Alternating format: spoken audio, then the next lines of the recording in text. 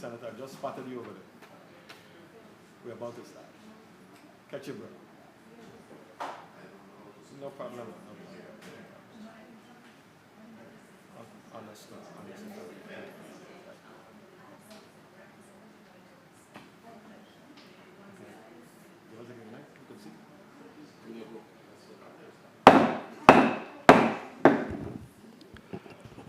Good morning, everyone. Good morning, colleagues. Good morning to our hardworking Central staff employees. Good morning to our testifiers. A special good morning to the people of the U.S. Virgin Islands. The Committee on Disaster Recovery, Infrastructure, and Planning meeting of Thursday, March 16, 2023, is hereby called to order. Before we begin, wanted to really say that it's been great to see so many young people in the Senate chambers since, I guess, for the last month or so. The Department of Education Spring 2023 internship program that's put on by the School of Business is well on its way, and it's imperative that we prepare our young people to take over the leadership reins of this community through internship opportunities like this one. It has been my experience that when we nurture, support, and challenge our young people, they consistently meet and in most cases exceed our expectations. Kudos to my colleagues who have accepted interns this spring. You have an intern? Okay, very good. And I would be remiss if I did not highlight my spring 2023 intern, Mr. Anicio Joseph. And he is scheduled to be here, I think, at 12:30. So hopefully this meeting will be still in progress and will allow him to come to the mic and introduce himself to the people of the Virgin Islands. So that's around 12:30. Colleagues, this is the first meeting of the Committee on Disaster Recovery, Infrastructure, and Planning. The Virgin Islands recovery process, without question, has been a very grueling one. Very grueling. The hurricanes of 2017 did a number on us. It's been estimated that over 85% of the homes in the USVI were damaged or destroyed as a result of the hurricanes. Our medical facilities, our schools, our senior homes, and other critical government buildings suffer the same fate. We all are aware of that. To this very day, when I drive down the hill in Tutu Valley every morning, we still see signs of the disaster around us. There's still homes with damaged roofs and blue tops.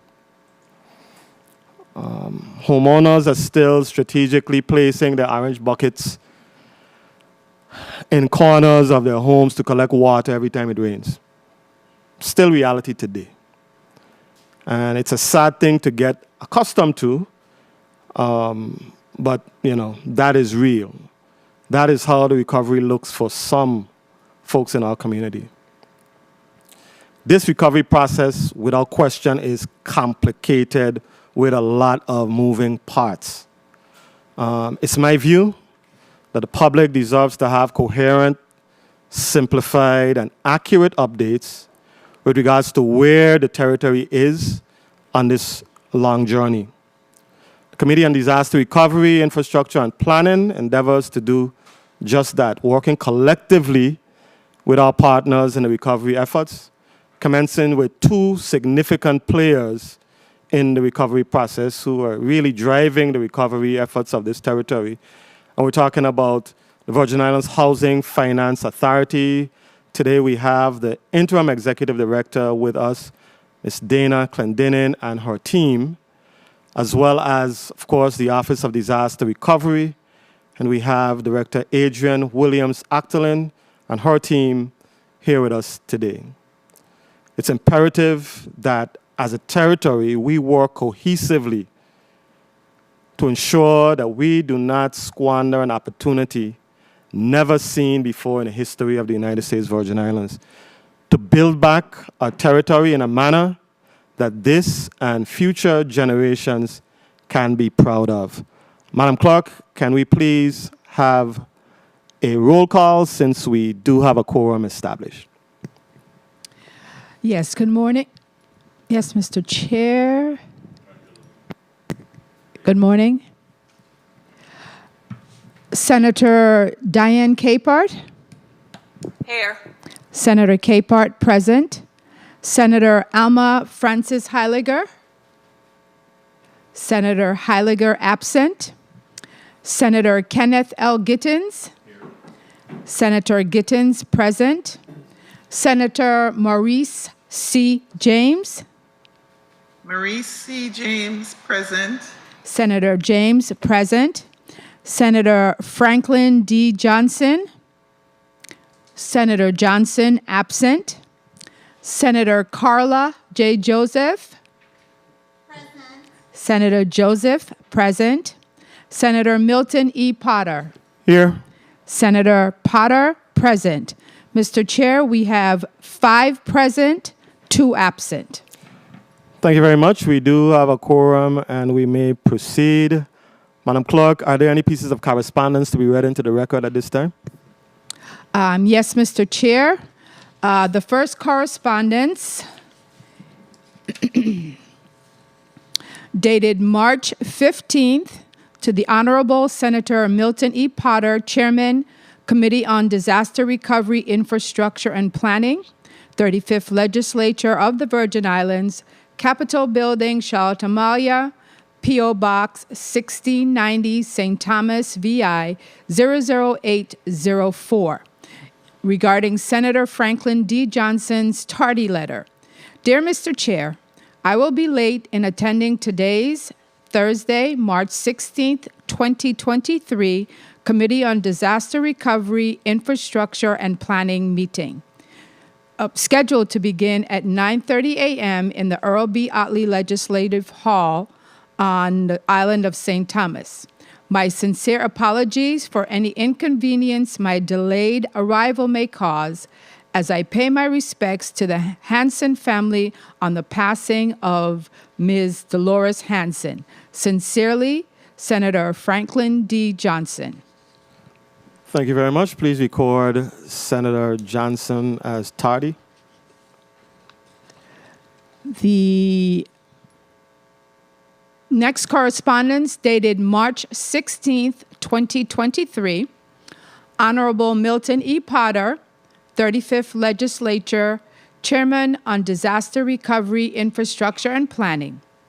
Greetings, Senator Potter.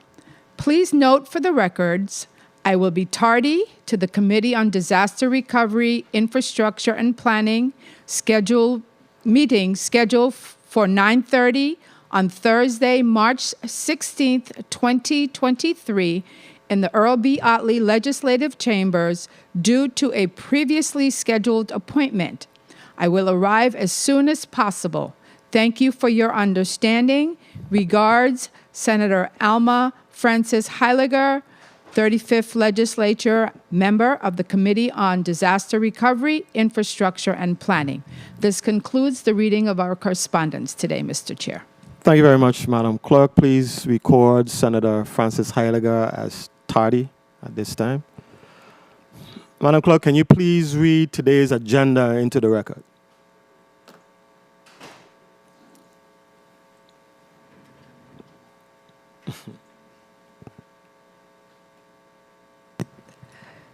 Okay, the Committee on Disaster Recovery, Infrastructure, and Planning has scheduled a meeting for Thursday, March 16th, 2023 at 9:30 a.m. in the Earl B. Otley Legislative Chambers to receive status updates on all anticipated and underway disaster recovery related projects, programs, and funding. Invited testifiers, Adrian L. Williams Octoline, Director of Office of Disaster Recovery, and Dana Clendenin, Acting Director, Virgin Islands Housing Finance Authority. This concludes the reading of the agenda. Mr. Chair. Thank you very much, Madam Clerk. Colleagues, we're going to proceed with our testifiers. I want to again say good morning to our testifiers here before us. And we're going to start with Director Clendenin. Can you please introduce the members of your staff who have come to support you, and then you may proceed with your testimony. Well, let's do a mic check first for everybody, because I ain't hearing anything. Good morning. Good morning. Good morning. Good morning, Graciela Rivera, Territorial Hazard Mitigation Officer. Good morning, Archer Watlinson Francis, Deputy Director of Finance and Compliance for the Office of Disaster Recovery. Good morning, Adrian Williams Octolin, Director, Office of Disaster Recovery. Good morning, Dana Clendenin, Interim Executive Director and Chief Disaster Recovery Officer, Virgin Islands Housing Finance Authority. Good morning, Valdez Shelford, Chief Financial Officer, Virgin Islands Housing Finance Authority. Good morning, Dr. Stephanie Berry, Chief Operating Officer, Virgin Islands Housing Finance Authority. Good morning, Ann Hanley, Director of Programs, Virgin Islands Housing Finance Authority. Okay. Okay. Good morning, Melinda Vigilant Messer, Territorial Public Assistance Officer, Office of Disaster Recovery. You want me to come down? Sorry, the stenographer didn't hear you. So speak into the mic. Melinda Vigilant Messer, Territorial Public Assistance Officer. Thank you very much. We have a powerhouse of ladies here before us today, which is great. Director Clendenin, can you proceed with your testimony, please? I know you have a hard stop at, did you say 12:30? No, 12. 12. So we might have to invite you back next week. That's fine. You may proceed, Director Clendenin. Good morning, Senator Milton Potter, Chair of the Committee on Disaster Recovery, Infrastructure, and Planning, members of the committee, other senators present, and the listening and viewing audience. I am Dana Clendenin, and I serve as the Interim Executive Director and Chief Disaster Recovery Officer for the Virgin Islands Housing Finance Authority. Accompanying me today are Chief Financial Officer Valdez Shelford, Chief Operating Officer Dr. Stephanie Berry, Director of Programs Ann Hanley, Director of Housing Jamili Perez, Director of Policy, Procedures, and Regulatory Service Alana Lavenier, Chief Engineer Rupert Pell, Economic Revitalization Senior Program Manager Donnie Dorset, Staff Engineer Odari Thomas, Senior Program Manager Rick Grant, Non-Federal Match Senior Manager Mario Leonard, Senior Homeowner and Rental Manager Greg Miller, along with their respective staff and team members. Last week, we had the opportunity to begin with you the discourse on our current housing projects, programs, and efforts to provide comprehensive support for initiatives that can close the housing gap. I want to thank you, Senators, for the discussion and your support as we move ahead with urgency to implement those plans, including the issuance of a housing demand study, which we issued on Wednesday of this week, the approval of the contractor for our Ross mixed-use project, which will give us 8 new housing units on St. Thomas, and the upcoming launch of our Own-a-Lot Build-A-Home program in April. These milestones would not have been possible without the hard work of our VIHFA staff, to which I offer my gratitude. Again, Senator, as stated in our March 9th testimony, this team is quite poised to deliver on the many projects before us and are pushing aggressively, especially now that we are seeing the light at the end of the tunnel. I'm also taking this opportunity to remind the community of our Neighborhood Revitalization Program, which not only focuses on revamping our historic towns, but offers grants for small business development. Neighborhood Revitalization has 2 components. The Building Facade and Streetscape Enhancement Program makes available up to $7.6 million for forgivable loans. These are for targeted projects located in traditional business districts, commercial neighborhoods, or retail and mixed-use zones affected by the September 2017 hurricanes Irma and Maria. And the Small Business Entrepreneurship Grant and Technical Assistance Program offers up to $5.1 million in grants for small businesses and micro enterprises that suffered physical and/or financial loss due to the storms. The technical assistance offered through the program is designed to support entrepreneurs by providing specialized training that helps businesses achieve economic resilience and reduce future losses from disruptions. For those interested in applying, our public hearings offer more information about each opportunity and the relevant criteria. Today's hearing, which begins at 5:30 p.m., will be conducted over Zoom. The registration link is available on both our social media pages and our website at vihfa.gov. We will be broadcasting simultaneously over our Facebook at facebook.com/VI Housing Finance and our YouTube page. We are finalizing our schedule for an in-person hearings on each island. Tentatively, we are looking at the University of the Virgin Islands on St. Thomas and St. Croix and the Legislative Conference Room on St. John as our venues. Please stay tuned for these details. We truly want to ensure that we are maximizing our public reach and giving our citizens every possibility to learn more and apply before the May 8, 2023 deadline. To date, we have more than 300 registrants and counting for our virtual program, and predict an even more robust audience for the in-person hearing.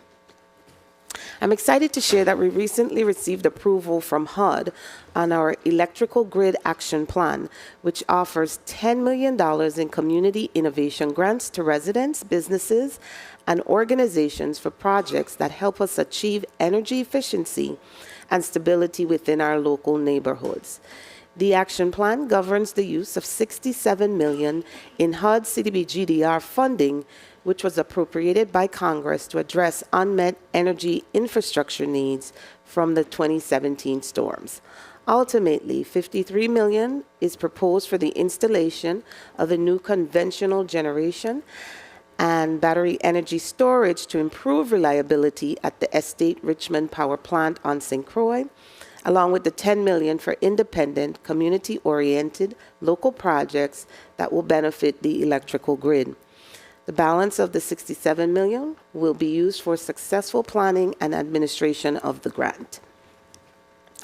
Now that formal approval has been received, we are awaiting the execution of a grant agreement from HUD, after which the authority will begin accepting application for parts of the program.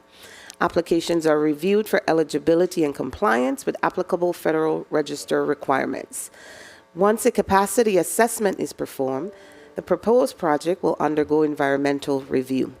Once completed, subrecipient agreements will be executed, then selected applicants can begin procurement. Senators, we anticipate this critical investment to yield tangible improvements in the reliability of the electrical grid on St. Croix. Our own staff engineer, Odari Thomas, described it best when he said, "That means the lights will stay on." Additionally, the Community Innovation Program will pave the way for the development of innovative projects that can begin to meet the energy needs of our vulnerable communities in ways that may supplement WAPA's efforts. Other priority infrastructure projects include WAPA, the Randolph Harley Power Plant, new generation, entails the installation of conventional technology with a 3640 megawatt capacity for power generation. The generators will have dual fuel capacities, allowing them to run on a diesel as a backup fuel source and liquefied propane gas or liquid natural gas as the primary source of fuel. This will allow for more flexible operation during outages, along with all the necessary control systems for spinning reserve and voltage frequency management for grid stability. The project also incorporates battery energy storage systems. $95 million in CDBG-DR funds are being considered for this project. The generators were delivered in November of 2021 and placed in their final location. The installation of the operational component parts is ongoing. The project completion date is targeted for the end of March. Stabilization of water tanks, Dunu Tank, tanks 3 and 4. A little over $3 million in CDBGDR funds are being considered to complete these projects, which will address the erosion of the hillsides supporting and surrounding 3 critical tanks of the municipal water distribution system in St. Thomas and St. John District. This project was approved as part of our fourth substantial amendment in December 2022. Understanding that supporting WAPA is one of our priorities, the IHFA has further streamlined to ensure the utility has the targeted resources within the program to advance project activities so they are completed within the grant period. The Virgin Islands Waste Management Authority Convenience Centers. Waste Management Authority is upgrading 4 existing bin sites to convenience centers at the Concordia, Montbijou, and Cotton Valley locations in St. Croix, Red Hook on St. Thomas. In addition, the agency will develop the proposed Smith Bay and Bournefille locations on St. Thomas. The Bournefille location will replace the Black Point Hill facility. Moreover, the existing St. John transfer station, Susannaburg, will receive an upgrade. The convenience centers will modernize the IWMA's current solid waste collection system, which became clogged with waste during the storms, posing a threat to the environment, public health, and public safety. Each convenience center will have several collection areas with trash cans, compactors, and sheds to help organize waste. These projects will receive CDBGDR funds totaling $19.6 million. The Waste Management Authority has started an environmental review on 5 convenience center projects located in Red Hook and Smith Bay on St. Thomas, along with Cotton Valley, Concordia, and Montbijou on St. Croix. The environmental reviews are expected to be completed in April 2023, and thereafter, the IHFA can file a request to HUD for the authority to use grant funds to complete the activities of these projects. The application for Susannaburg is in the approval process, with final revisions expected by March 20th, 2023. The Bournefille location is pending a lease agreement. Waste Management Authority is working to secure documentation through the cadastral office that is required to execute the lease. The Anguilla Landfill Phase Closure and Southeast Expansion Project will be completed in 6 phases with a projected start date of October 2023. Along with addressing the closure of the 30-plus acre site, the project also calls for using the southeast region of the landfill to reduce solid waste. The delineated area will be used until a new landfill is constructed. Funding consideration for this project is approximately $51 million. The project is currently in the application development stage, and our subrecipient, Waste Management Authority, continues to address issues within the partial consent decree with Federal Aviation Administration, including gaining control of the site. Once that process is complete and we receive the necessary documentation, the application will be approved and environmental review will begin. The Office of the Lieutenant Governor will bring the territory into compliance with the established national and regional standards by finalizing the U.S. Virgin Islands Street Addressing Repository System.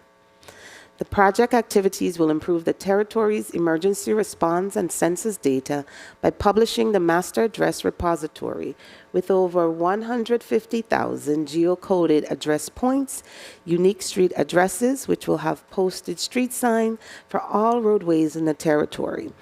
The CDBGDR funds total allocation for this project is $5.8 million.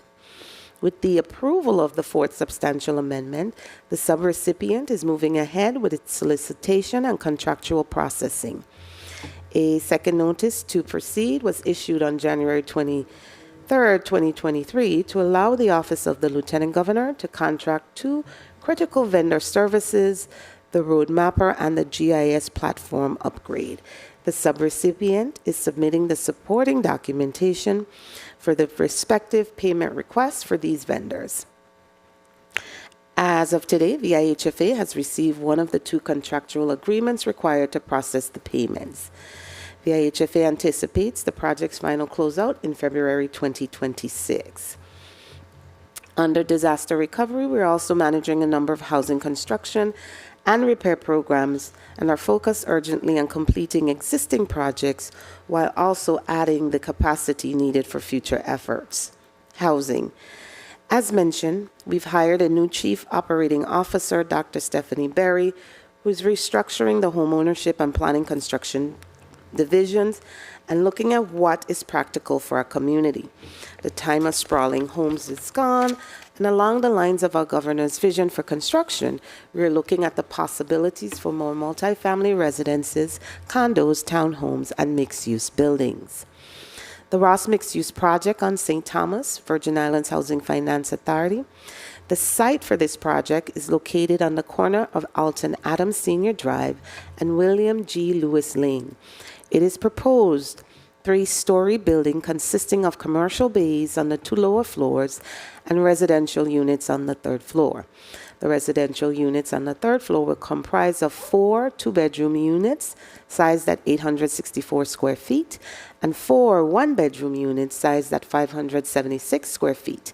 A contractor has been selected and it has been approved by the board.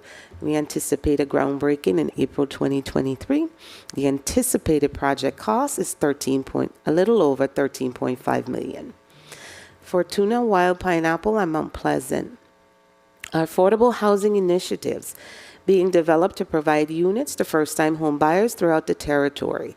The first of these will be the construction of 12 homes on Estate Fortuna site on St. Thomas, along with 6 at Estate Mount Pleasant on St. Croix.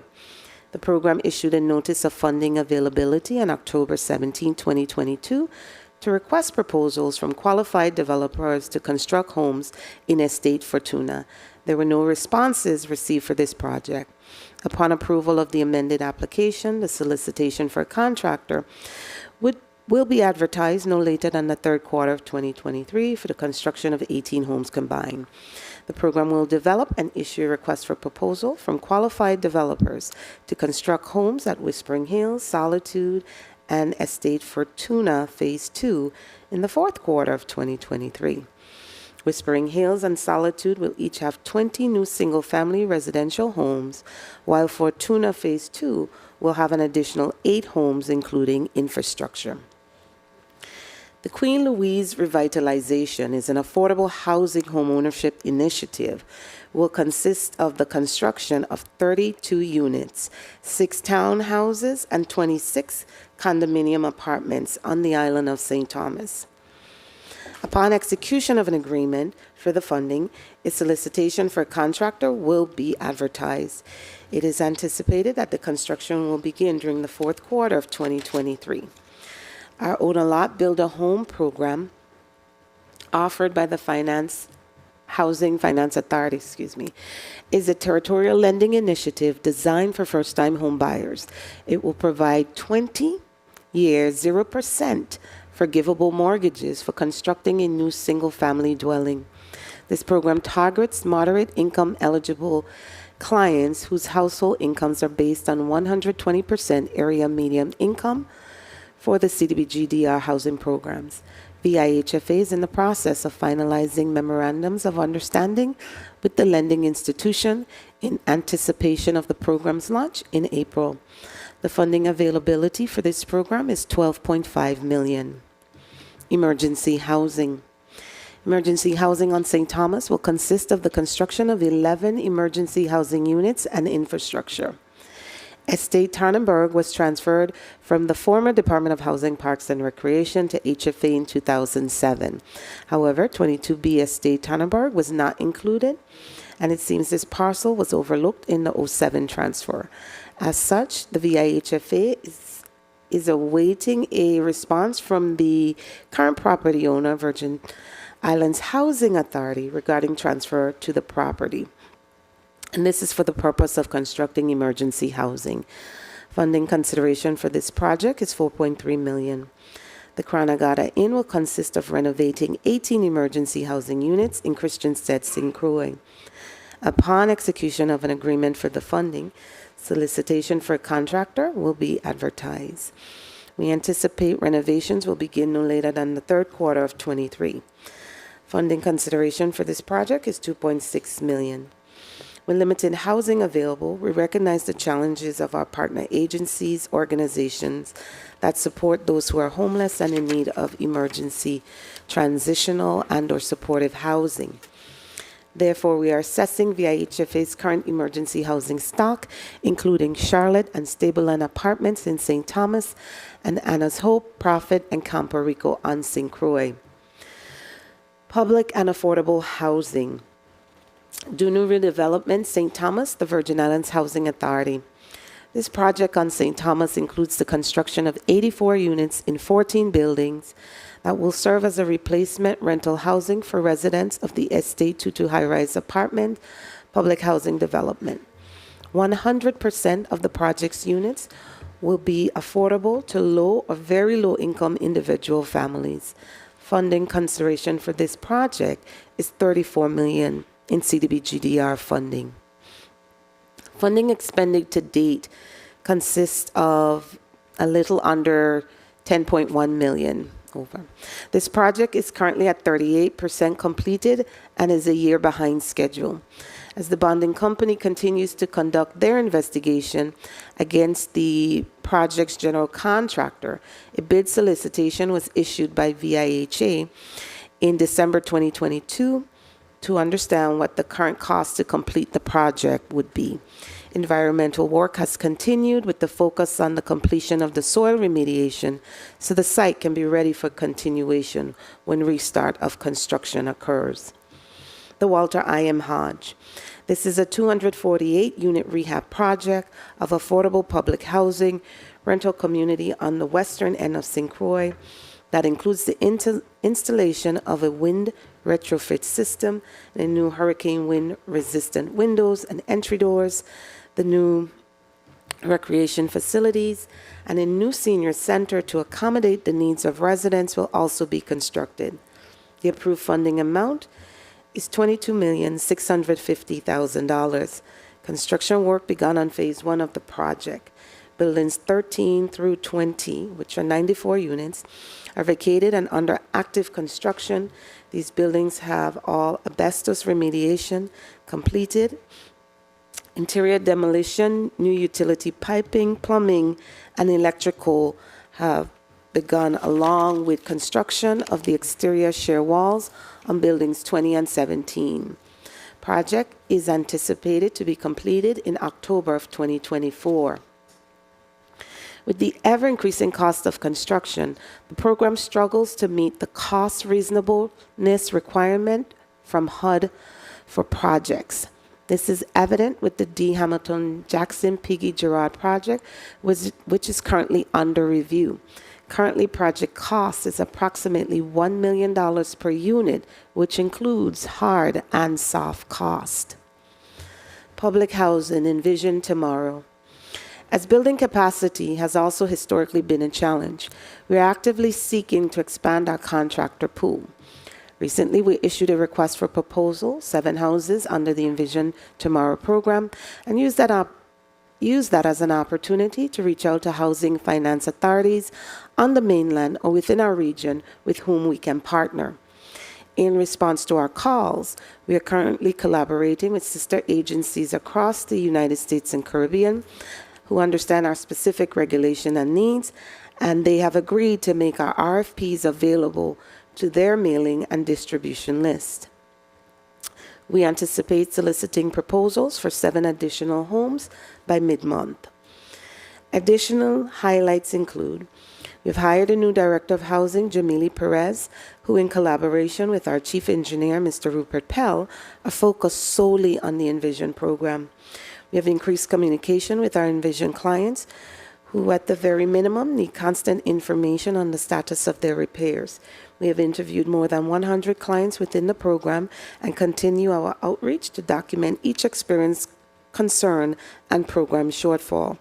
We have seen an increase in emails and inquiries as a result and are further streamlining our responses so that updates can be provided proactively.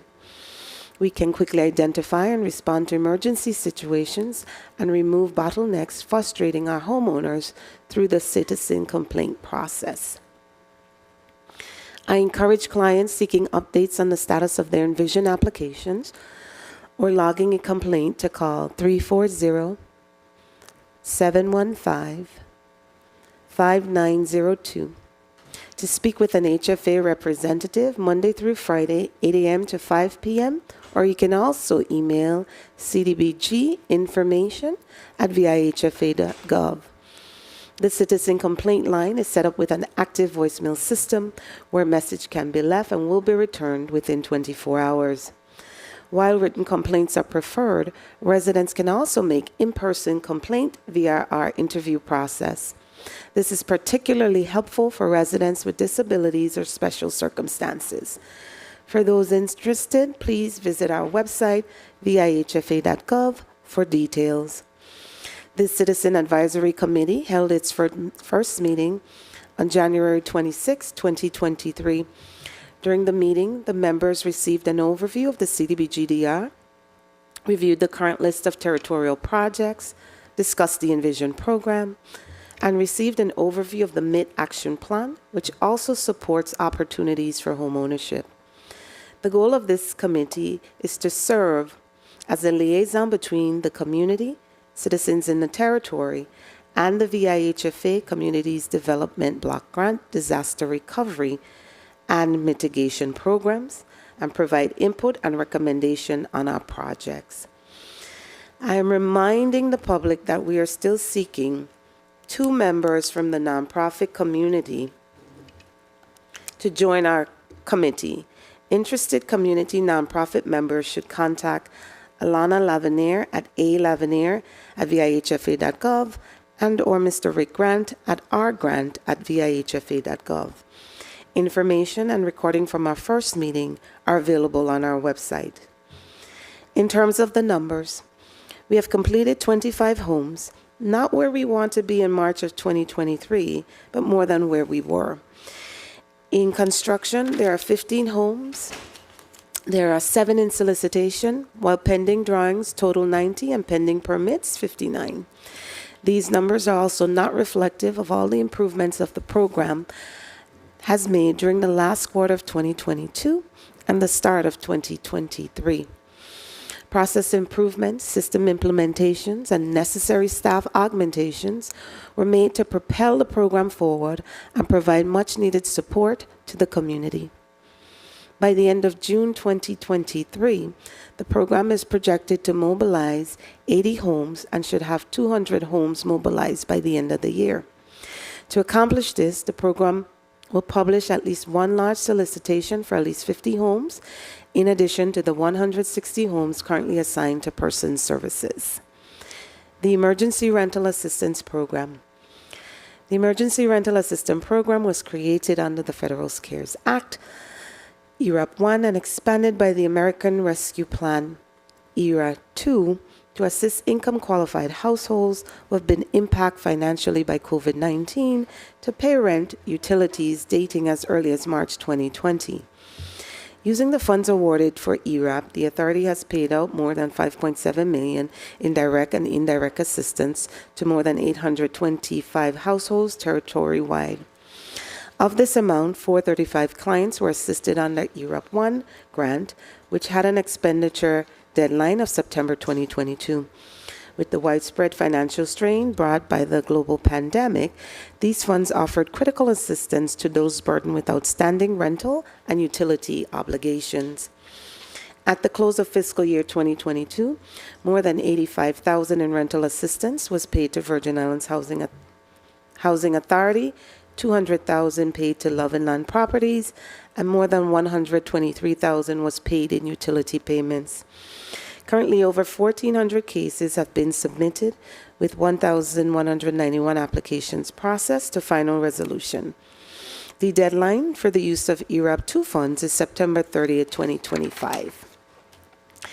The Homeowner Assistance Fund was created under the American Rescue Plan Act of 2021 to mitigate financial hardships associated with the coronavirus pandemic by providing funds to prevent mortgage delinquencies, defaults, and foreclosures among homeowners experiencing financial difficulty due to COVID-19 through qualified expenses related to mortgages and housing.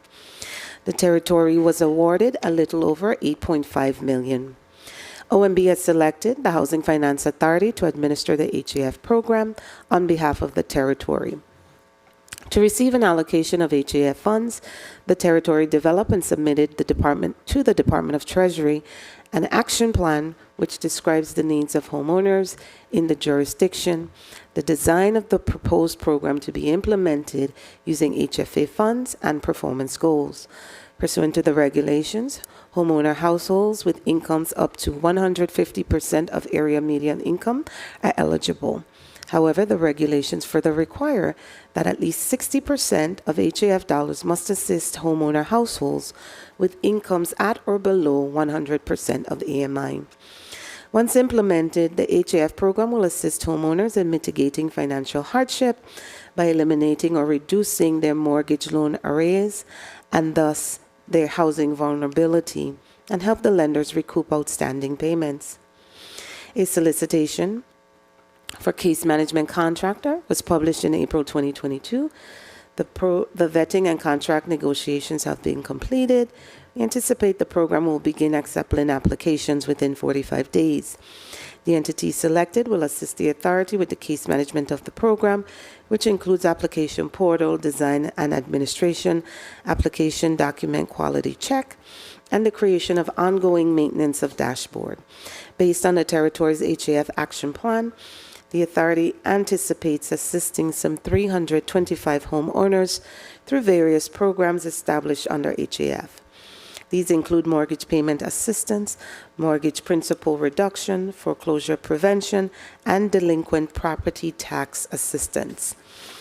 The deadline for use of funds is September 2025. The CDBG-CV and ESG-CV. Under the CARES Act, jurisdictions were awarded supplemental community development block grant funds, specifically to prevent, prepare, and respond to the coronavirus pandemic. These allocations are referred to as CDBG-CV to distinguish them from the regular annual CDBG allocations. The territory was awarded $2.8 million over 3 rounds of allocation. An application cycle was conducted to identify projects to be funded under CDBG-CV. Ad soliciting proposals were published in the local newspapers of general circulation, print and electronic, and posted on HFA's website. 19 applications totaling $4.24 million were received. A public hearing to present the proposals was held virtually on July 2022. The team vetted all submissions and approved 6 applications totaling a little over $1 million in funding. A second solicitation was completed in October 2022. 10 applications were received. The citizen participation and vetting process have been completed, and award selections are being finalized. CDBG-CV drawdowns to date, $57,755,000.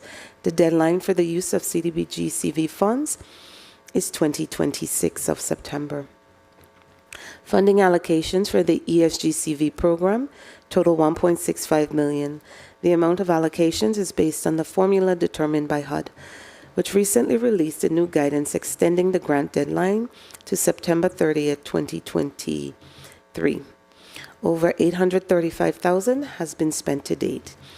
ESG-CV funds may be used to prevent, prepare for, or respond to COVID-19 crisis, specifically for persons who are homeless or receiving homeless assistance, or to expand homelessness assistance, homeless prevention activities to mitigate the impacts of COVID-19. A total of 6 organizations were funded for the 9 projects implementing various activities ranging from emergency shelter, homelessness prevention, rapid rehousing, street outreach, HMIS data management, and program administration expenses. Additional eligible activities include vaccine incentives, portable bathroom showers, and laundry services. Organizations continue to carry out the funded activities, and additional expenditures will occur as they submit cash requests. 100% of the ESGCV funds have been obligated. Economic revitalization. Virgin Islands Department of Labor Skills for Today on-the-job training program continues to provide eligible residents with the opportunity to enroll in various skill occupational training. Work skills training includes, but is not limited to, construction, pipe fitting, welding, hospitality, and the culinary arts. IFC Incorporated LLC was selected as the training provider and project manager for the program. ICF has scheduled training courses in medical billing, plumbing, certified nursing assistant, pipe fitting, and culinary arts that began in the month of January 2023. Courses dates and times vary, and instructional period ranges from 3 to 12 weeks. To date, 494 applicants have enrolled in the National Center for Construction Education and Research Construction Training territory-wide, with 300 enrollees completing the program and receiving certificates. The number currently enrolled in on-the-job training programs, work-based learning, is 301, with 141 completing training. To date, ICF Incorporated LLC has been paid a little over $4.5 million. The Virgin Islands Port Authority Charlotte Amalie Channel Waiko Dredging Project and Crown Bay East Gregory Channel Dredging. These dredging projects will allow larger ships to berth in the harbors of St. Thomas. The funding consideration is $39.4 million in CDBG-DR funds. In October 2022, HUD deemed both dredging projects ineligible infrastructure program activities. In November 2022, representatives from the IHFA, the Office of the Governor, Office of Disaster Recovery met with HUD officials concerning the dredging on St. Thomas. Following that meeting, the IHFA submitted a request to HUD for reconsideration to approve the port dredging for activities as eligible infrastructure project. HUD responded in late February 2023 and advised that the project is better suited under Economic Revitalization Program. Further, we were asked to tie the project to the 17 storms and provide metrics to the project in fulfilling its urgent need objectives.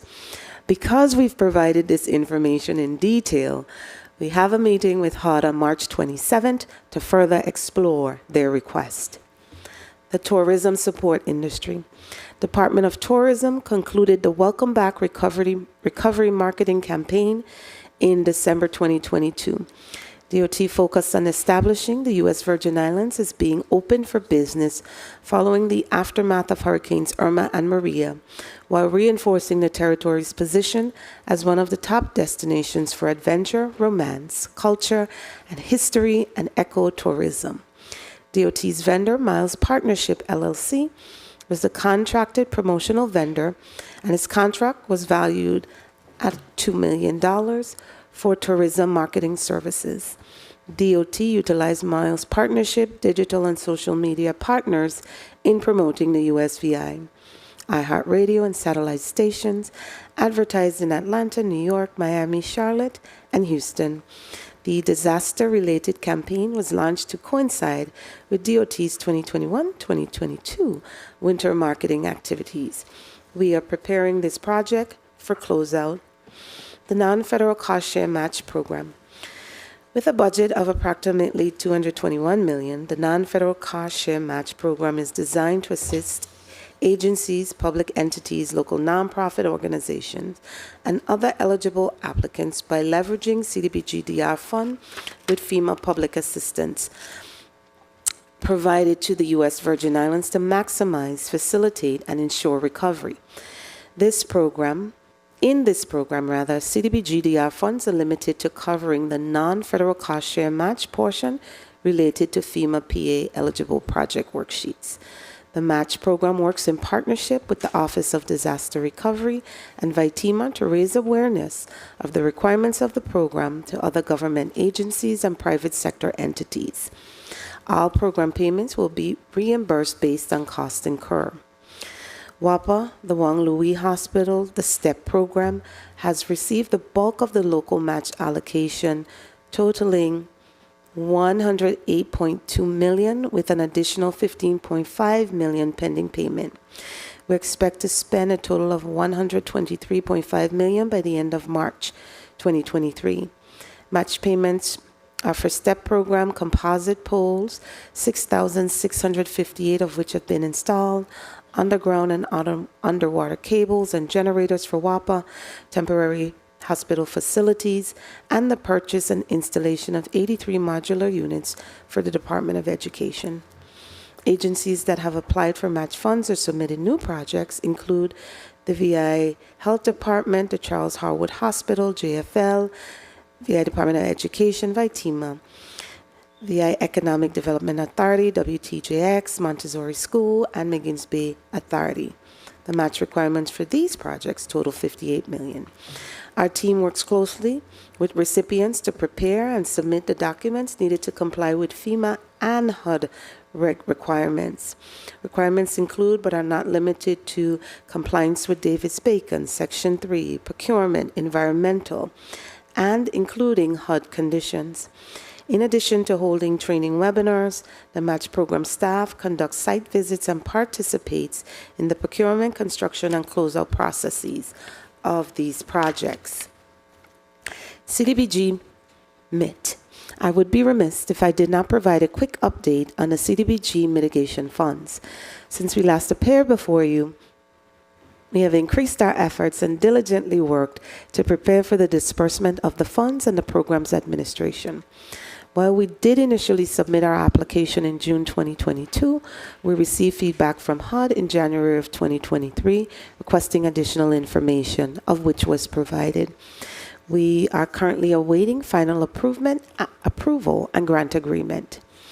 In anticipation of the funding, we have developed an application portal for pending mitigation funds. Unlike CDBG-DR, which was a 100% standard paper-based application process, mitigations application and administration process is 100% online, automated, and user-friendly. In addition, the application program will also allow us concurrent program approvals and real-time visibility for funding sources by program, recipient, and funding year. Senators, this concludes my testimony, but before I end, I would like to especially thank the entire VIHFA team who has worked tirelessly to continue the mission of the authority while simultaneously working through hurricanes, pandemics, and more. Your hard work and dedication are noticed and appreciated. I would also like to thank the HFA Board of Directors for its guidance, along with members of this body for their support of our recovery efforts in disaster recovery. Thank you very much, Interim Director Clendenin, for your comprehensive presentation. Director Williams-Octolin, you may now proceed with your testimony. Thank you. Good morning, Honorable Senator Milton E. Potter, Chairman of the 35th Legislature's Committee on Disaster Recovery, Infrastructure and Planning, distinguished members of the committee, as well as fellow testifiers and the listening and viewing audience. I am Adrienne L. Williams-Octolin, Director of the Virgin Islands Office of Disaster Recovery. I am accompanied by Artra Watlinton Francis, Deputy Director of Finance and Compliance, Melinda Vigilant Messer, Territorial Public Assistance Officer, and Graciela Rivera, Territorial Hazard Mitigation Officer. It is my honor to present an update on the status of disaster recovery initiatives in the U.S. Virgin Islands. Since our establishment in February of 2019, ODR has been the central hub for coordinating federal disaster recovery funds across all governmental departments, semi-autonomous agencies, and private nonprofit entities. Our office is committed to efficiently managing and distributing these resources to ensure the resilient restoration of critical infrastructure and community assets. We provide a comprehensive approach to disaster recovery funding, certifying that every aspect of the recovery process is in full compliance with federal regulations.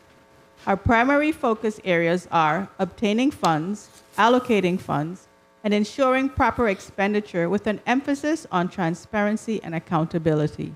Simply put, we get the funds, we spend the funds, and we spend them correctly. In the wake of the devastating 2017 hurricanes, the Virgin Islands has been anticipating significant recovery funding to aid in the rebuilding process. Through the life of the recovery, the ODR has seen more than $2.9 billion in expenditures for completed and in-progress projects. So far, the territory has been obligated $5.8 billion of the anticipated $10 billion of federal recovery funds, with the potential to increase to $12 billion. This potential increase reflects expected obligations for the prudent replacement of wastewater and potable water lines. In 2022 alone, the territory expended over $460 million in recovery funding, demonstrating a considerable investment in the recovery efforts with the completion of over 35 projects. In 2023, ODR anticipates an increase in expenditures with the completion of 44 additional projects and the start of over $930 million in recovery projects this year. For FY 2023, over $22.9 million in gross receipts taxes are anticipated from disaster recovery projects. The anticipated $10 billion is mainly split amongst four major funding sources: FEMA's Public Assistance Program and Hazard Mitigation Grant Program, the Department of Transportation's Federal Highway Emergency Relief Program, and the Housing and Urban Development Community Development Block Grant Disaster Recovery Program. To be clear, the $10 billion is a projection. These funds are not sitting in any account, failing to be utilized. Federal funding must be first allocated, which means that the funds are reserved for projects or jurisdictions, then obligated, meaning that the funds are now available for use, and then expended or spent for that intended purpose. FEMA's Public Assistance Program is the principal source of funding for our recovery efforts. To date, PA has received $4.4 billion of the predicted $7 billion. This program provides an opportunity for local governments and eligible nonprofit organizations to submit damages for emergency and permanent repairs. The Public Assistance Program requires a 10% match. FEMA's Hazard Mitigation Grant Program has received $138.4 million out of an expected $845 million to date. These funds do not have a match and are granted at 100% of the project cost. HMGP requires that monies are utilized to implement mitigation measures aimed at reducing the risk of loss of life and property that may result from future disasters. The Department of Transportation's Federal Highway Emergency Relief Program, administered locally by the Department of Public Works, has obligated $65.7 million out of the allocated $80.5 million earmarked for the territory to carry out the much-needed repairs to roads and bridges. HUD CDBG program, administered by the Virgin Islands Housing Finance Authority, has received $1.1 billion of the $1.9 billion expected to be received through 5 tranches to include mitigation and electric grid. There are also other disaster-related funds from various federal entities, including the Department of Health and Human Services, U.S. Department of Agriculture, U.S. Department of Education, the Department of Commerce, amounting to an estimated $212 million that has been made available to the territory. We are working diligently with our federal partners and local agencies to ensure that all additional eligible funding is received by the territory. It is important to note that these federal programs have a detailed process for allocating and dispersing funds, which has proven to be administratively burdensome at times. Notably, FEMA has a 19-step process for obligating projects, which includes agreeing to the damages and repair costs. This results in many projects being debated back and forth before it can be obligated.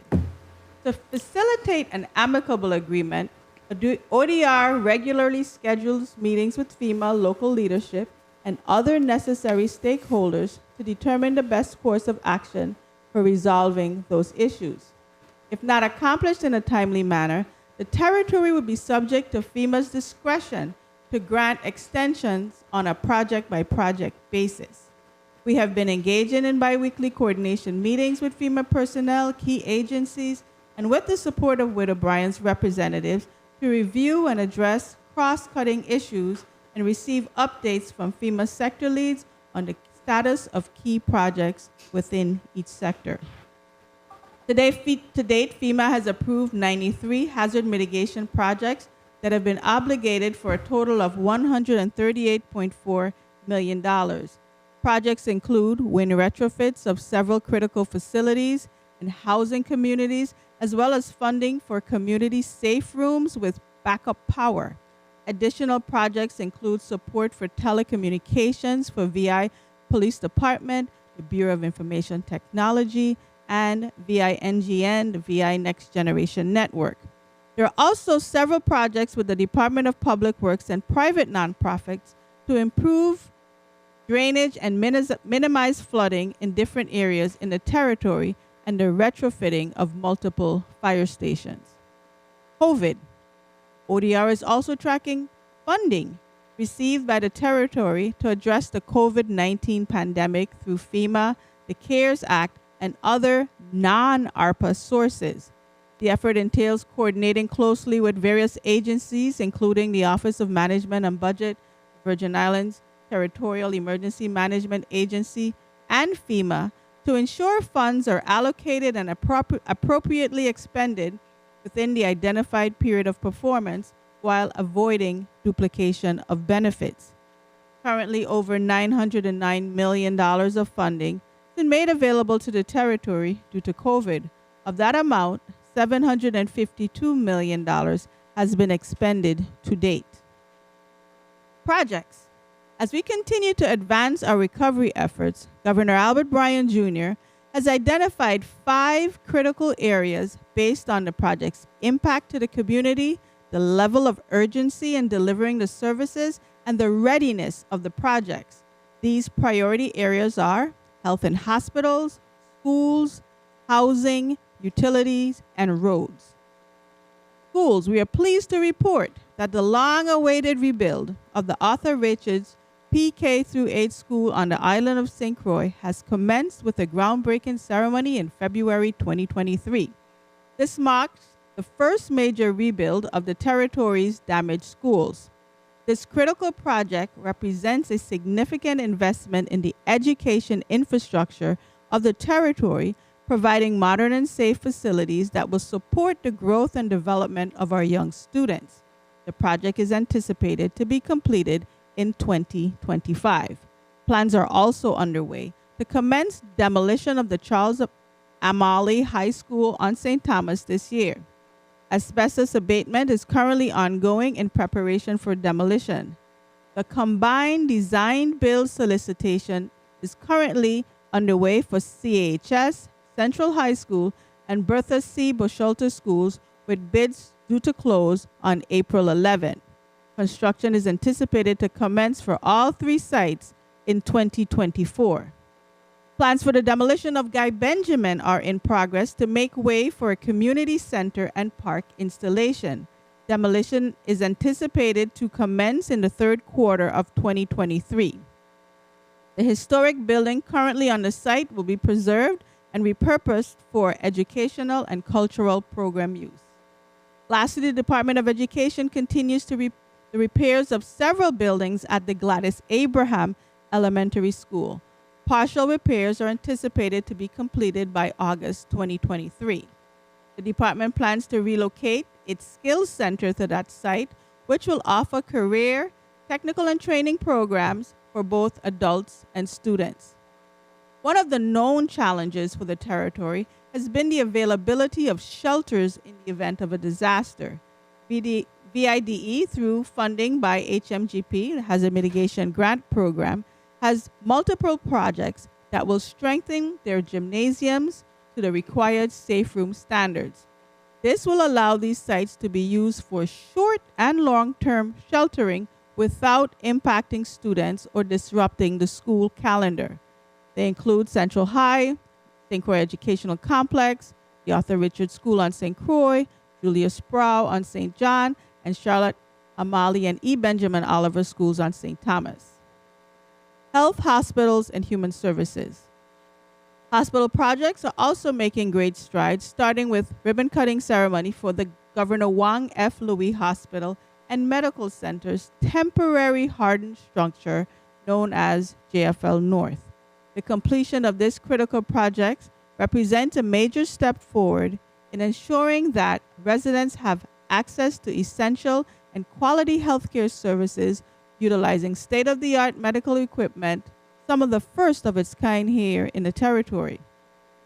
Following the successful transition to JFL North, the Territorial Hospital Redevelopment Team plans to support the construction of both an administrative building and parking lot to be completed in a phased approach. On St. Thomas, the selective demolition of Charlotte Kimmelman Cancer Institute will be closed the end of this month, March 2023, and the Territorial Hospital Redevelopment Team plans to issue a solicitation for a construction contractor in April 2023. Both the Schneider Regional Hospital and the Myra Keating Health Center are currently pending FEMA obligations. Once obligated, both projects will enter the design phase. The Department of Health has made great strides towards starting and completing their disaster recovery projects. The agency completed the design process for the new Charles Harwood Medical Center and issued the notice to proceed for the demolition in January of this year. Following the required abatement, the building demolition is anticipated to commence in the second quarter of 2023 and finish in early 2024. In addition, we are excited to report that the Department of Health is making significant progress on a new office for women, infant, and children, WIC, at the Nude Hansen Complex on the island of St. Thomas, and repairs to the WIC office in Frederiksted are already in progress. Both projects should be finished in August of 2023. The Queen Louise Home for the Aged facility incurred serious damages from the 2017 storm. FEMA approved the prudent replacement in September 2021 and awarded the Department of Human Services $65.7 million in September of 2022 for a new permanent facility to be relocated and built. Concurrently, design is also in progress to repair the existing Queen Louise facility where residents will remain temporarily until the new permanent facility is built. Designs are anticipated to be completed by June of 2023, at which time the Department of Human Services will solicit for construction repairs. The Department of Human Services is also working on the solicitation and contract execution for the demolition of new build of 7 Head Starts facilities across the territory, with 3 facilities on St. Croix, Charles Emmanuel, State Concordia, and Anna's Hope, and 3 on St. Thomas, Lindbergh Bay, Bolongo Bay, and Minetta Mitchell, and 1 on St. John in Cruz Bay. Active demolition is anticipated to commence on all sites before the end of 2023. Once complete, these new facilities will provide a space where children are able to grow and learn in a safe, secure, and nurturing environment for decades to come. The department also completed projects to install new playground equipment at Head Start facilities in Estate Savannah and Sugar Estate on St. Thomas, and Estate Richmond, Estate Anna's Hope, and Frederiksted and Kings Hill on St. Croix. Housing. The Virgin Islands Housing Authority remains committed to its redevelopment portfolio and strategies aimed at renovating and rebuilding 1,500 aging housing units across the territory. In 2022, VIHA completed the Estate Tutu high-rise project's demolition and set in motion the authority's long-term plan with the groundbreaking of the Walter I. M. Hodge Pavilion in June of the same year. Phase 1 of the $116.1 million Walter I. M. Hodge project, funded through a combination of FEMA public assistance and hazard mitigation grants, community development, disaster recovery, and low-income housing, HUD Community Development Block Grant Disaster Recovery, and Low-Income Housing Tax Credit, is anticipated to be completed in September 2023, with 82 units being brought online. Full completion of the project is set for summer 2024 and will add 248 units to the territory's housing stock. VIHA has several additional projects in the pipeline for 2023.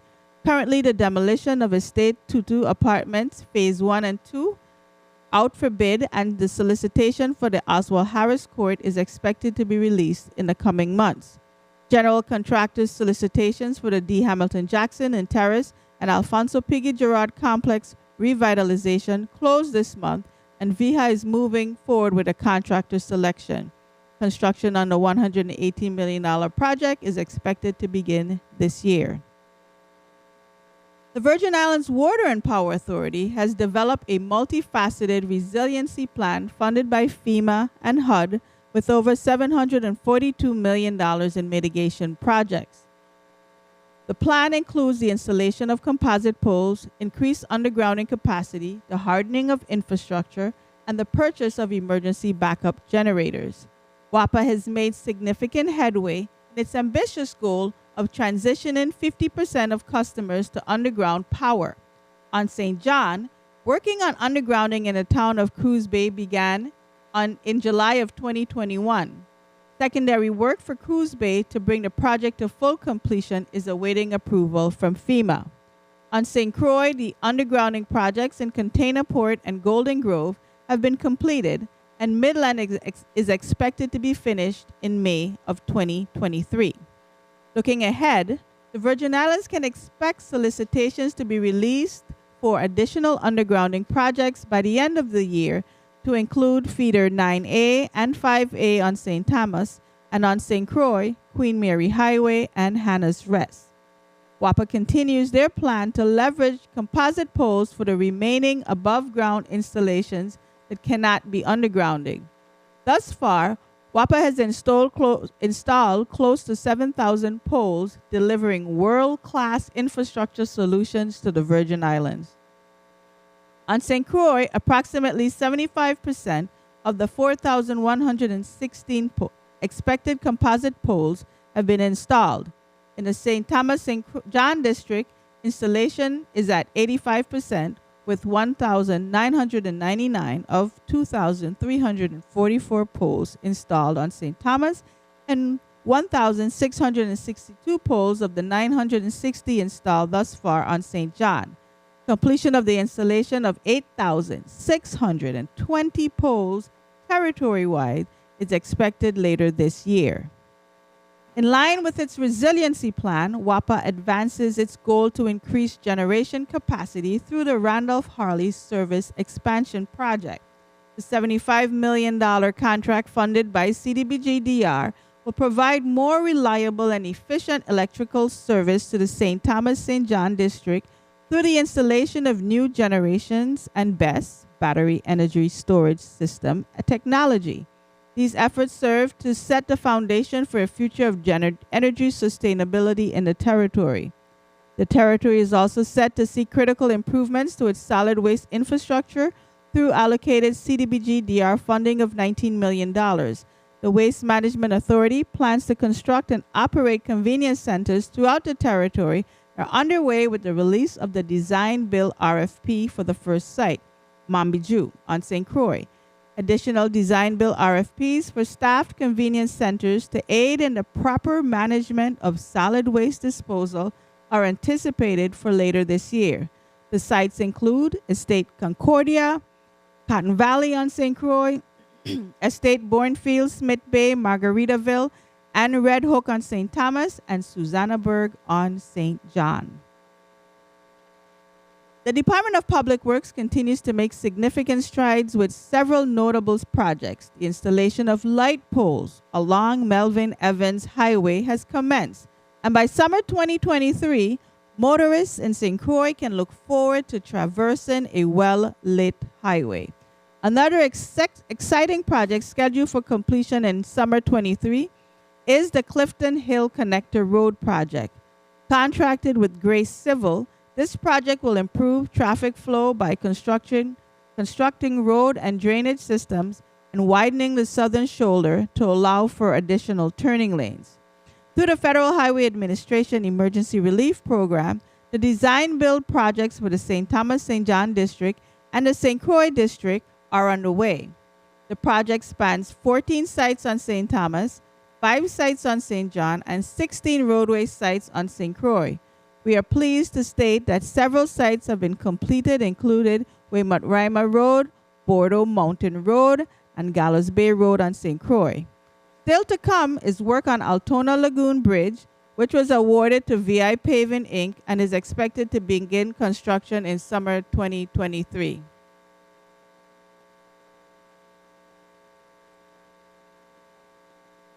On St. John, work on the Great Cribs Bay watershed began in September 2022 and currently stands at almost 50% completion. DPW anticipates work on this watershed along with Coral Bay, Maho Bay, Fish Bay, and Water Islands watershed project to all be completed in 2023. On St. Thomas, construction is expected to continue in 2023 at watershed sites to include Botany Bay, Perseverance Bay, Red Hook Bay, Jersey Bay, Smith Bay, and Frenchman's Bay. To ensure the incorporation of proper drainage in future road projects to augment the effectiveness of roads in the territory, DPW continues to leverage FEMA's Hazard Mitigation Grant Program. 2021 saw the execution of contracts for the Mahogany Road Drainage Improvement Projects, and design is at 30%. The Smith Bay Stormwater Project on St. Thomas and Hannah's Rest Drainage Improvement and Acquisition Projects on St. Croix are also in the design phase, pending discussion with FEMA. The Sarah Lee King Airport Transportation Center project, facilitated by the Virgin Islands Port Authority on St. Thomas, is also making progress, with Phase 1 anticipated for completion in summer 2023 and final completion slated for second quarter 2024. The Department of Sports, Parks, and Recreation, working diligently to complete their many disaster-related recovery projects. The reconstruction of the Kramers Park Pavilion is currently in progress and is projected to be completed in summer of 2023. The Reinhold Jackson Complex, known as WIM Ballpark, is progressing through the procurement process and is anticipated to commence in the next 90 days. The highly discussed Frederickstead waterfront lighting issue on St. Croix will soon be resolved. The contract for this locally funded project is underway and is expected to commence by early summer 2023. We are also making progress in rehabilitating the parks and our libraries. The Department of Planning and Natural Resources is making considerable progress towards completing 5 public libraries through the territory. Sproul Library on St. John is substantially completed and should be reopened in April. The Florence A. Williams Library on St. Croix is in construction and projected to be completed in June of this year. The Atherley Peterson Library on St. Croix is advancing through the procurement process, and construction is anticipated to commence in July 2023. The Enid M. Barr and Charles Turnbull libraries located on St. Thomas are currently in solicitation, with construction projected to start by the end of summer 2023. The progress on these projects demonstrate the positive impact of continued investment in the revitalization of the territory, and we remain committed to this critical work. Honorable Senators, as we move forward with our mission to restore and rebuild our territory, we face a series of significant challenges that demand our attention and resources. These challenges include a range of factors such as inflationary pressures that have impacted the cost of living and the cost of goods and services, supply chain disruptions that have impeded the timely delivery of materials and resources, local match shortfalls that have limited the availability of funding for critical projects, capacity limitations that have strained our ability to meet the demands of the recovery process, and increasing construction costs that have made it more difficult to execute projects within budget. Concerns regarding retaining a reliable pool of qualified laborers, disaster management professionals, and affordable housing for expected transient workforce remains a high priority. Needs for subject matters experts continuously evolve as different facilities have distinct requirements that are not applicable across the total population of projects. This labor shortage has directly impacted getting projects off the ground. High rental prices, coupled with limited housing opportunities, create difficulties for temporary workers to find suitable lodging. From February 13 to 14, 2023, the Office Disaster Recovery hosted a summit for recovery leaders on St. Thomas. The summit convened government leaders to align internally to formulate solutions that would expedite the ongoing recovery efforts. The summit brought challenges to the forefront, facilitated extensive discussions, and generated several solutions-oriented ideas. Some ideas generated during the summit included implementing communication strategies aimed at improving collaboration among recovery partners and informing the public about construction project impacts. Additionally, was a proposal to establish a GIS office as a central repository to map and track all projects on each island, develop a multimodal transportation plan after conducting a traffic study, and create program specifications and guidelines for the disposal of demolition debris. The ODR currently facilitates bi-weekly utility coordination meetings with almost every public and private utility company in the territory. The team has made great progress over the last few months as we ensure that priorities projects are funded, work with individual agencies to reprioritize and accelerate efforts to synchronize project schedules. We are working with FEMA to consolidate and receive additional funding for paving efforts for all multi-agency utility project neighborhoods, which will support the One Dig efforts. This allows for final paving to be overseen by the Department of Public Works and will include opportunities to improve sidewalk and accessibility infrastructure, allow for consistent quality assurance and quality control of repaved roads, and the creation of a utility coordination office for ongoing project management and coordination support. It was very clear that without this collaboration and oversight, the utilities will be conducted singular projects, resulting in multi-year construction in the same neighborhoods and even on the same streets, multiple contractors stumbling over one another to achieve their individuals' goals, and even the most minor delays having not just a solitary impact, but a domino effect. Honorable Senators, we have come to the end of this critical testimony, and we want to express our sincere gratitude for your time and attention. The progress we've made so far is commendable, but there is still much work to be done. As we continue to work tirelessly towards the full recovery and rebuilding of the Virgin Islands, we remain committed to deploying these funds effectively, efficiently, and transparently. I'd like to thank the hardworking men and women of the Office of Disaster Recovery and our partners across the government for their commitment to this mission.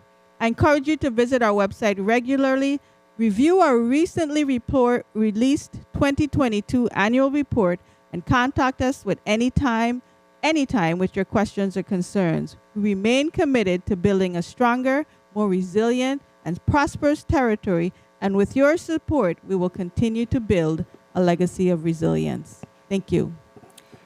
Thank you very much, Director Williams-Actolin, for your very comprehensive presentation. I have a little anxiety because Director Clendenin, you have to leave soon. So I know that we're going to focus most of our questions towards you in the 45 minutes that you have remaining. I wanted to ask you, though. You mentioned in your testimony about wild pineapple, and it comes to my mind because I had an opportunity to listen to some of the old ODR committee, disaster committee meetings. And I remember a senator asking you, Director Clendenin, about potential environmental issues based on the location of the FAA tower. And I think there was a question about some environmental study being done, and you agreed that that was something that you would be inclined to do. Any thoughts on that? Is that something that is on your radar? Actually, it is. What we're doing with some of our planning funds is getting ready to put out a proposal solicitation to do some environmental, Alana. Yes, some environmental assessment as well as the study. So yes, it's Okay. on the radar. Okay, awesome. Colleagues, we're going to proceed with a 8-minute round. Let's say a 7-minute round, so that we can get everyone at least for that first round. So we're going to start with you, Senator Carla Joseph. You're recognized for your 7 minutes.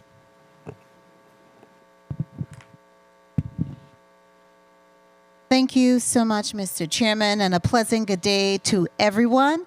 I want to first, of course, thank the hardworking women and men at both agencies, both at ODR as well as the Virgin Islands Housing Finance Authority. I know you're dealing with a lot of different funding sources, a lot of projects that you have to pay keen attention to. So I just want to encourage you to continue to work and try to work even harder. Our people deserve the very best.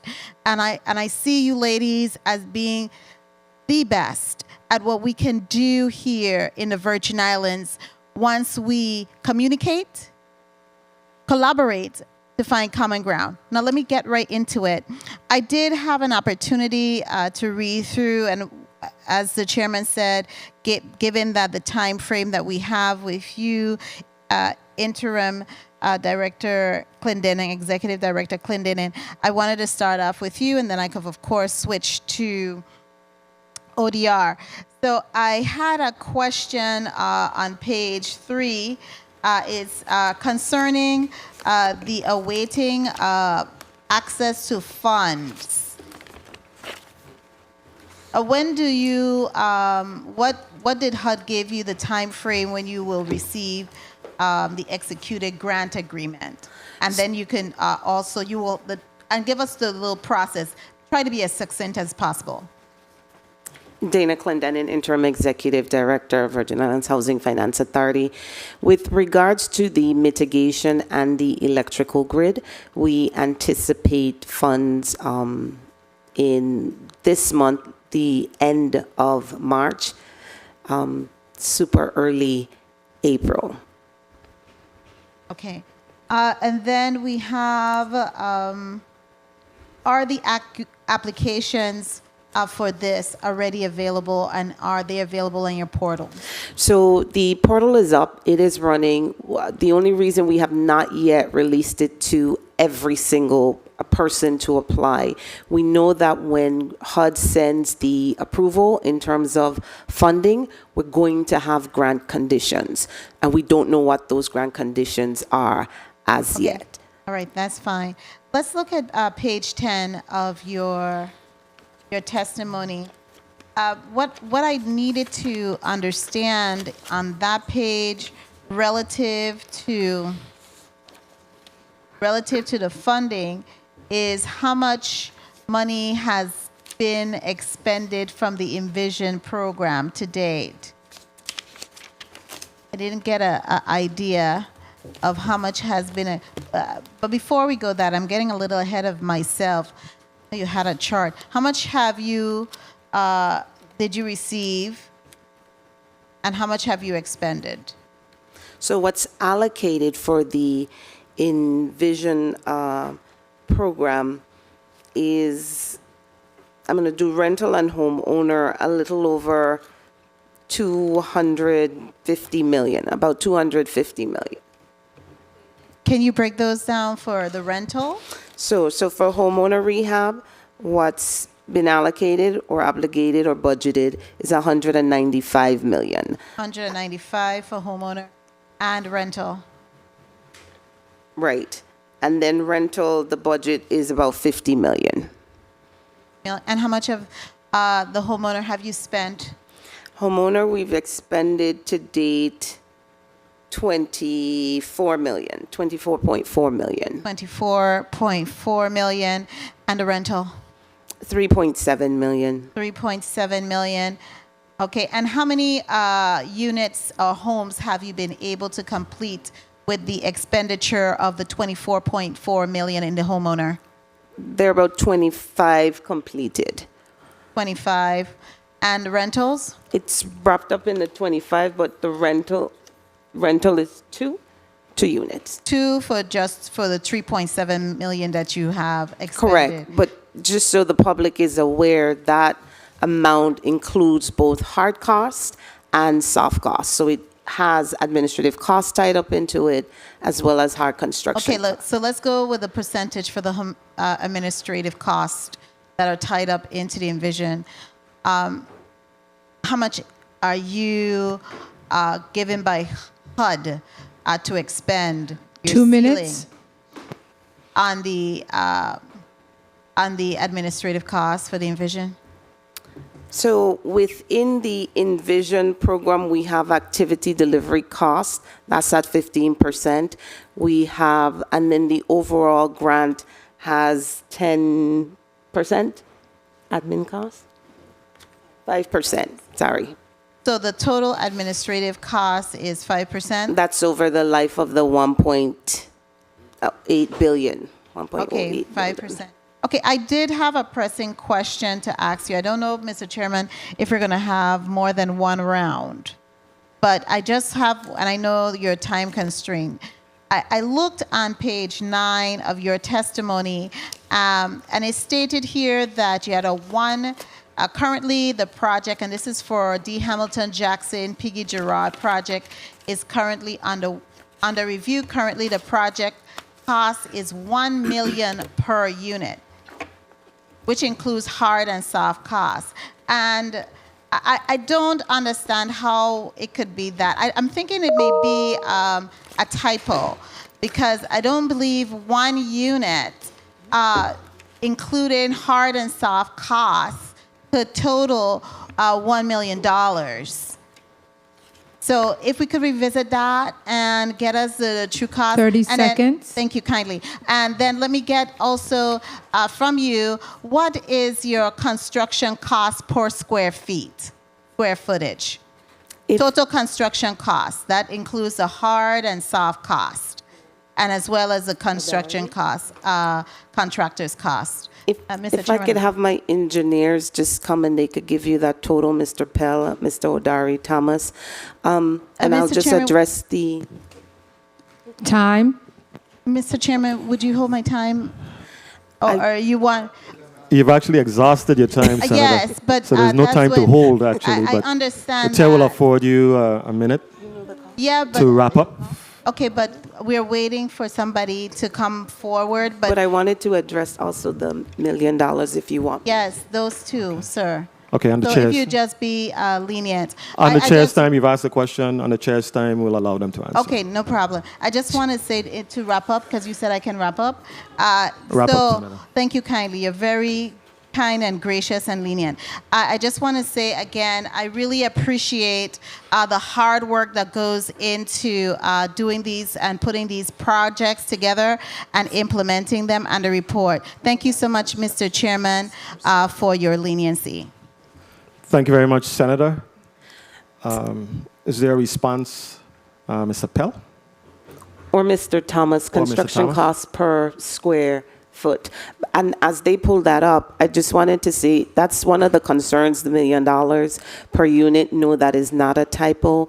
And with the cost of construction, etc., it is extremely, and the multiple funding sources, it is extremely expensive to build. And because of that as well, we have a disconnect between HUD, CDBGDR, and HUD, public and affordable housing nationally. So we're bringing them all together so HUD, CDBGDR could understand, yes, it sounds a little high, it's a little this, but really this is the cost. And HUD, public and affordable, is telling them this is what is customary in our world. So we're bringing them together so that we're able to address cost reasonableness. Okay, thank you. Put your name and title on the record before you respond, please, sir. Rupert Pell, Chief Engineer. The construction costs per unit for a home, this is a residential home, on the St. Croix district, it's running around 250,000 per square foot, and in the St. Thomas district, around $370 per square foot. No, $250 per square foot. If I said 1,000, that was a mistake. You have him nervous. Thank you, thank you. We said it was high. Thank you very much. I wanted to get a sense as to also the administrative costs of these projects and how you approach them. Is there a budgeted amount for admin costs? I want to take, for example, just looking at the chart that you submitted to me, Director Clendennin, homeowner. The chart is saying VIHFA activity delivery allocation. Right? First thing up was homeowner rehab reconstruction, HRRP action plan program. Right? And it's saying the budget was $195 million, obligated $195 million, expended $24 million, and expended administration $20.8 million. And expended construction $3 million. So there's still a lot to go, $170 million remaining. I wanted to get a sense with regards to administrative costs. Is that something that you budget straight off the bat? And in a case like this, what is the budgeted administrative cost for this particular initiative? Just so I can get a sense as to... Sure.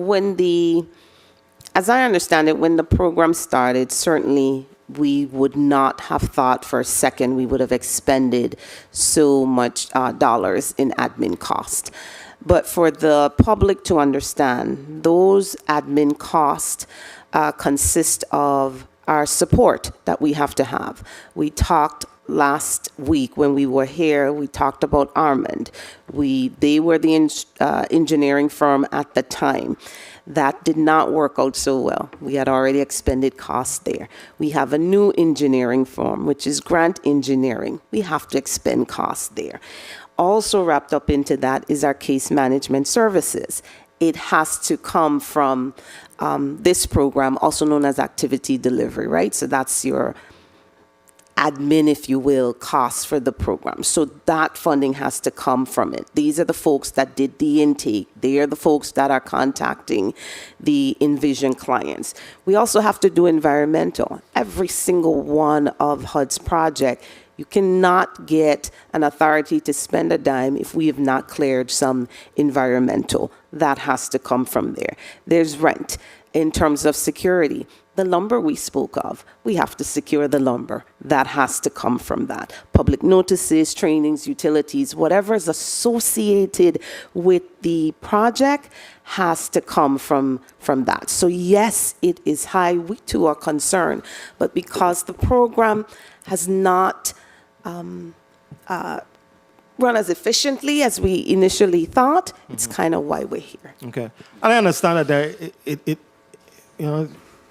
could very well be very legitimate, the cost, but I just wanted to get a sense on when you're starting these projects, when you're establishing the budget, is there a formula as to what would typically be and administrative costs for this, you know, in the world of federal, you know, disaster recovery initiatives? Is there typically a ratio as to what percentage would be budgeted for administrative costs? We start with the 5%.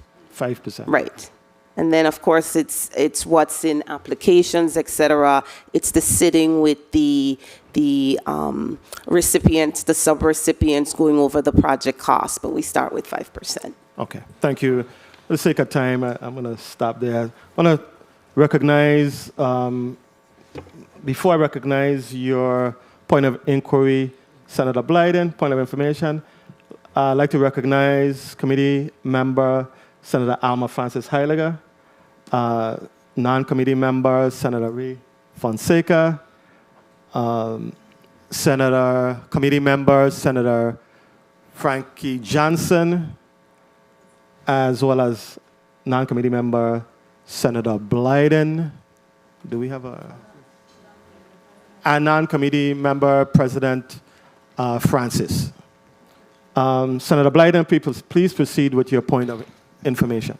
Thank you. Thank you, Mr. Chair. Good morning to all. Mr. Pell, I know you spoke of the $250 per square foot for the St. Croix district. What the amount for the St. Thomas district and the amount for St. John? Can you put it on the record for me, please? Bert Pell, Chief Engineer.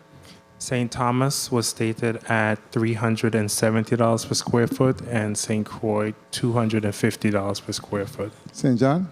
St. Thomas, St. John the same or St. Thomas, St. John the same, yes. Okay, thank you so much for your response. Mr. Chair, thank you for the time. Thank you very much, Senator Blyden. Senator Capehart, Vice President, you're recognized for your 7 minutes.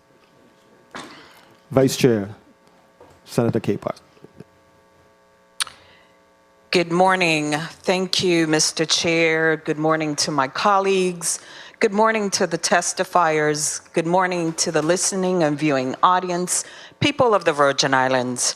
I want to say thank you for the testifiers coming before the legislature, because they've been in and out of here within the past 2 weeks giving testimony. So thank you for your testimony today. My first line of questioning goes to Ms. Clendening. I wanted to inquire on what are the continued delays the agency faces as it relates to the Envision Tomorrow program. I want to know what kind of progress can residents look forward to? What are the provisions for landlords to receive assistance? I know you have to go, so those are my 3 starting questions. What are the continued delays that this program faces? Okay, Senator, thank you for the question, and I want to make sure you're asking me both about Envision and ERAP, because you talked about the landlords. Okay. Well, thank you for that differentiation. So if you could just, as it relates to the Envision program, what are your delays? Certainly, and then of course I'll have Mr. Pell follow up, but it's just as mentioned here, capacity challenges were some of the primary delay.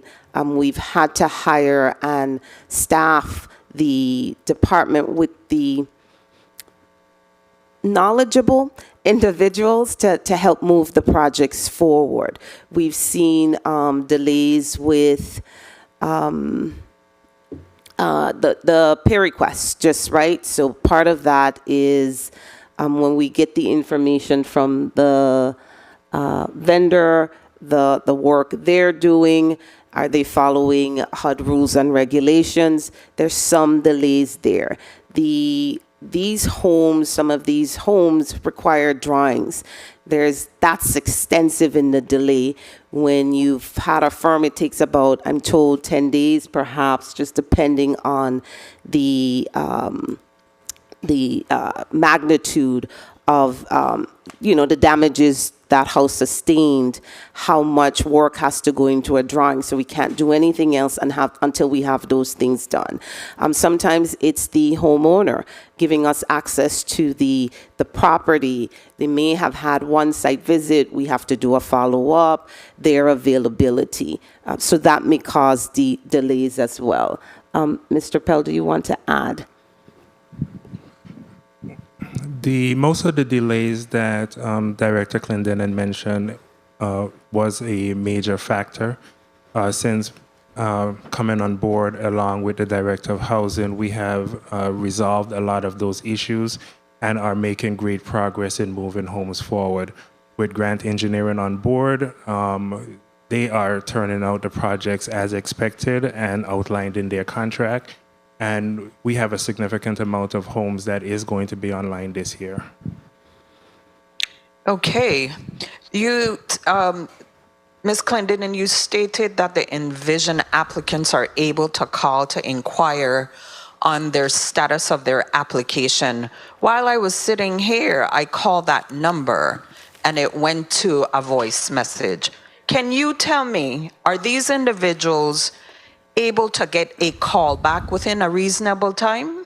Right. So our pledge to the community in this is that we will return the call within 24 hours.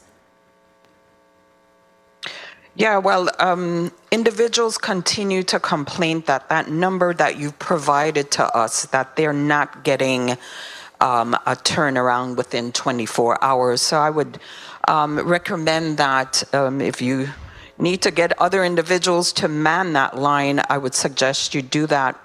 Absolutely, Senator. Thank you. You mentioned towards the end of your testimony the conclusion, the Welcome Back Recovering Marketing campaign that ended in 2022, that you spent about $2 million. I was not able to find any public information about that campaign. Can you provide a brief synopsis for clarification? Because I want to know, how does that campaign relate to the Department of Tourism and its operations with VI Housing Finance Authority? So, and of course, Mr. Dorney Dorset, the Senior Program Manager for Economic Revitalization, will supplement my answer. But so I need you to think in terms of right after the storms, as we were bringing the territory back, getting stuff online. This is when tourism played a part in this Welcome Back campaign. So the Welcome Back campaign was initially, in essence, to say, hey, we are open for business. You come, this is still one of the top destinations for adventure and romance and culture and ecotourism. So we supported that initiative in trying to bring tourists back to the territory. Hey everyone, Donnie Dorset, Economic Revitalization Program Manager. To add to what Ms. Clendenin said, as she stated, it was a Welcome Back Disaster Recovery. It was launched in the late fall of 2021 to 2022. The vendor selected Miles partnership basically targeted our tourism destinations, as well as a few other destinations under that program. Thank you. I'm going to move on to my next question, because that's a discussion I want to probably have further, Ms. Clendenin.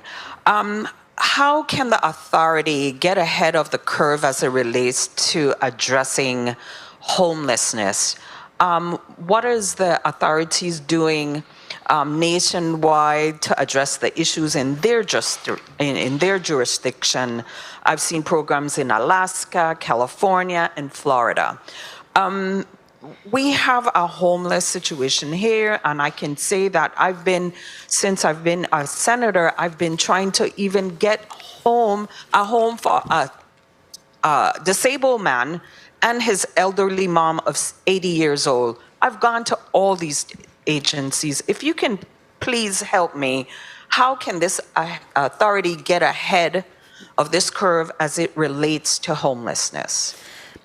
So within the authority, we have a number of programs to help the homeless or even the transient community.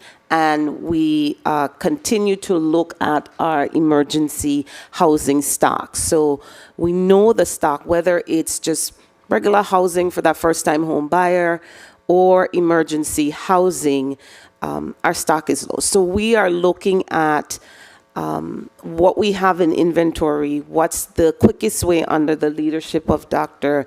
Berry that we could turn out emergency housing. A lot of our property is old, it's deteriorated significantly, and folks can't live there. So she has a plan in place to help facilitate or deal with that. We also have programs under our federal programs under Ms. CFO Shelford that we work in partnership with a lot of our nonprofit organizations to try to address that. So I'm happy to have an offline conversation with you to see how we could help the folks you are speaking of. Thank you, Ms. Clendenin. Thank you very much, Senator Capehart. Senator Maurice James. Senator Maurice James, you're recognized for your 7 minutes. Thank you, Mr. Chair. Good morning, Virgin Islands. Good morning, everyone, colleagues, testifiers. My question, I have several questions, but they're I can get a short answer on them.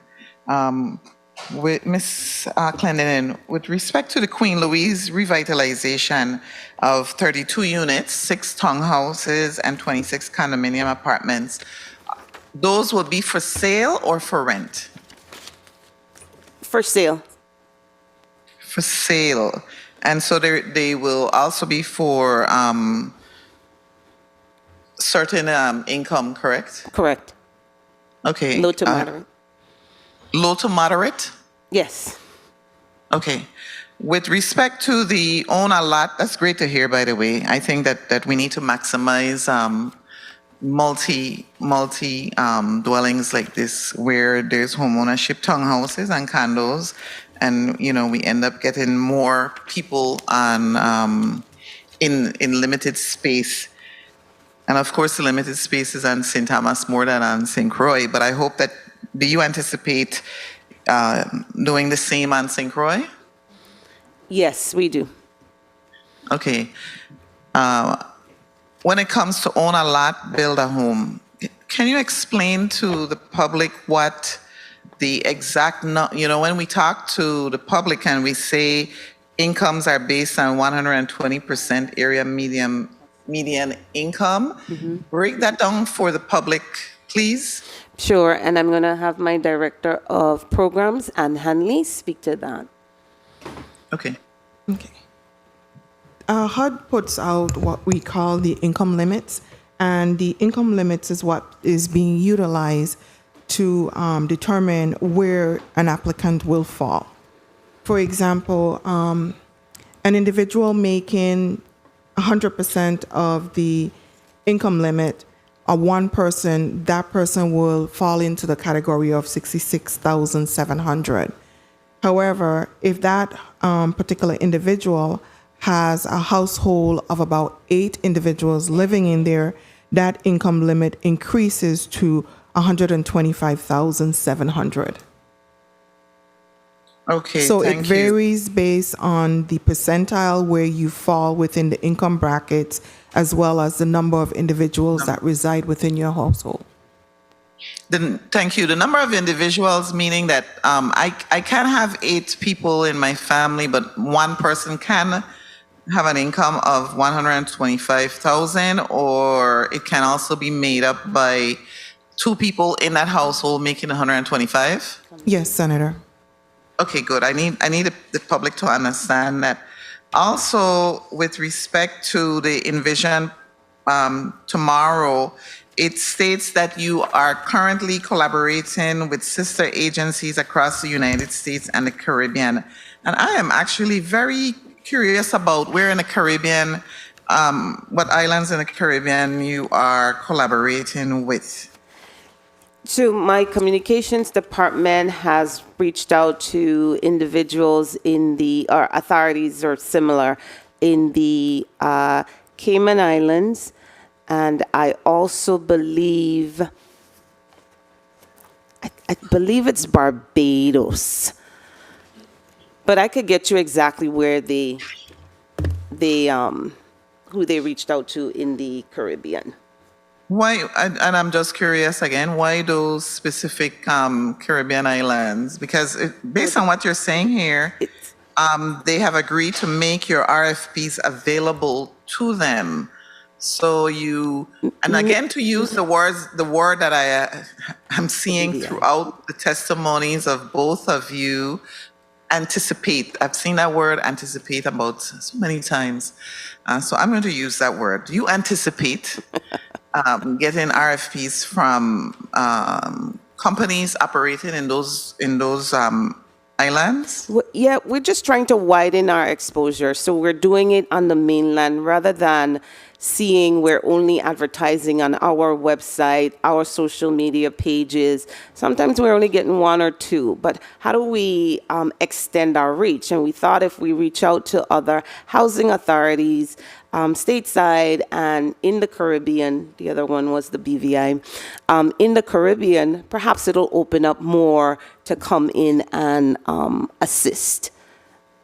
Okay, I'm going to follow up with Director Actilene on what you just said, because I think it's a more appropriate question for her. 2 but I know minutes. you may be leaving. When you use the words, the program is expected to envision tomorrow, mobilize 80 homes and have 200 homes mobilized by the end of the year. What does that mean exactly? Sure. It means that we have a contract right now with Person Services, and we need them to get those 160 homes into construction. Simultaneously, what we're also doing is, as we prioritize our pool, right? We're looking at individuals that have funds into escrow. We're looking at individuals that may be seniors, just have maybe the worst possible living conditions, prioritizing them. And rather than waiting until sometimes we have a big solicitation, once we're able to get their drawings, etc., just push those out to local vendors, smaller contractors who's able to do the work quickly. So the word mobilize doesn't mean construction, right? Doesn't mean... They need to mobilize so they could start to construct. So we need to get it into construction. Oh, okay. And one last question, because I know my time 30 is running seconds. out.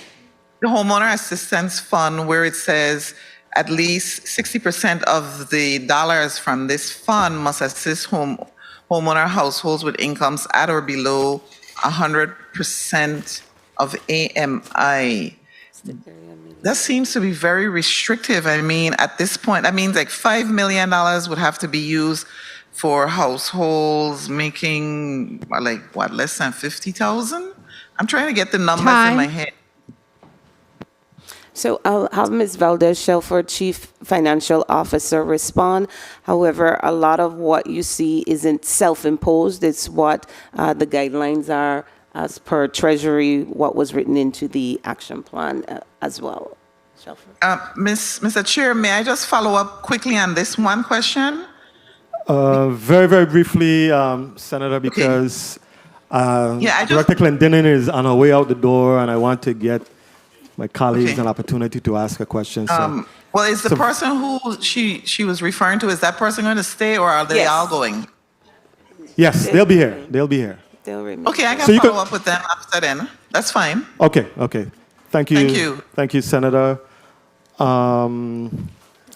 Director Clendenin, I was looking at, a chart that you submitted again, the VA Housing Finance Authority activity delivery allocation chart, and let me see.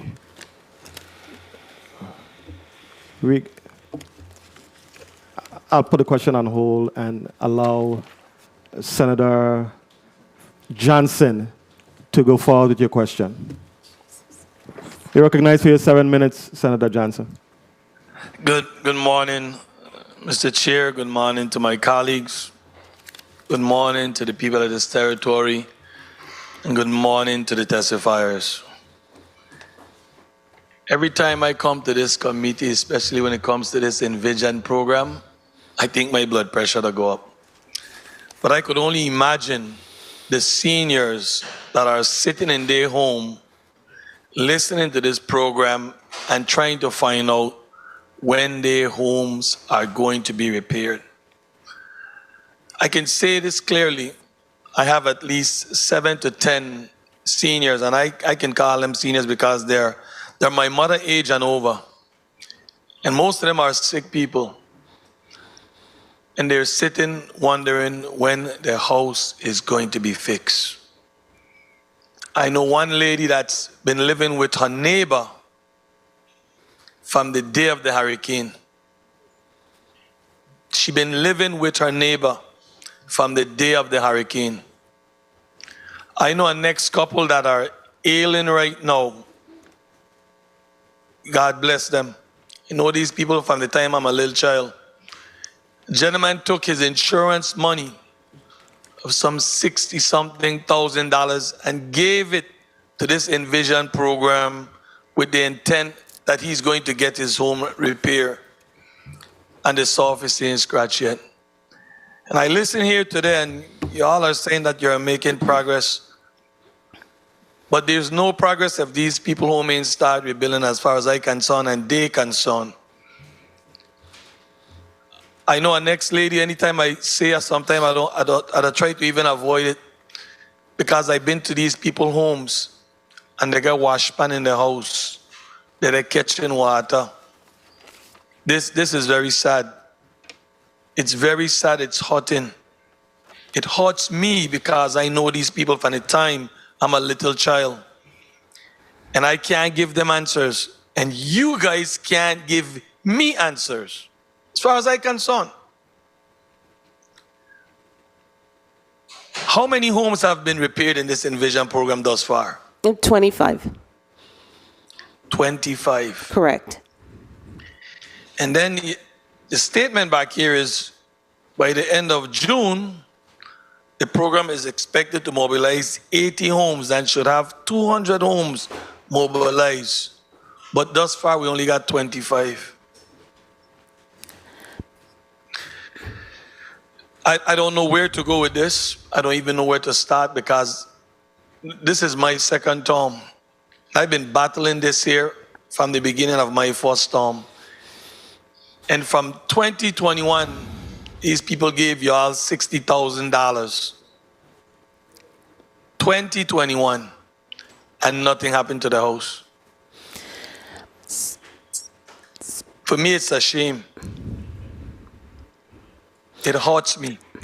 What's the status on this stockpile of wood at the schools and that we have there? You know, what's the status of it? Because I think we'll end up using it for a bonfire before we get to use it on anybody's house. What's the status? Sure, certainly hope not, sir. If I can just quickly just address, we too feel their pain as we work through this process. And I know you said you've been in this from the beginning of your last term, and it continues.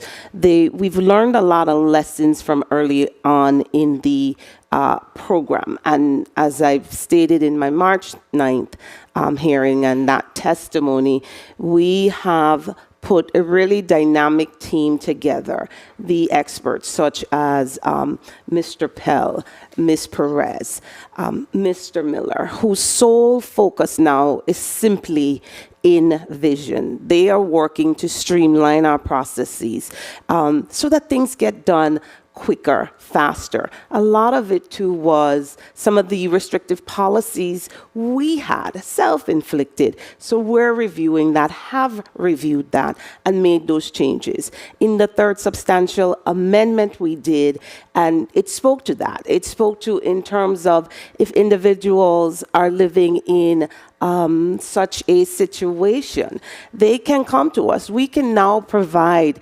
relocation. There are a number of individuals that we have provided relocation. We are paying their rent for them to be there while we work expeditiously to fix their housing situation, their homes. So some of those changes had to be made so that we could help our community, those folks in the Envision program.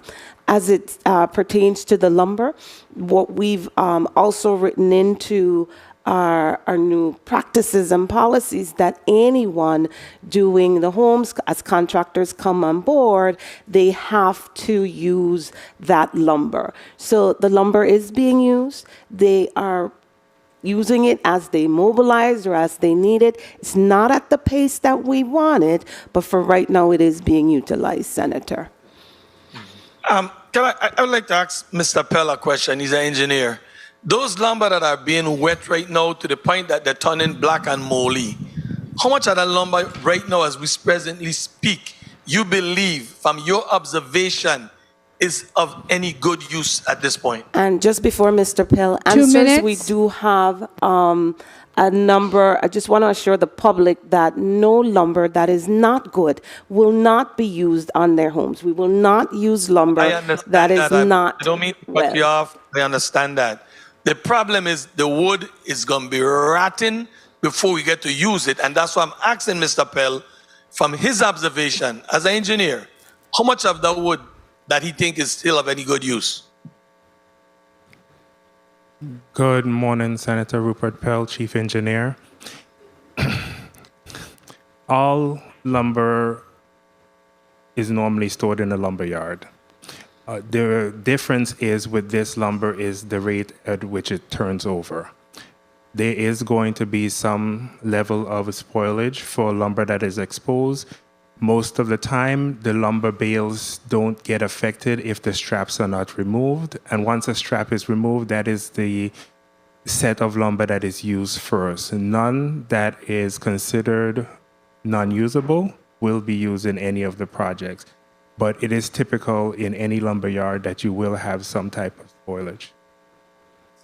What percentage of this wood you believe, from your observation, is still good? What percentage? That is a question I can't answer. I'm not at the lumber yard on a regular basis. 30 seconds. And I really can't answer that question at this moment. Some contractors have been complaining about payment. How many contractors are owed and to what amount? Senator, I don't have that detail in front of me. I can certainly get that to you.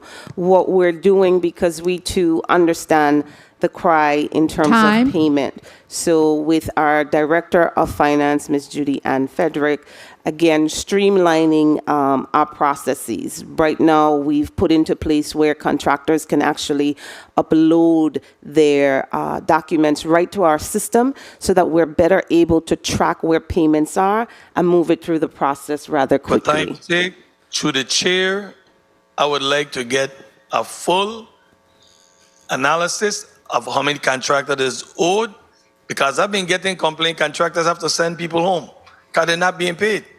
And if they're going to send people home, then working on get done for sure. So through the chair, I would like to get a full analysis of all the contractors that are owed and the amount that is owed. Thank you very much, Mr. Chair. Thank you very much, Senator Johnson. Point of inquiry, Senator Francis Halliger. Good afternoon. To the chair, Next, Francis. through the chair to the Clendenin. I know you have to go. Is there a specific balance for the individuals that have turned over money to the government, whether from insurance, et cetera?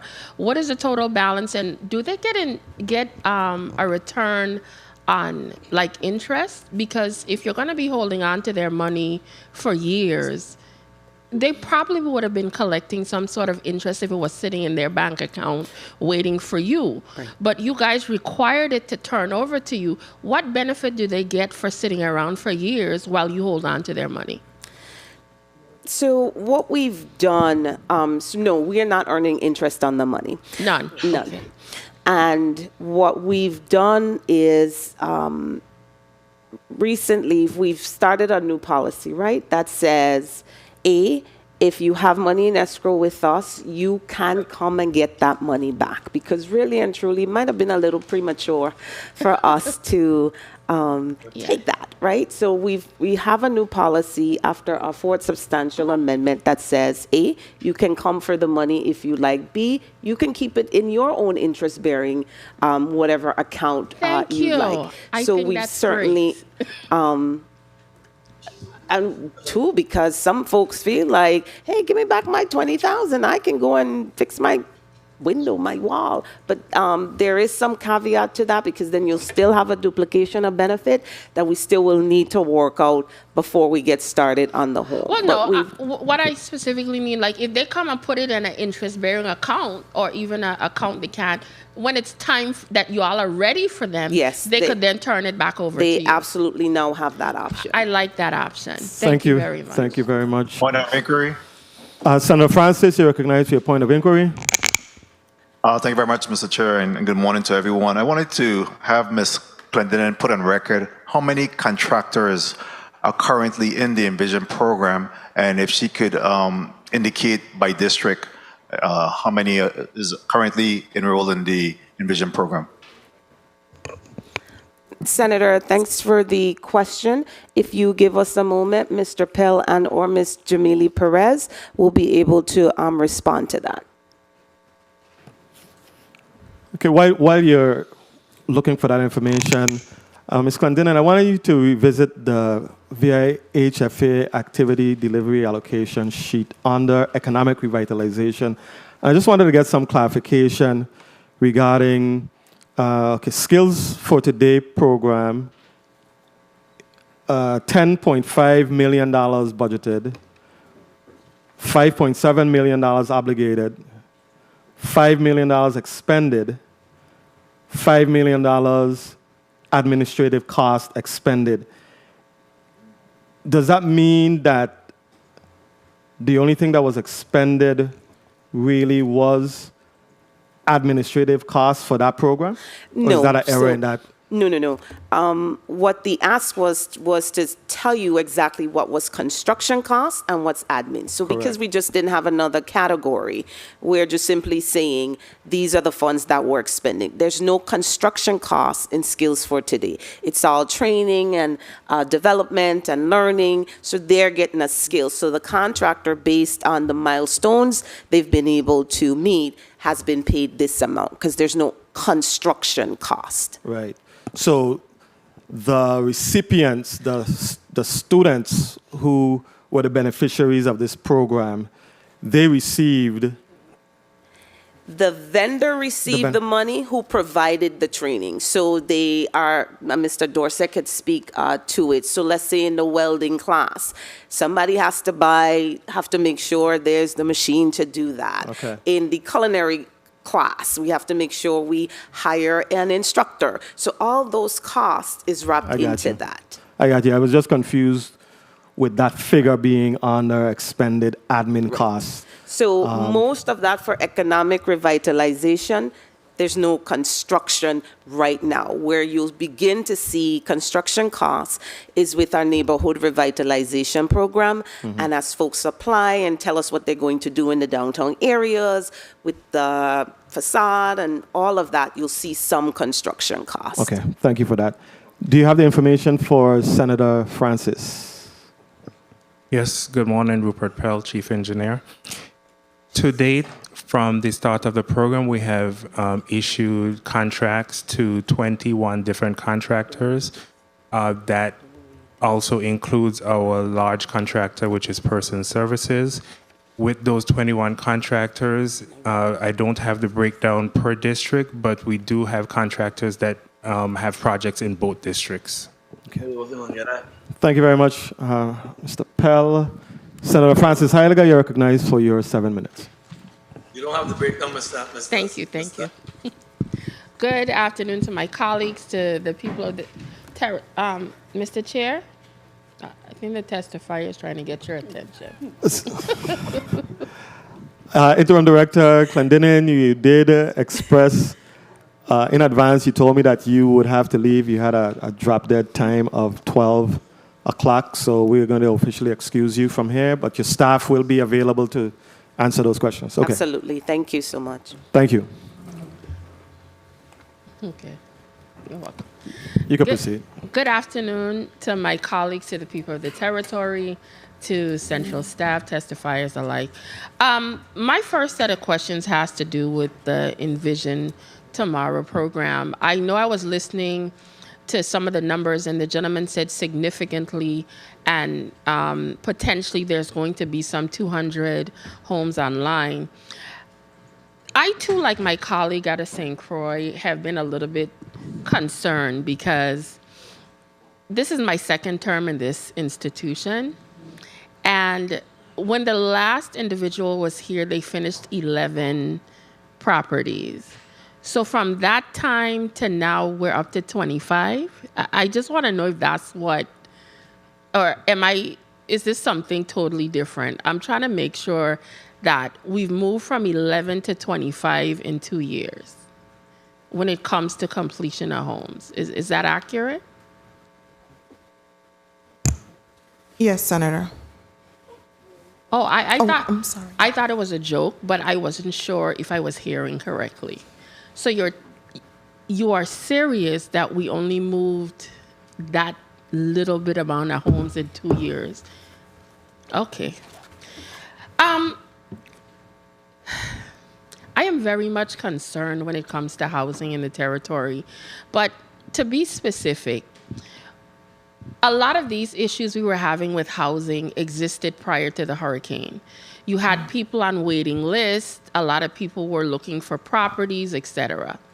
Now, we're in a situation where we're attempting to repair or replace damaged properties, where the introduction of Airbnb has significantly exploded this entire housing market.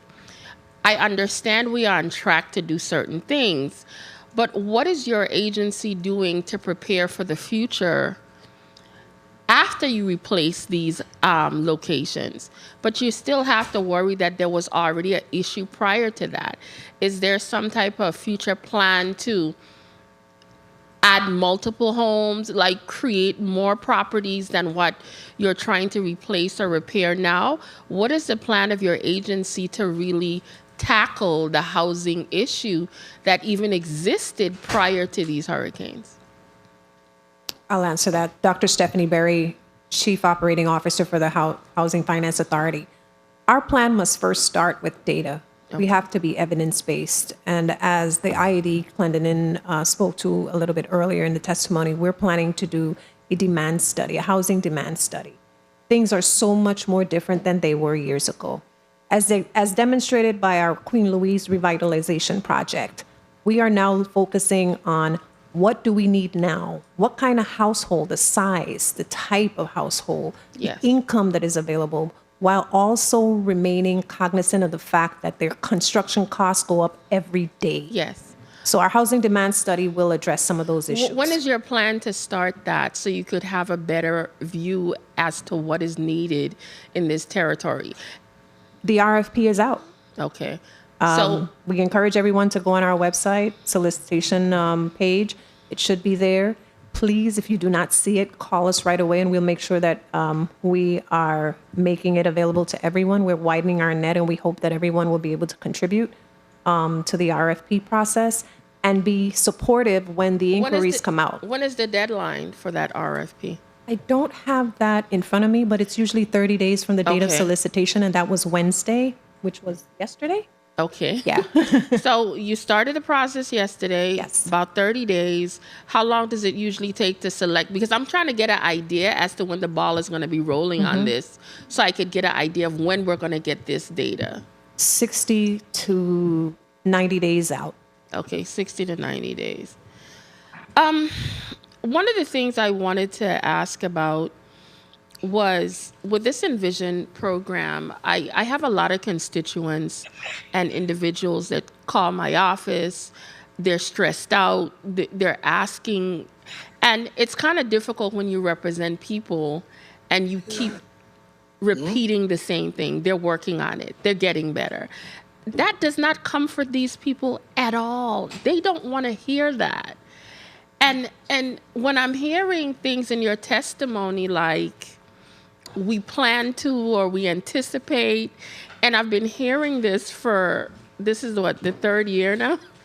It's a little bit disheartening to me as a representative, because I can't go and tell my constituents that you guys are anticipating to do something all the time. 2 minutes. What they care about is getting back into their homes. What they care about is to feel comfortable and not be homeless. Because when somebody is displaced and sleeping on somebody's couch for 3 years, they're homeless.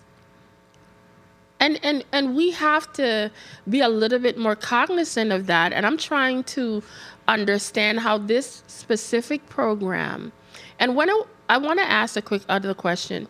This $1 million, I almost passed out when I heard a unit is going to cost. So we're putting people in $1 million units? Like, how does that work?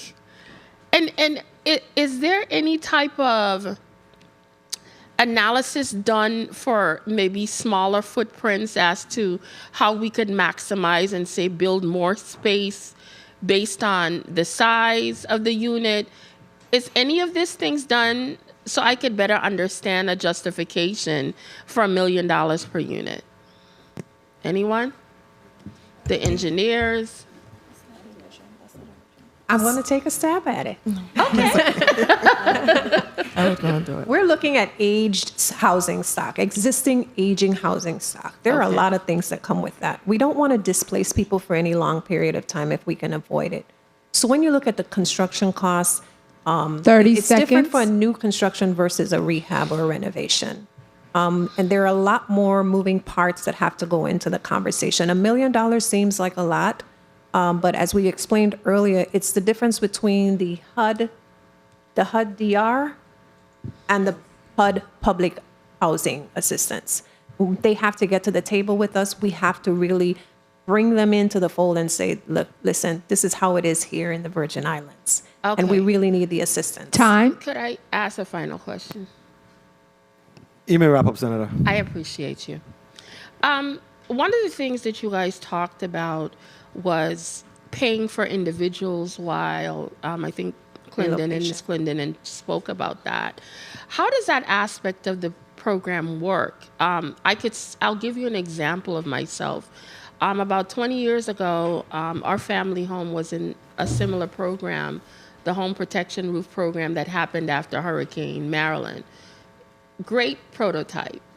And one of the things that I asked when I participated is monies was allotted for storage. And I asked them, if you're going to spend all this money for storage to pack all of the stuff from my house in storage, is it possible you could just rent an apartment or a house to store my items and I too can stay there? And that is something that was done because there was nothing precluding them from where the storage was, whether it was in a storage unit or in an apartment unit, once there was a space for storage.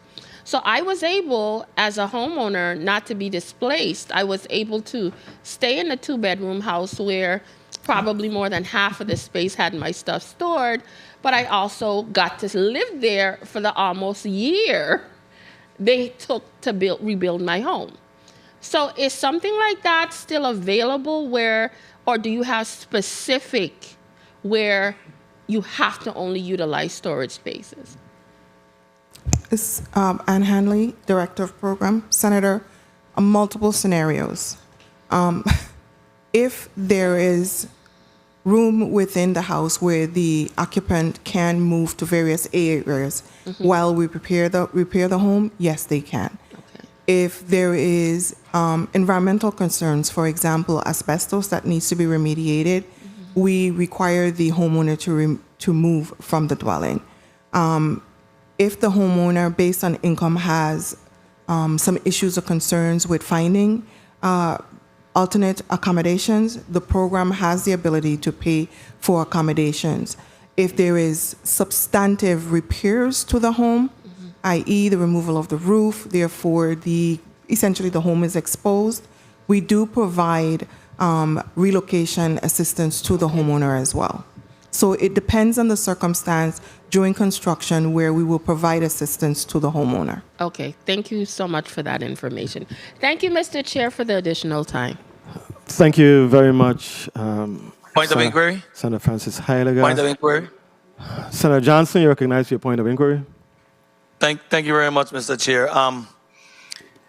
Back in 2019, there was a mandate placed on everyone that was under this Envision program, and they had to sign off on it that they couldn't do any repairs to their home while this program is enacted.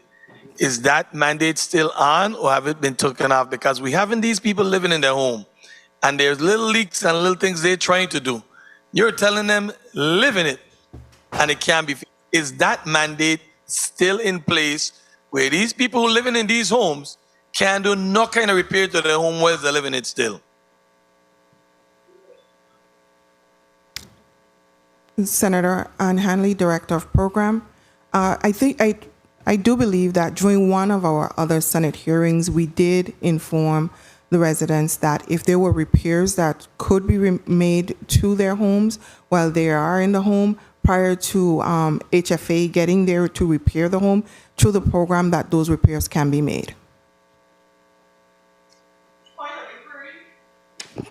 Thank you. Thank you very much, Senator Johnson. I wanted to ask a quick question before we go to Senator Blyden. I got a text with regards to those persons who may be applicants to the Envision program who may be deceased, and then now you have their beneficiaries who are trying to pursue completion of this initiative.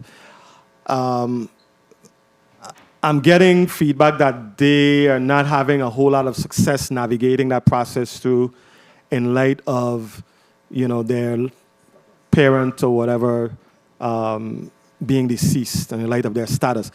Is that something that you're familiar with? How are you navigating through, situations like that? I don't know who the appropriate person from the panel would be to answer that question. Senator Ann Hanley, Director of Programs. In the program policy, it indicates that the individual or the applicant should have lived within the Virgin Islands at the time of the storm. Some of the situations that we're having is that, heirs, thank you, heirs to these homes, they were not in the Virgin Islands at the time of the storm, which disqualifies them from being a part of the program. Okay. And that's hard and fast. That's absolute. There's no flexibility there. That's the rules of the program that they were aware of. That's what you're saying? Yes, Senator. Okay. Thank you very much, Ms. Hanley. Senator Blyden, you're recognized for your 7 minutes. Thank you, Mr. Chair. Good afternoon to my colleagues, viewing and listening audiences, staff, central staff, good afternoon, testifiers, and thank you so much for your testimonies.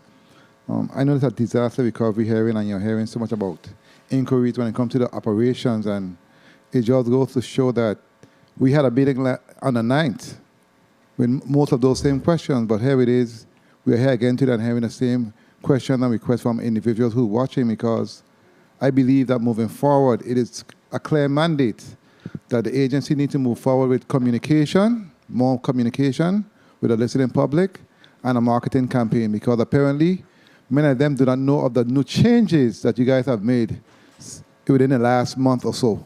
And I think it's critical that we really get the word out to those individuals, because I'm happy to see the changes in terms of what's being done, especially when my colleague from St. Croix, Frederick said, spoke to the individuals who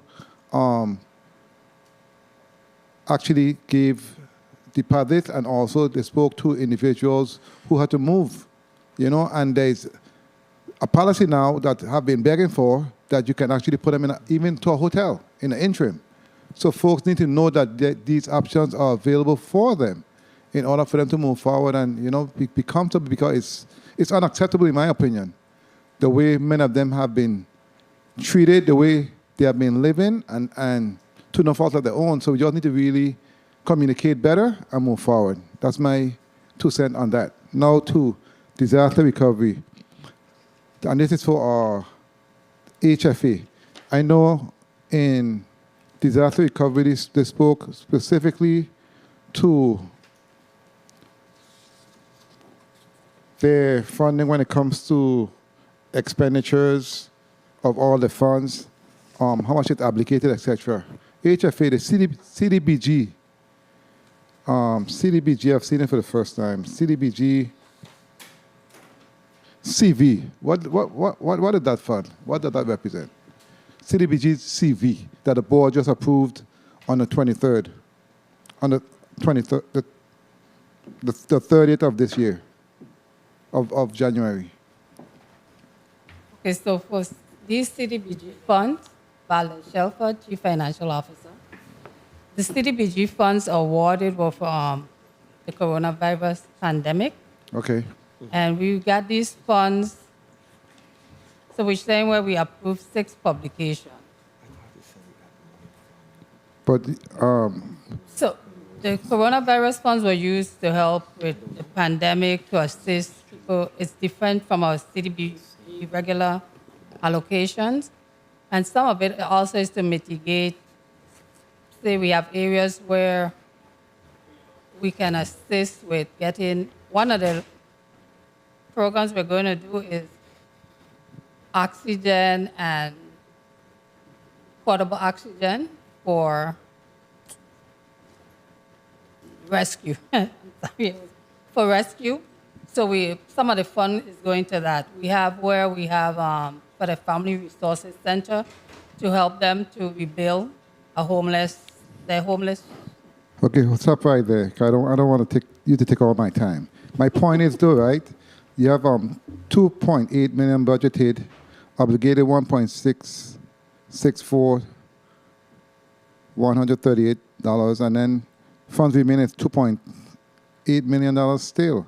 So really, an administrative cost is $57,756. So really, no money has been spent from this fund. My question is, for this fund and or the CDBG DR fund, I know that we're speaking about home ownership opportunities and what the challenges are, etc., with the cost, etc. Right now, we have 315 individuals who have been waiting for over 2 years, Bellevue and Loveland, for home ownership opportunities that actually was promised to them. And I know that they have been on a stalemate because of FEMA issues, etc. Have there been any discussion, or is there any way we can see CDBG DR funds and or other funds going toward the purchase of those units where we can take care of 315 people instantaneously? Have there been any discussions? Can anyone answer that question for me, please? Ann Hanley, Director of Programs. Yes, we've had conversations with individuals regarding those particular development, and there have been requests for utilization of DR funding. 2 minutes. But the funding request has been for some exterior repairs and also to assist with possible home ownership. However, the application process has not been finalized. Is there a time frame for that moving forward? The ball is in the court of the applicant. Which is whom? Jackson Development. Okay, very well. Let me also go back to the question and the comment of the 21 different companies in the program and the time frame in terms of 100 homes within a son's time frame. And my colleague spoke to the 26 homes that have been done thus far, 25 homes that have been completed thus far. And also what the director spoke to also in terms of going down island and elsewhere to get the word out, per se. I want to repeat what I said in the hearing on the night again.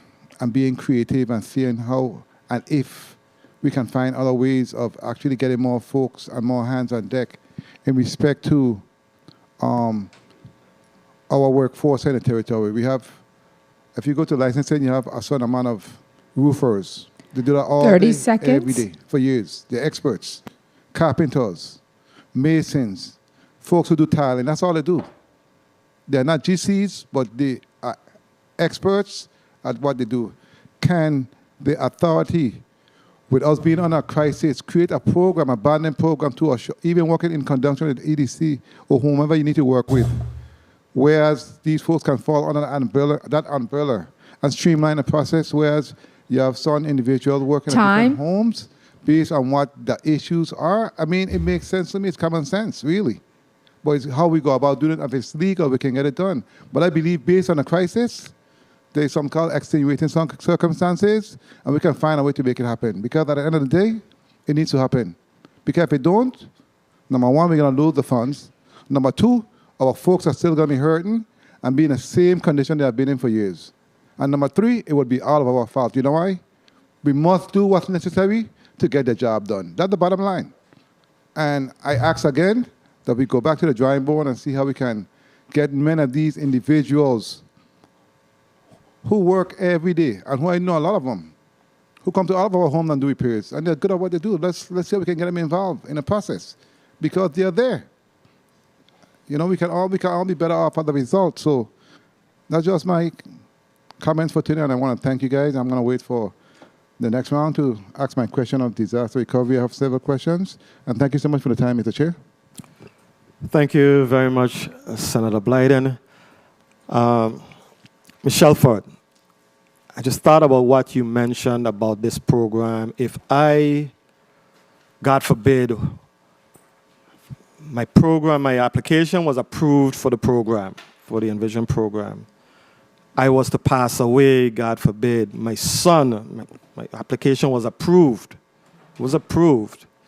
You just didn't get around to start the rebuilding process, right?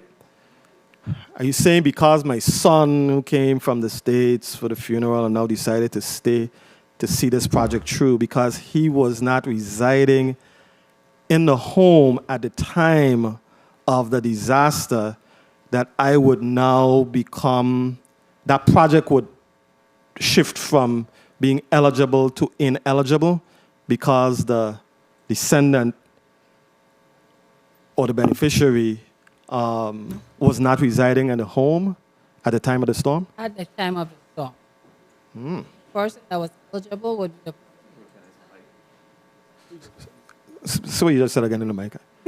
The eligible applicant was the person who resided in the home at the time of. Right.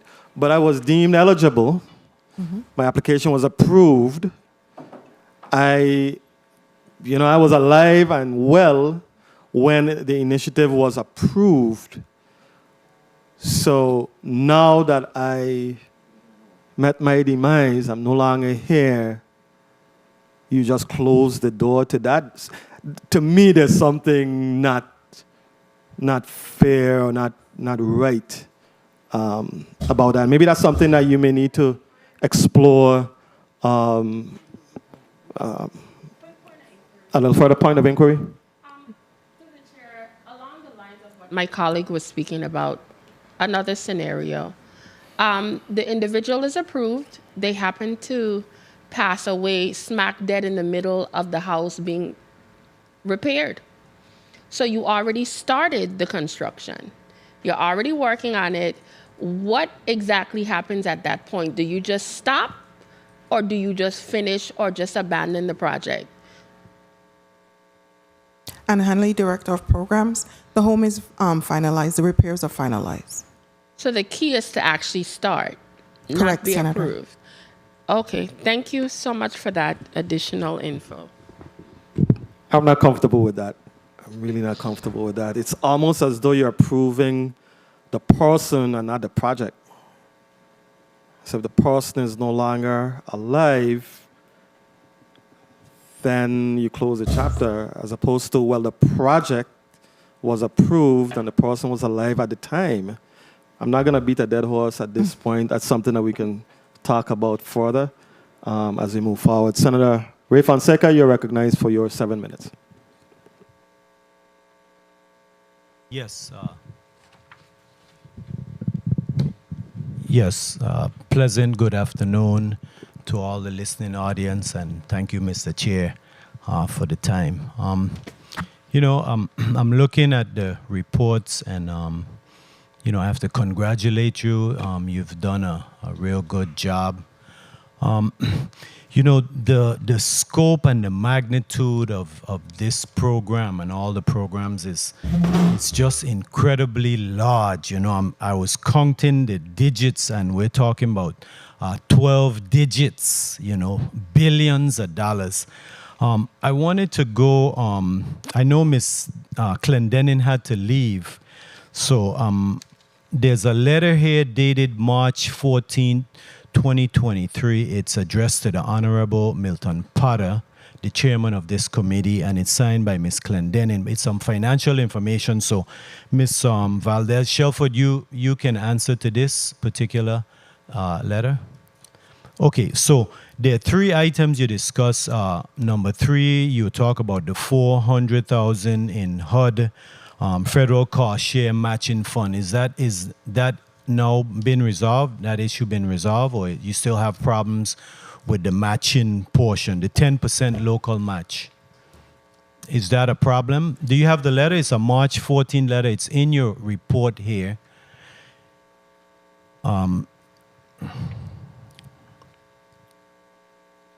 It's a letter that's sent to the honorable chairman of this committee. Do you have it? It's in my package I got to you. You have it? Yes. Okay, good.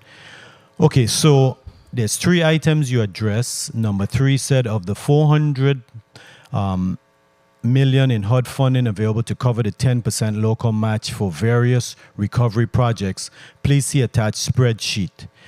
So I'm looking at the spreadsheet now, right? On the page here, I guess it's on the last page where you talk about WAPA Power is an amount there that says $879,492,920. You see that? You find that? Mr. Chair, can you please hold my time? One second. I didn't hear you. It's in the report you gave to me today, so you should have that. That's what you have as your current information that you submitted. We have it, Senator, if you have a question on the floor. Yes, I do. Thank you very much. Okay, so you have here the total project amount is $879 million, blah, blah, blah. You have sum of amount paid, $43 million. You're telling me that only $43 million of that $879 million has been paid out? Yes, if that's the amount. Mr. Chair, can you please hold my time? That's Please. the amount that was paid. That's based on a PW 1289 for Vitima. So, okay, on the WAPA. Okay, my question, can you answer to this report or should I go on? Because I don't want to ask you a question that you can't answer. I could ask Ms. Clendenin. I just want to make sure that you can answer to it. Okay, so let's pass that, Mr. Chair. Can you tell me how much time is remaining? 5 minutes. Okay, thank you very much. Okay, I want to go to the waiting list. Can you tell me the number of homes on the waiting list right now? Do you have that amount? Senator, through the chair, may I ask you to clarify which waiting list you're referring to? We were talking, I'm following up on a question that the president asked about the number of contractors and, and then another senator from Frederiksted asked about any contractors owed outstanding monies. You recall that question just a few minutes ago? Yes, Senator. Okay, so you said you were going to get back to him, but I want to know a yes or no. Are contractors owed outstanding monies right now? Yes? Do you know? Yes, Senator. Okay, you see, this is one of the issue, right? If I'm a contractor and I know that you are owing other contractors money. You know what I'm going to do? I'm going to raise my price to you because I know now that I have to wait to get my money, but at the same time, I have to pay my employees and my vendors. So that by not paying the contractors on time, that increases the cost of the program, and that is very, very substantial. Okay, let me go here to the Juan Luis North Temporary and the Snyder Regional Medical Center. There's a new DSR for the Snyder Regional Medical Center replacement. Are you working on, is there a new DSR for total replacement of the Snyder Regional Medical Center? Go ahead. Recovery. When you say DSR, I mean you're referring to the old way that FEMA represented the project. Yeah. So they're called project worksheets now. Okay. They all have all of the hospitals have project worksheets. The Schneider Regional is not obligated yet. We're still in discussions with FEMA and the other. What was the other? Okay, no, I wanted to know how would that impact the Charlotte Kinnaman Cancer Center? Okay, it does not. Charlotte Kimmerman is obligated and work is already started. They're in the completing demolition, and they're going to put out the solicitation for construction in the month of April.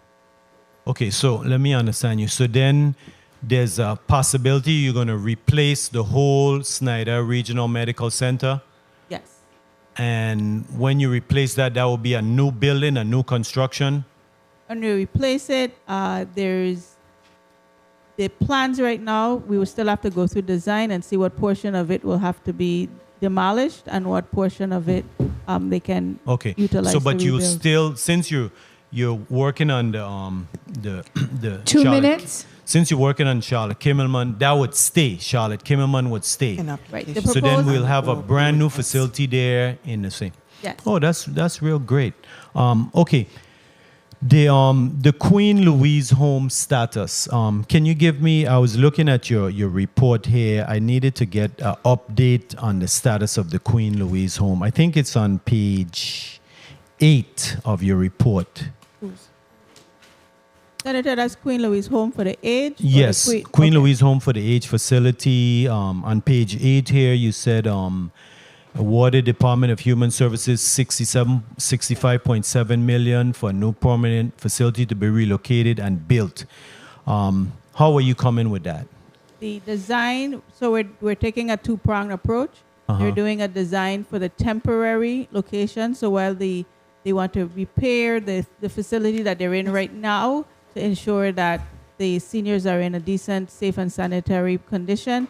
And then we're simultaneously designing and building the permanent facility for Queen Louise. Okay. So now one question that I'm going to ask through the chair, if you can give this chair the information to the chair.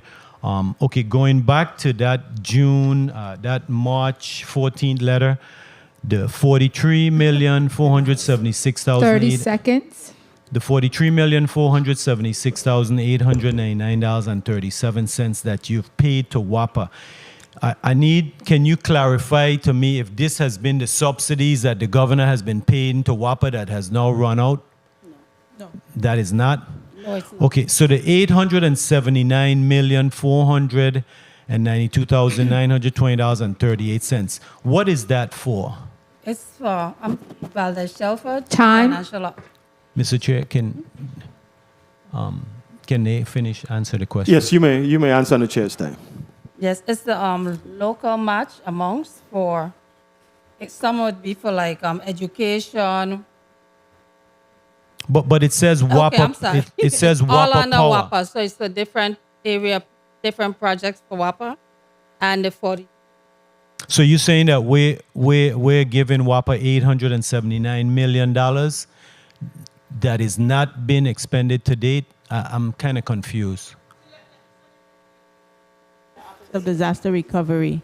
The portion that you're looking at is match payments. So $800 million is the obligated cost for the FEMA public assistance. So it's a 90-10 split. So you're looking at the amount that was paid already and then the amount that you're seeing for the 40-something is match payments related to the FEMA public assistance funding. Yes, yes, you're correct. I got you. Thank you very much. Thank you very much. Thank you very much, Senator Fonseca. Senator Francis, you're recognized for your 7 minutes. Thank you. Thank you very much, Mr. Chair. Good afternoon to everyone, and thank you for your testimony thus far. I wanted to ask you, Director Williams, Octane, in regards to our allocation status, I know that there is 5 tranches that's due to us. What tranche are we currently in, or have we received thus far? So at the CDBG funding, we have received all of the tranches except for mitigation, and that IED Clendening referred to the anticipation, using that word again, of receiving that grant agreement by April of this year. So at that point, we will have access to fully obligated funds for CDBG from HUD.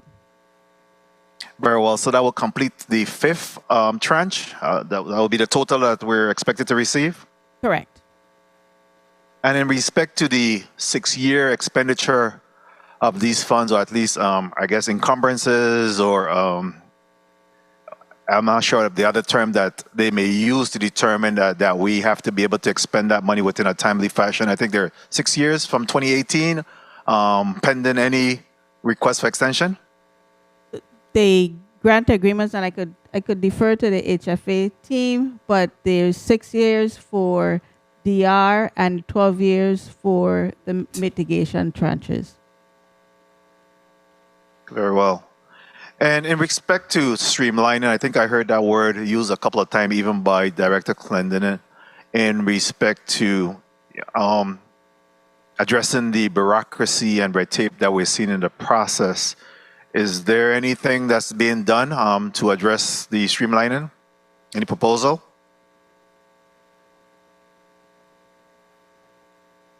Which side are you referring to, Senator? I'm happy to give you a long list. I'm willing to accept it. Again, I think it's... So yes. we have worked on internally, working on the payment processing and looking at redundancies, and we're all, both on the GVI side, and now HFA has also been looking on their side for streamlining duplication of efforts in terms of approving, establishing timelines for every sector that needs to approve it, from the program side to the financial side, and adhering to the contract terms for payments in line with the various process flows. And we're also looking at making sure that contractors understand exactly what needs to be submitted so that we lessen the request for information and the back and forth between the contractor and the funder to make sure that we try to get payments within at least a 45-day turnaround period. Very well. And how are we tracking or measuring our ability to achieve what you have just earmarked? Oh, thank you for that question. So the Office of Management and Budget have key performance indicators that they have extended to all departments, and they track it on a monthly basis. And we internally track payments for the 30 to 45-day period. We are not there yet because I anticipate that will be your next question. We still have growth to do, but with the changes that we've made to the process flow, we believe we will be able to get to that within the next 60 days. And regards to HFA, I see that you have ramped up in terms of being able to build capacity. How are we translating that into, Dr. Berry, I guess this question may be for you, how are we then translating that into the operational side of the house to make sure that we're delivering on effectiveness and efficiency?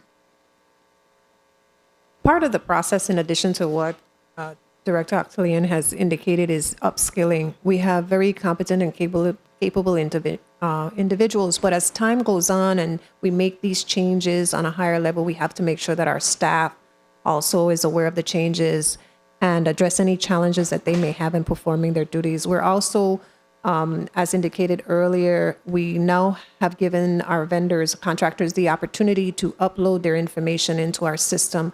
So it's more of a collaborative effort in processing the documentation, including payments, than it was before. But it has to be a constant communication and collaboration, and we're working to improve that because that's an area that we need to develop and make more stronger so that we can continue to push forward. Thank you very much for that response. And in respect to the Envision Tomorrow program, I want to renew my notion that we should perhaps try to consider having our individuals to be able to do 2 self-repairs. minutes. And obviously with some restrictions or phase-in process, similar to construction's loan with the bank, so that we could be able to hold them accountable. I want to renew that mechanism by which we could be able to again offset the minimum numbers that we're seeing in terms of these repairs. So in regards to the vision, again, I know that we have moved on from Armine, and I heard during our last testimony that there's still no pending litigation in regards to that. How are we putting in place the mechanism by which we're securing and assuring the quality assurance that is, that the new contractor, I think, is Grant? How are we ensuring that they are following, the needs and mission that we're trying to accomplish here with the Envision Tomorrow program? Anna Hanley, Director of Programs. Senator, the contract with Almond Corp was T&M. The contract with Grant Engineering is deliverable based. So payment is only provided and paid when the deliverable is provided. And in regards to, we heard that there was 21 contractors in the pool right now for accomplishing. I saw they weren't able to define exactly how those contractors were divided up into districts. 30 seconds. Can you speak to any requirement in terms of timely delivery of these contracts by those 21 contractors currently in the pool? And is there any opportunity for us to increase the pool in the very near future?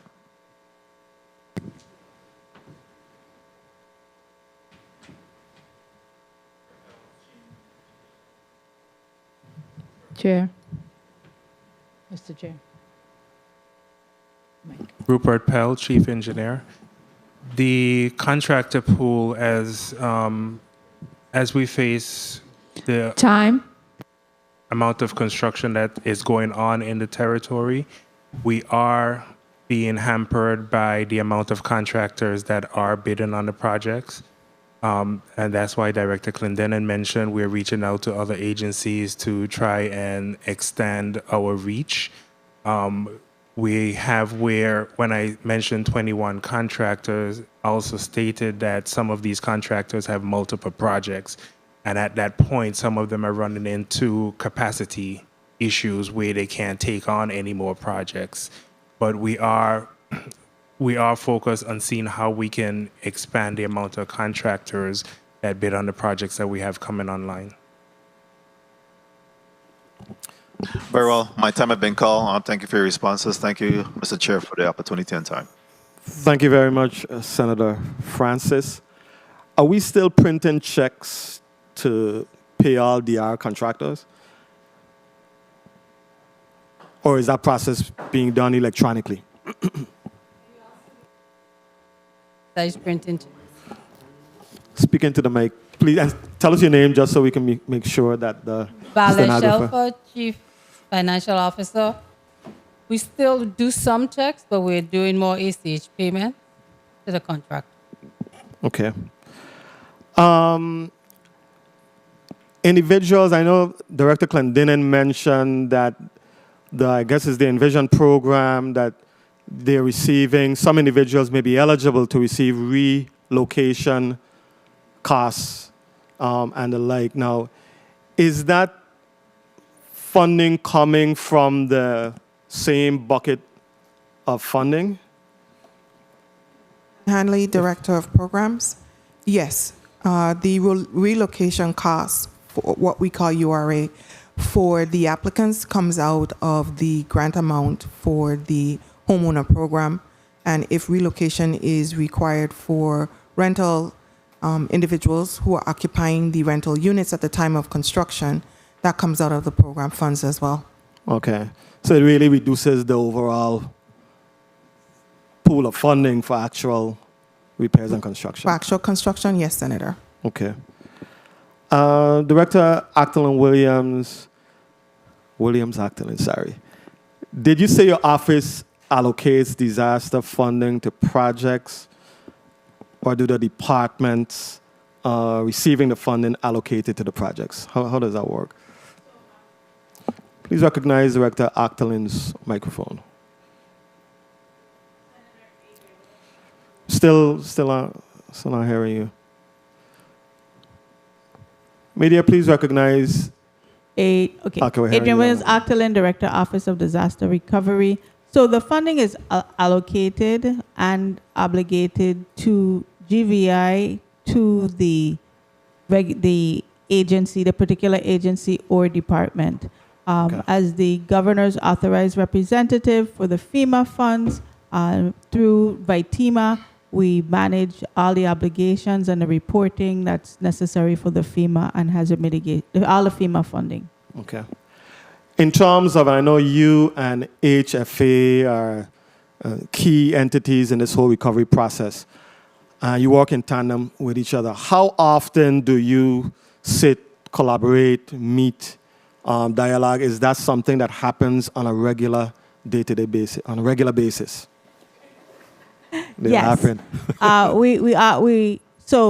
we're on a project focus. Director Clendenin and I have a biweekly meeting, and then projects that are at risk, we have specialized meeting, of course, Envision being one of them, and the Randolph Harley Power Plant project. I meet with WAPA and also include the HFA team as well. So it is a coordinated approach. Okay. Is there any, with regards to just the whole structure and operations of this whole disaster flow chart, if that's the correct word, and you've been at this for a short time. ODR is a brand new entity that was stood up just in, 2018, 2019, so it's very new. From your perspective as the leader of that entity, are there any structural changes that you would like to see as far as just from the whole disaster administrative infrastructure, if that's the correct word? Mm-hmm. Is there anything you would like to see changed that would lead to a more efficient process? Well, Senator, there's several strategies that are being explored relative to the structure for disaster recovery. What you've seen is that the FEMA funds are way ahead of the HUD funds in terms of expenditure. And we've learned a lot of lessons and implemented a lot of changes on the FEMA federal highway side that would benefit the HUD projects and the HUD expenditures. So we're actually looking at ways that we can consolidate the project management and the program management of these funds. And that's something that's currently being explored to come up with what the final outlook and structure for the Office of Disaster Recovery would look like. I think that's good. I think that's awesome. We have a running joke here at the Senate because when entities come before the Senate, we're in the process of, we're working at this, we're looking into, we're about to embark on. Those are some of the words that they use. So I love what you're saying. Is there a time frame as to when you would like to see, or your expectation as to when you are going to see some of these changes implemented? Made? Because it makes good sense.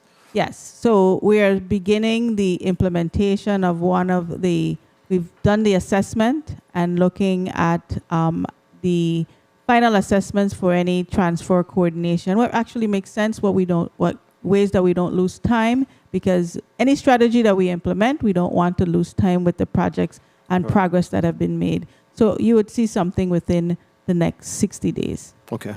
Thank you very much for that.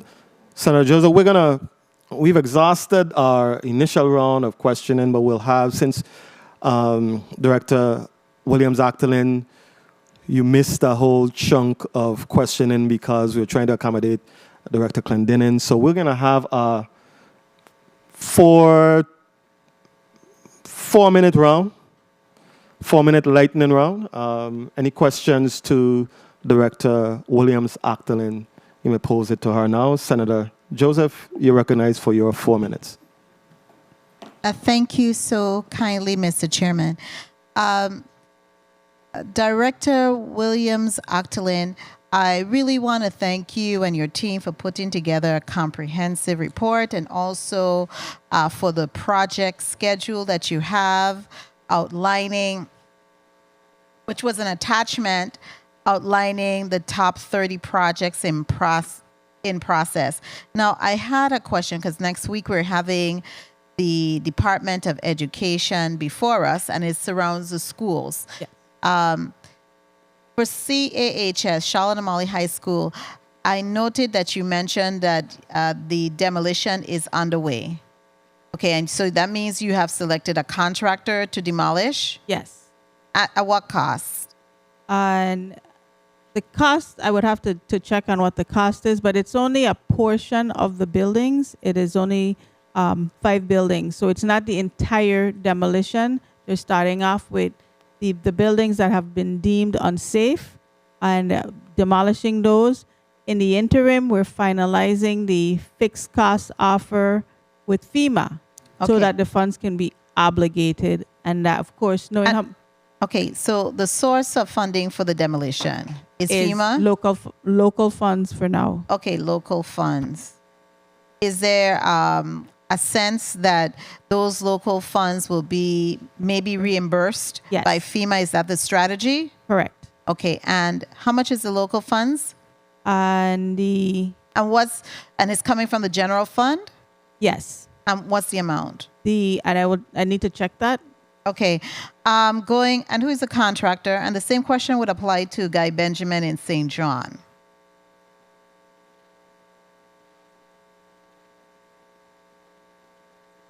Who's the contractor for Charlotte Amalie demolition? And Eric Castro for Great Isle. Great Isle, okay. And the contractor for Guy Benjamin, and what amount are we looking at for Guy Benjamin? Guy Benjamin is out to bid, so it is. It's still out to bid. Okay, so I won't say anything more about that. 2 minutes. Jeopardize that bidding process. I want to touch on Gladys Abraham Elementary School because I know they're shifting because of the whole recovery effort, they're shifting the Ralph Wheatley Skills Center down there. This project, to my recollection, should have been completed last year. That's what was testified. What has been the challenge in getting this project completed timely? Some of the challenges that the Department of Education encountered was additional damages, the integrity to the second floor of the building. Once they started construction, there were some concerns as the contractor went further into making repairs and deemed that there was additional work to ensure the integrity of the building. Okay, and so they're saying, and this is from last year, so that's a whole, because I've been going down there with my team and we've been really assessing and monitoring it. And I'm really concerned that with those costs, how much is it costing us now? Because those are change orders Right. that needed to be put in place. How much is the cost now? Yes, so and I still need a cost, Director Williams-Actolin, for the demolition of CHS. Mr. Chairman, hold my time because it's moving really rapidly while the testifier tried to find the answers. Please hold Senator Joseph's time, Madam Clerk. Thank you. Archer Watlinson Francis, ODR. The cost for the demolition of CHS contract is $6.8 million. 6.8 million, and that's coming out of the general fund. Correct. And now the change orders for Gladys Abraham. Yes. So part of the delay was there was change orders, and we'll have to get those numbers. but that was part of the delay in identifying funding. These are all local funds. All of them are local funds. Local funds. So it's not obligated by FEMA yet. We just recently, and the other delay was during the process, we got a decision from FEMA to replace the whole building. Okay. So they had to really go back and re-strategize now that we can actually rebuild the whole building while we've already started making repairs. Okay, thank you. So we need to look at, all right. So I'll just wait for the information on how much those change orders and the total project cost is now. I wanted to also focus on the issues regarding housing. Mr. Chairman, may I quickly wrap up? We gave you an extra minute, Senator Joseph. You didn't even realize that, right? I surely did not. I was so involved with my questioning. Please proceed and wrap up. Thank you. Thank you kindly. Now, I wanted to ask you regarding the roads and the transportation. Where are we with obligating the funding for those roads, especially just stick to the St. Thomas St. John district? Where are we with obligating those funds for the rehabilitation and paving of the roads and putting in the culverts? If you could speak on that on the chair's time. And thank you so much, Mr. Chairman. Thank you so much, Director Octolin, Williams Octolin, for your service. You're doing an awesome job, in my opinion. Thank you. There's a number of road projects that are going on from Federal Highway. There's drainage projects on St. Thomas going on. It's funded through the hazard mitigation that is in design. We also have several projects that the Department of Public Works, and I know one of the senators asked DeGraff asked me all the time about Purple Shop Road. That is that's your that's your road. Yes. So those designs are completed and they expect construction to get started, but it has to go back through to FEMA. So once the design is done, it goes to FEMA so they can review it for the environmental and historic preservation 106 reviews, and that's where it's at right now. So once it comes out, we're able to move forward. There's other, yeah. Thank you very much. On the chair's time, I'm going to just take a minute to introduce you to, or to have him introduce himself, our spring intern, Mr. Anicio Joseph. You have the floor, sir. Hello. Please recognize Anicio's microphone, media. Or give him. Yeah, on. Okay. Good afternoon. My name is Anicio Joseph. I come from Ivana Idorican High School. I'm a senior. I'm 17 years old. I am on the business track at Ivana Idorican High School. My experience at the legislature has been great. I've learned many new things and sorry, I'm a little nervous. That's okay. And it has been a very good learning experience.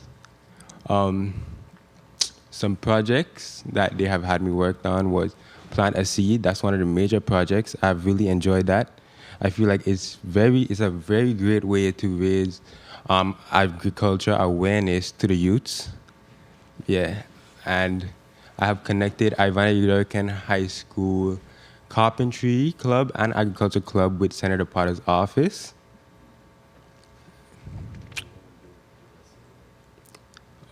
For in the future, when I graduate high school, I will be attending the University of the Virgin Islands, and I will be pursuing my bachelor's in informational system technology. Yes, thank you. Thank you very much, Anicio. I feel like I was 17 just last week, you know.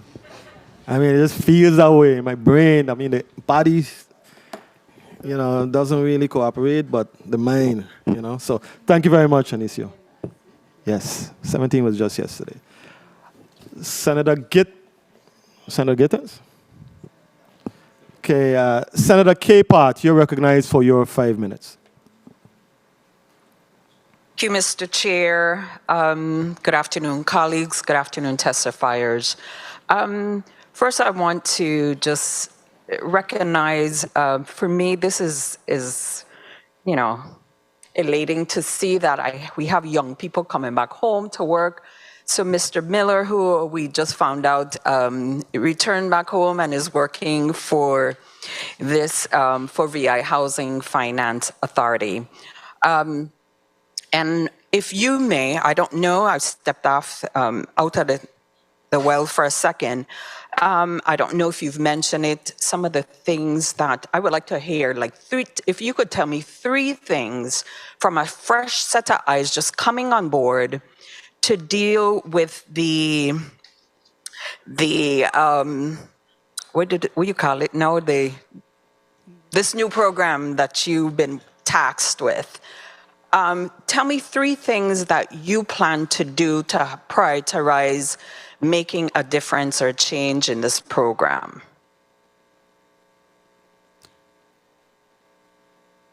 If you could please acknowledge his mic, please. Oh, good afternoon. Greg Miller, Senior Manager of the Envision Tomorrow program. One of the things that I've been tasked to do, one is look for implementing a system of record for the program. We are exploring better ways to track change orders, payments, how we move applicants forward through the program, statuses, so on and so forth. Right now, all of that is done very manually, so that's one thing that we want to improve. Another thing that we want to look at too is, of course, streamlining the contractor payments. That's something that's plagued the program in the past, and we have made substantial improvements in getting contractors paid more on time.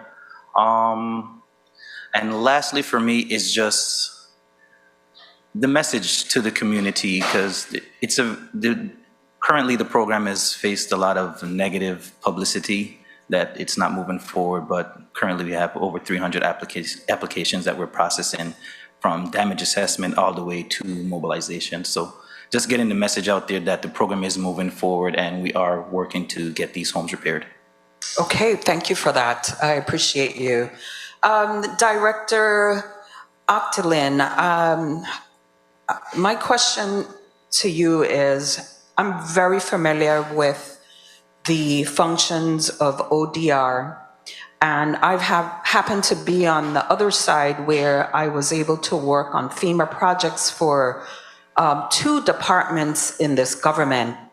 And I just wanted to ask, how many FEMA projects do we have in the territory?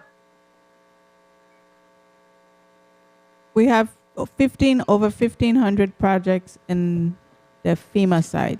2 minutes. On the FEMA side? Okay. So many government departments I know applied for FEMA funding.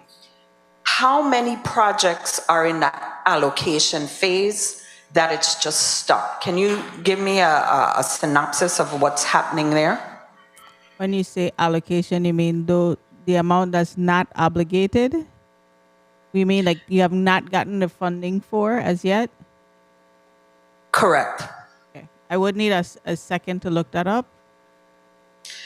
And why I'm asking this is because I've seen this as a challenge where certain departments, they don't actually appoint a particular person to work on the FEMA projects for their department. Then it creates challenges for your office, because I would say, Director Octilin, you have very dedicated and competent individuals that try to work with the department, but I see that when it's like going to the dentist, pulling teeth to get information from the government to provide to VITEMA, ODR. So I'm just trying to understand, like, how many projects are already in that phase that they're about to receive their monies. They need to then start working on securing contractors, because I think this is a challenge. But immediately, we have about 200 active projects right now that really requires the agencies to work and focus, and you're absolutely correct. There's some agencies that have enough federal funding that would allow them to hire someone that is specifically for disaster recovery and to manage their projects. Others don't, and it becomes very burdensome for them to be able to manage that. What ODR has done is provided staff. In some cases, we've actually hired people and put them into the agencies to be able to manage their recovery funding. We have another 100 projects. 30 seconds. So that for fixed cost offers that the Widow Bryan's team has been working with FEMA to be able to get those funds obligated. And also, lastly, FEMA has put out a proposal to assist us with construction management and project management. They received $7 million in the omnibus bill to be able to provide that support to the territory. And we're working on rolling that out in August and having that additional support for just the same thing that you mentioned, Senator Capehart, helping to augment the staffing in the agencies for sometimes very, very detailed responses to FEMA questions. Yes, thank you for that, because then my next line of questioning was how many agencies had to ask for extension because they haven't been able to provide the information in a timely manner. Can you give me? I can give you that one off the top of my head. It's like about 300 project-wise, about 300 projects that need extensions.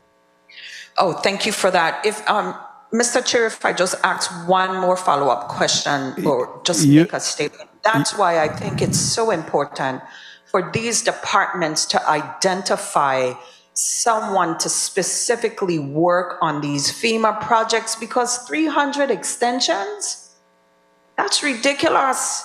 And I know this because of my experience where, some departments you have dedicated individuals and then you don't have dedicated individuals working on these FEMA extension projects, and then you have to end up asking for extensions. Mr. Chair, thank you, and thank you testifiers for your testimony today. Thank you very much, Senator Capehart. Director Williams-Acklin. Thank you, Mr. Chair. I just wanted to add, though, some of the extensions are extensions to complete projects. We see things like supply chain issues and other factors that we may need additional time to complete the project. So it's not all about, the extensions are not all for projects that haven't started. Some of them is just additional time so we can complete the project. Okay. Who is doing the designs, all of the designs for the central government projects? So we have architects on contract that we contract with for larger projects. The Department of Public Works supports smaller projects to do design and scoping. But we have a number of architects that are on contract. Okay.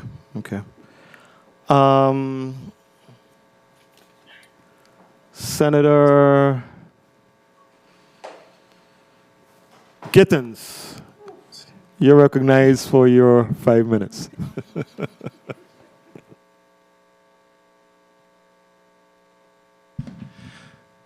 Thank you, Mr. Chair, and good afternoon to all. You catch me like how they just catch a couple of those students at the spelling bee.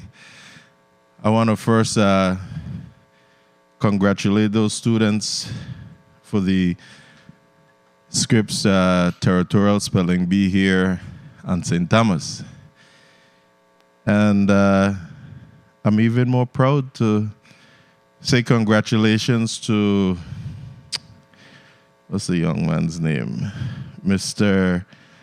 Abdel Bazar from the Ricardo Richards Elementary School on St. Croix. But congratulations to all those students. They're all winners. I've always wanted to get into the spelling bee, but never made it out the classroom to the stage. So congratulations to them. I listened to the testimonies earlier, and it's always great information, but then we want to see with the great information, we want to see the progress. So I'm not comfortable with what we're seeing, what we're receiving. And the good interim director is not here.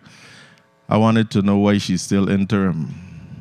Because sometimes these interims is what keep us stalling as well. Not meaning the person, but because they're in limbo. But I'll leave that one alone as she's not here.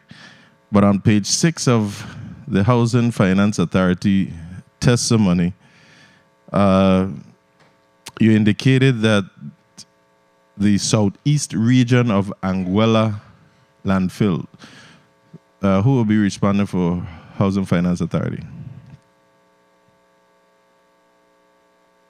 Programs. And Hanley, Director of Programs, as it relates to your question on infrastructure. Thank you. So the southeast region of the Anguilla landfill will be utilized until a new landfill is constructed. That's what you stated, right? And Anguilla is fully closed? This particular project, Senator,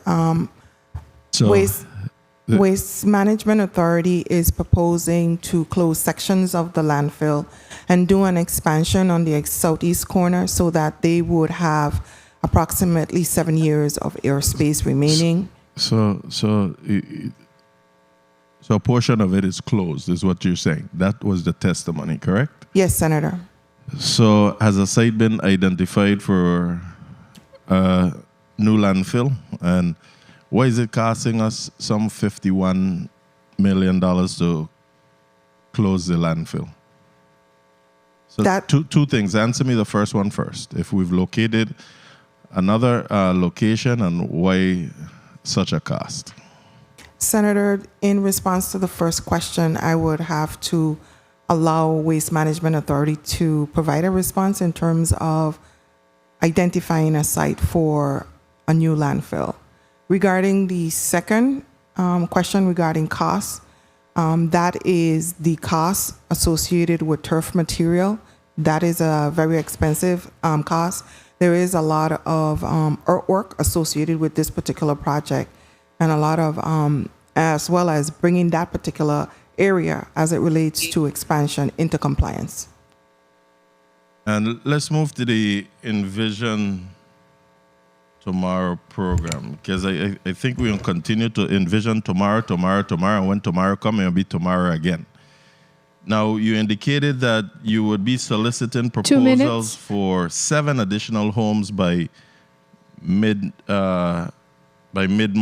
By middle of which month? As today is March 16th, so it's already the middle of March. And I ask this as our contractors would need to be afforded adequate time to submit bids. So the middle of which month we're talking about?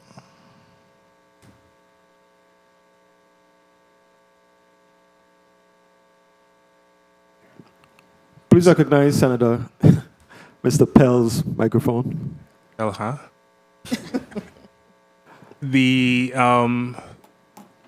7 homes for solicitation, as mentioned earlier, instead of putting the projects on hold and waiting for a large solicitation, as they come back from the design engineering firm, we send them out individually. The 7 homes, we had one that is going through evaluation right now, and we have another set that's going out this week. Mr. Pell, my good friend, so the middle of which month? The middle of March. It will be advertised next week. Yeah, we realize that the middle of March is now, right? That is correct. Okay. So, and again, every time this entity comes before us, everything sounds 30 seconds. Wonderful, but it seems like little to nothing being done. We're still at about 25 homes repaired in 6 years, and I think I heard something about the return of individuals' insurance monies. Are these monies in an interest-bearing account? Time. Valerie Shelfer, Chief Financial Officer. No, they're not. They're in escrow account, so they don't pay any interest. And at what point, I'll conclude here, Mr. Chair, if I may. You may wrap up, sir. At what point will these individuals know that they can get back their money if nothing is moving?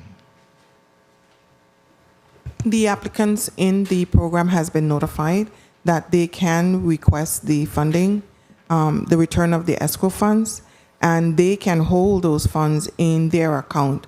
And when we do get to them in the program, they have the opportunity to put those escrow funds back into the program so that their duplication of benefit is addressed. And if they don't have those funds available at that time, when you come 4 years later again? There will be a duplication that is noted per the project. One of the things that we have been doing is looking at items that are not considered health and quality standard items that can be reduced from the scope, but still be able to perform repairs on individuals' homes. Thank you, Mr. Chair. Thank you all for your response. Thank you very much, Senator Gittins. I want to circle back around to a line of questioning that Director Clendenin responded to regarding the administrative costs of these projects. And we looked at one program, the Homeowner Rehabilitation and Reconstruction Initiative. I had singled that out. And Director Clendenin indicated that, as a rule of thumb, 5% of the budget is reserved for administrative costs. And in this initial item on the spreadsheet, on the Virgin Islands Housing Finance Authority activity delivery allocation, we've already exceeded the 5%, and the project is not even at the midpoint as yet. So I'm just trying to understand, or help me to understand, how that would be sustainable if we've expended $20.8 million in administrative costs, or administrative expenses, and the program is just pretty much in its infancy stages. How do you handle, or how do we handle a situation like that? Valdez Shelfer, Chief Financial Officer. The 5% is on the overall grant. All the tranches, so it's 5% for the Okay. whole CDBGDR funding. It's not just 5% on a project. Okay. So it's the overall. So in a situation like this, where the budget is saying $195 million, right, for the homeowner rehab reconstruction program, 195 million obligated, 24 million expended, 20 million expended for administrative costs. Is that sustainable for the life of the project? Yes, it would be, because some of the admin costs included there is also for payroll and different costs associated to the full grant. So it would be sustainable. Senator, may I? Yes, you may. The administrative cost that is being referred to would be for construction management services, for HORN, for any type of contractual service that we would utilize to assist us in execution of the program. For example, the senators talk about Amancorp.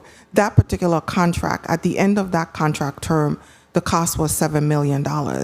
For HORN services, that particular contract amount was at or about, at the end of that, will be approximately $8 million.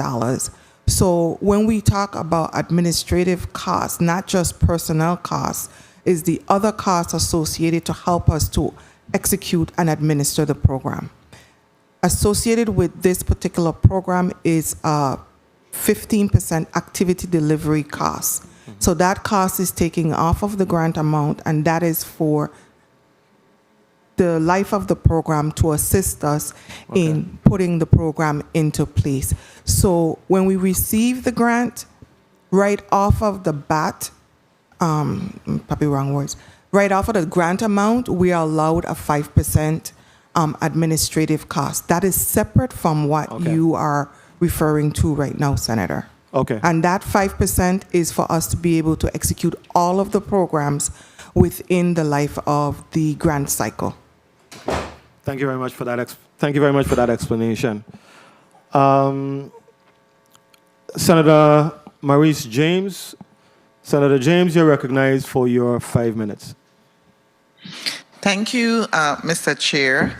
I am going to talk about the elephant in the room, which Director Octaline mentioned challenges, and she said concerns regarding retaining a reliable pool of qualified laborers, disaster management professionals, and affordable housing remains a high priority, and they are directly impacting getting projects off the ground. So 2026 is the deadline for spending CDBG, and the question is, how much of the total 1.9 billion in CDBG, DR, and mitigation funds are at risk of being returned to HUD if we're facing all these challenges? I think I heard her at one point say the word risk, and it immediately for me, I said, okay, that the biggest risk is money being returned. So can anyone answer that for me?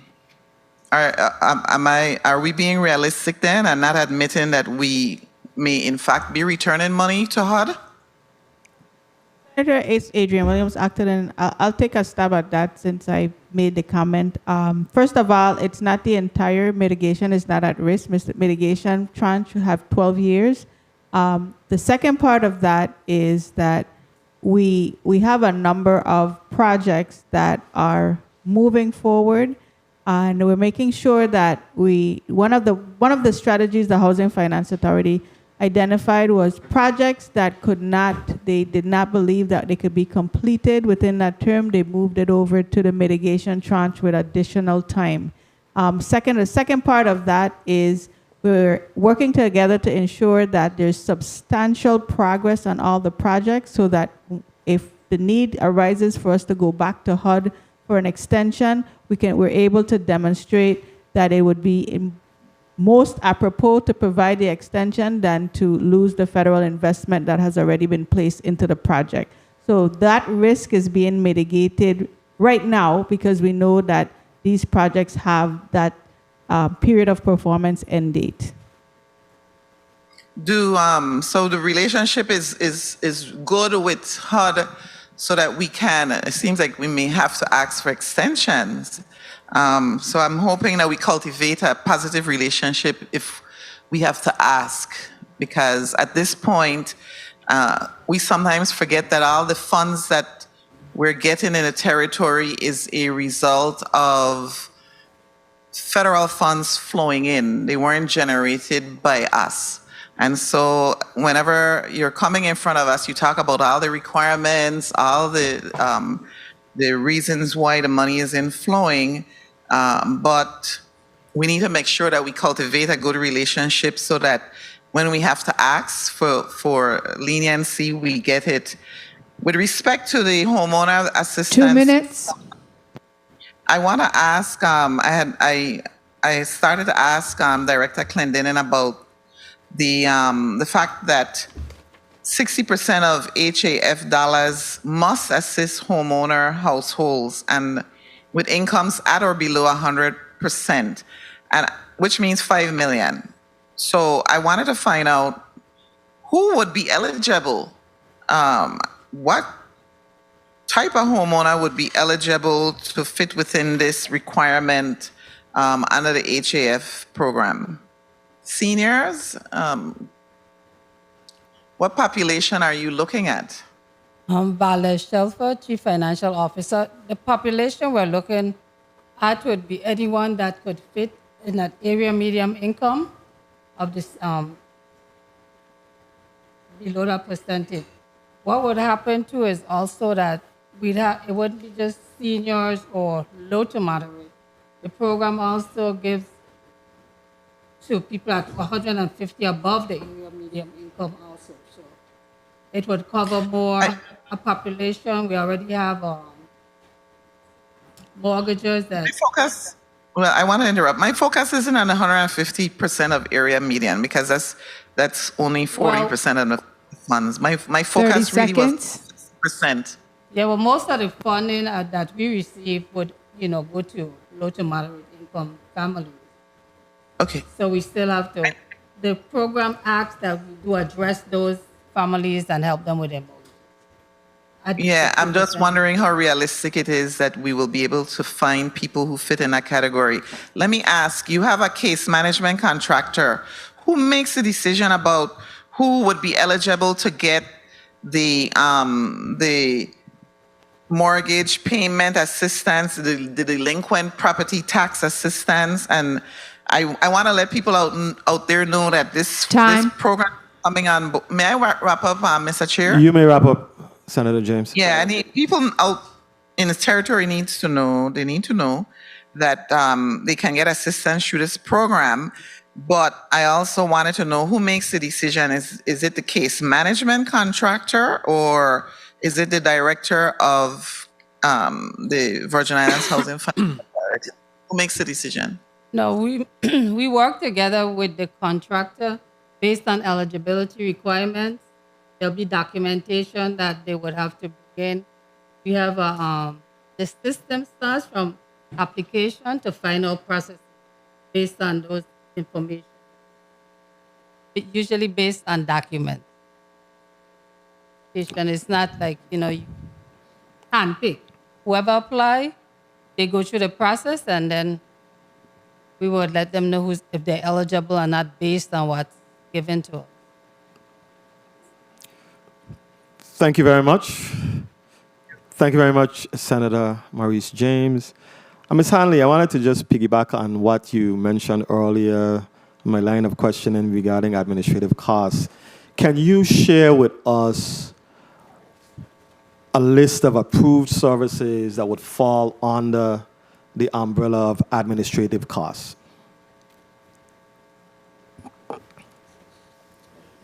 Senator, we will provide that information to you, Senator. Okay. Thank you very much. Senator Johnson, you're recognized for your 5 minutes. Thank you very much, Mr. Chair. I think my line of question was start with Ms. Williams-Acklin. The hazardous mitigation program has over $705 million pending with a 0% match to be extended. What are some of the projects pending with this program? I'm going to allow the Territorial Hazard Mitigation Officer to respond to that question, Senator.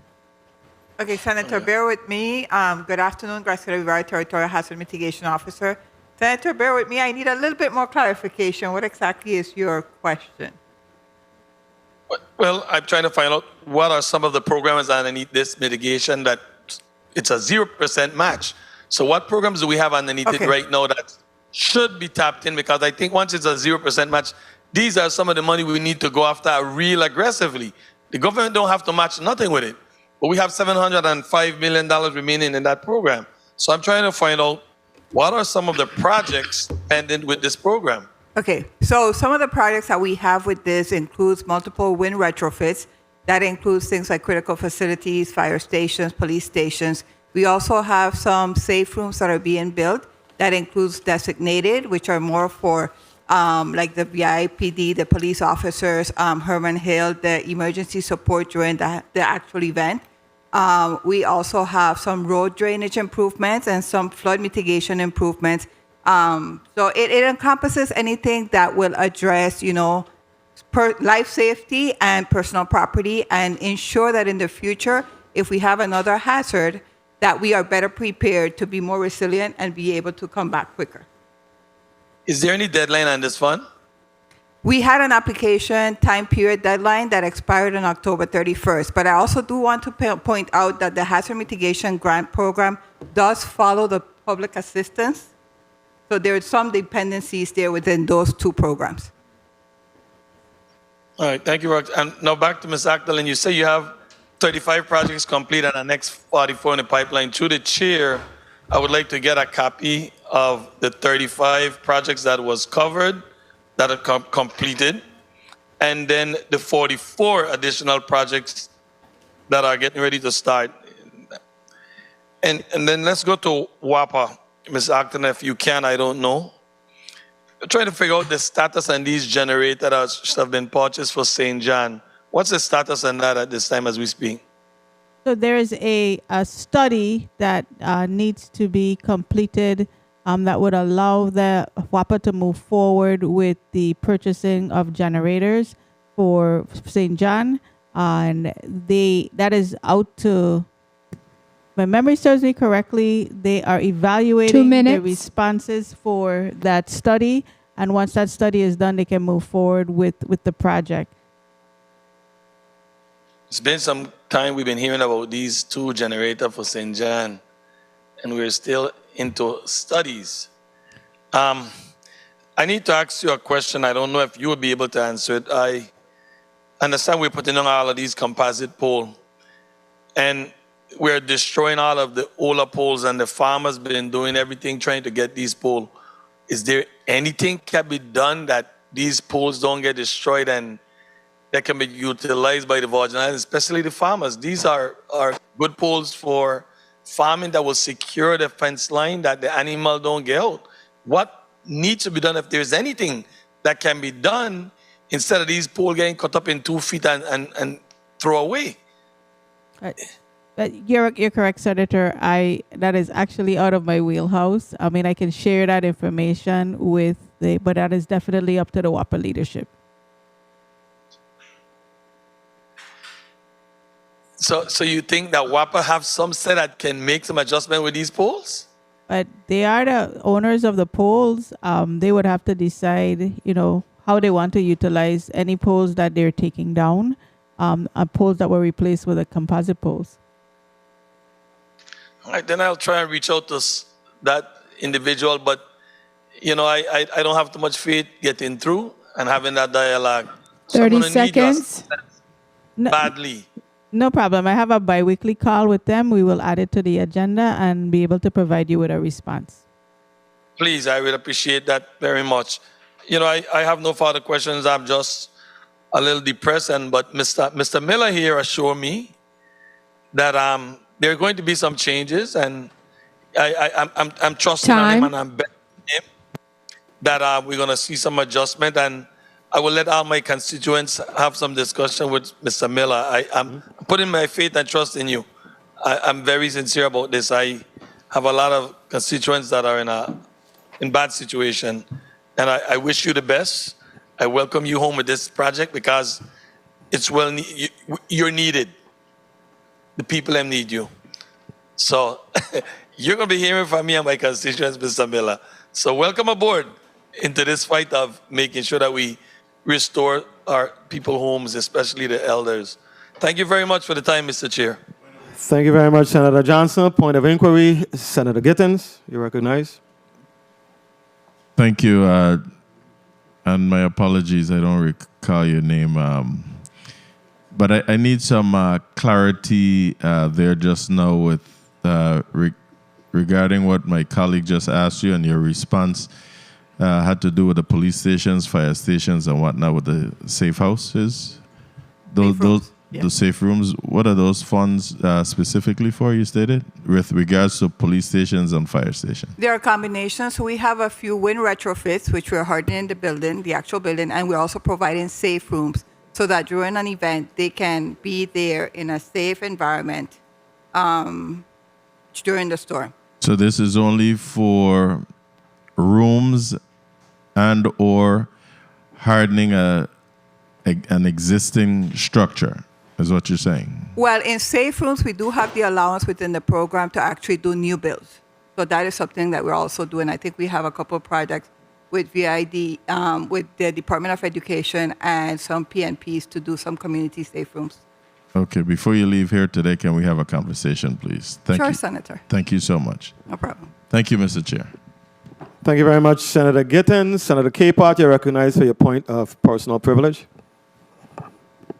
Thank you, Mr. Chair. I don't know if we're having a third round, but I just wanted to give a point of personal privilege as being your vice chair today in this committee. Unfortunately, I was not able to attend the funeral service for Mr. Loris Hansen, so I want to be able to offer the family of Ina Hansen, who's an employee of the legislature, condolences to her and her family, and also former Senator Hansen, who is the sister. I just wanted to give my condolences to the family as we are here doing the people's work, and some of us were not able to attend the funeral service. So my condolences. Thank you. Thank you very much, Senator Capehart. Our condolences are extended to the Hansen family on this very tragic loss. Senator Alma Francis Heiliger, you're recognized for your 5 minutes. Good afternoon once again to my colleagues, testifiers, people of the territory, and staff. My first set of questions has to do with studies. As it was mentioned before, WAPA is still waiting on a specific study in regards to the generator.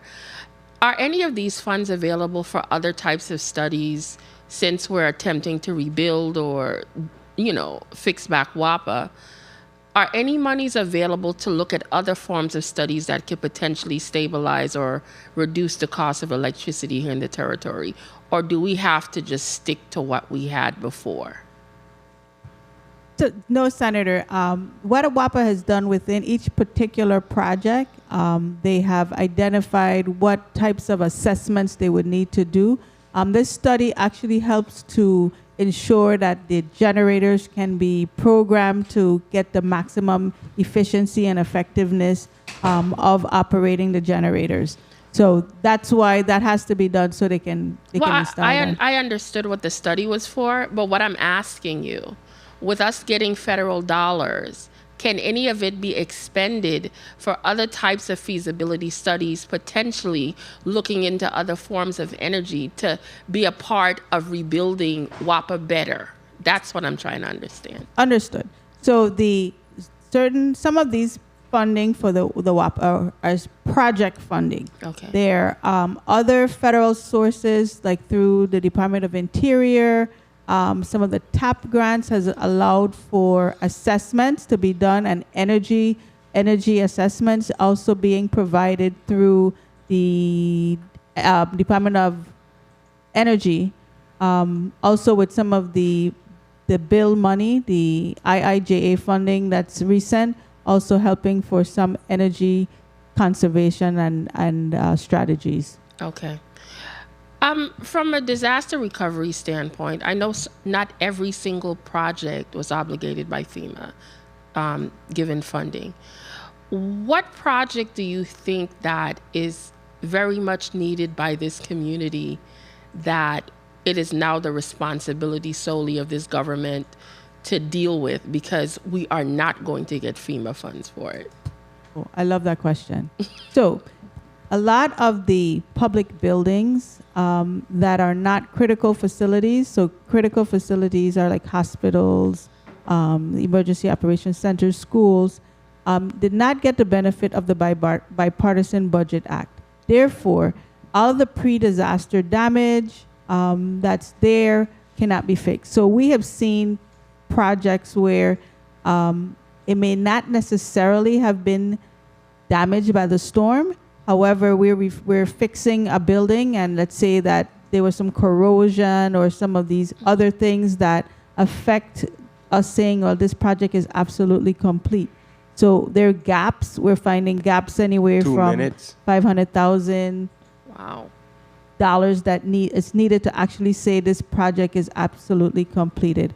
And then, of course, then there's the match. That's another story that really affects the ability to really restore our facilities to 100%. Okay, so that's a major issue for us financially as a government. Yes. We've been trying to identify funds to help, like, for instance, the parks. You have benches that are all painted up because FEMA said you can paint it, but it's missing. Someone tore out one of the strips, and we have to, planks, and we have to find funding to be able to replace it. Wow. And all these little things add up to millions upon millions of dollars. Yes. That we as a government have to find. That's correct. Wow. Okay. I want to tap into the aspect dealing with, you touched on schools, for example. Do you have an outline of, for example, you spoke about CHS, Central High School, VCB. Do you have an overall timeline as disaster recovery as to when these 30 projects seconds. are going to be completed? Because this is, you know, we're educating, we want our students in out of these modulars, but we have to have an idea as to when we're going to see some light at the end of the tunnel.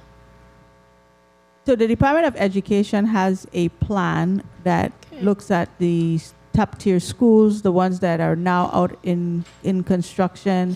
We're also waiting on, really, the challenge is waiting on FEMA to obligate the funds. We have the next set of projects. We just recently got replacements, decisions on schools. So schools that we thought we were going to repair, we are now going to rebuild completely. Replace, okay. So we're looking at 10 years before everything is actually completed, just because it'll take 2.5, 3 years to actually build a school. And we only have the capacity to have only so many large projects going on at the same time. So simultaneously, we're going to be in this for a while. Well, may I just wrap up quickly? Yes, you may wrap up, Senator. Thank you. Well, I want to thank you guys for your responses from the disaster recovery aspect and even from the housing aspect. But at the end of the day, as much as I appreciate the hard work, the individuals that continue to deal with the issues, as their representative, a lot of times that frustration, how do we continue to quell it? And I think there's a lack of communication where, whether it's calling into these agencies or us as a government doing a much better job at putting out information to the public so they could better understand. So I think I understand that some of these projects are going to take an extended period of time, but if we could do a better job at educating and communicating to the public, I think it would go over a lot smoother. And that's just my perspective from speaking on the side of individuals that are dealing with some of these agencies, and a lot of their frustration is just not even getting responses back. Okay, thank you, Mr. Chair, for the additional time.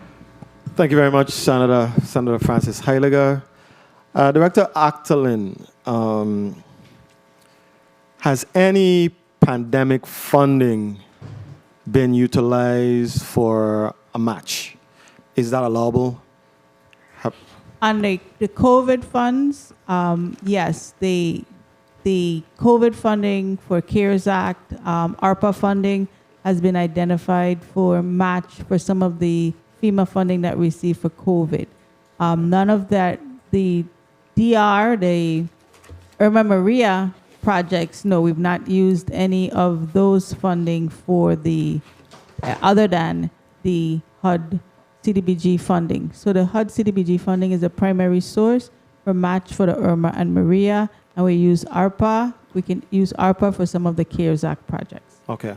So you intend to do that, to utilize, as far as just your overall strategy, that is a part of the strategy. That's a part of the strategy. However, the second part of that is that there's insufficient CDBG funding for match. So we anticipated early on that the disaster would have been, the public assistance amount would have been about $5 billion.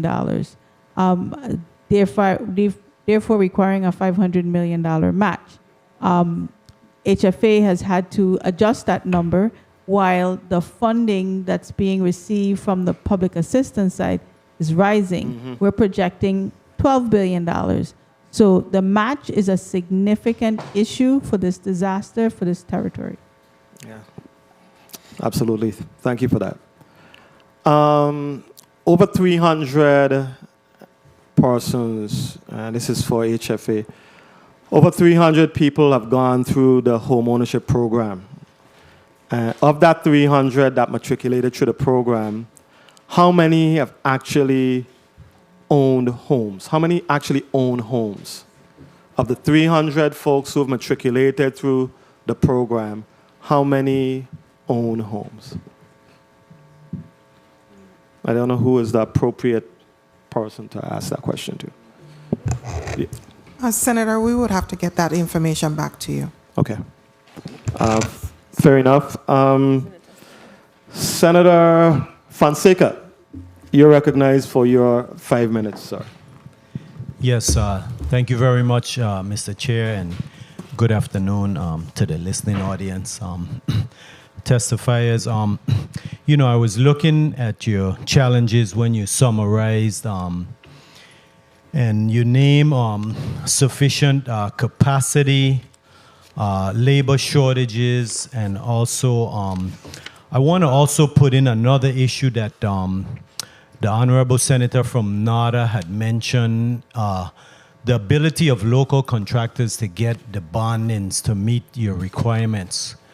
Because, you know, I've been looking at it here. It's you're projecting about 10 billion. I know it's 7,331,000,000 been obligated, but with the FEMA public assistance is 6.9 billion. The hazard mitigation grant is 845 million. HUD is 1.9 billion. Department of Transportation 85 million, and other is 220 million.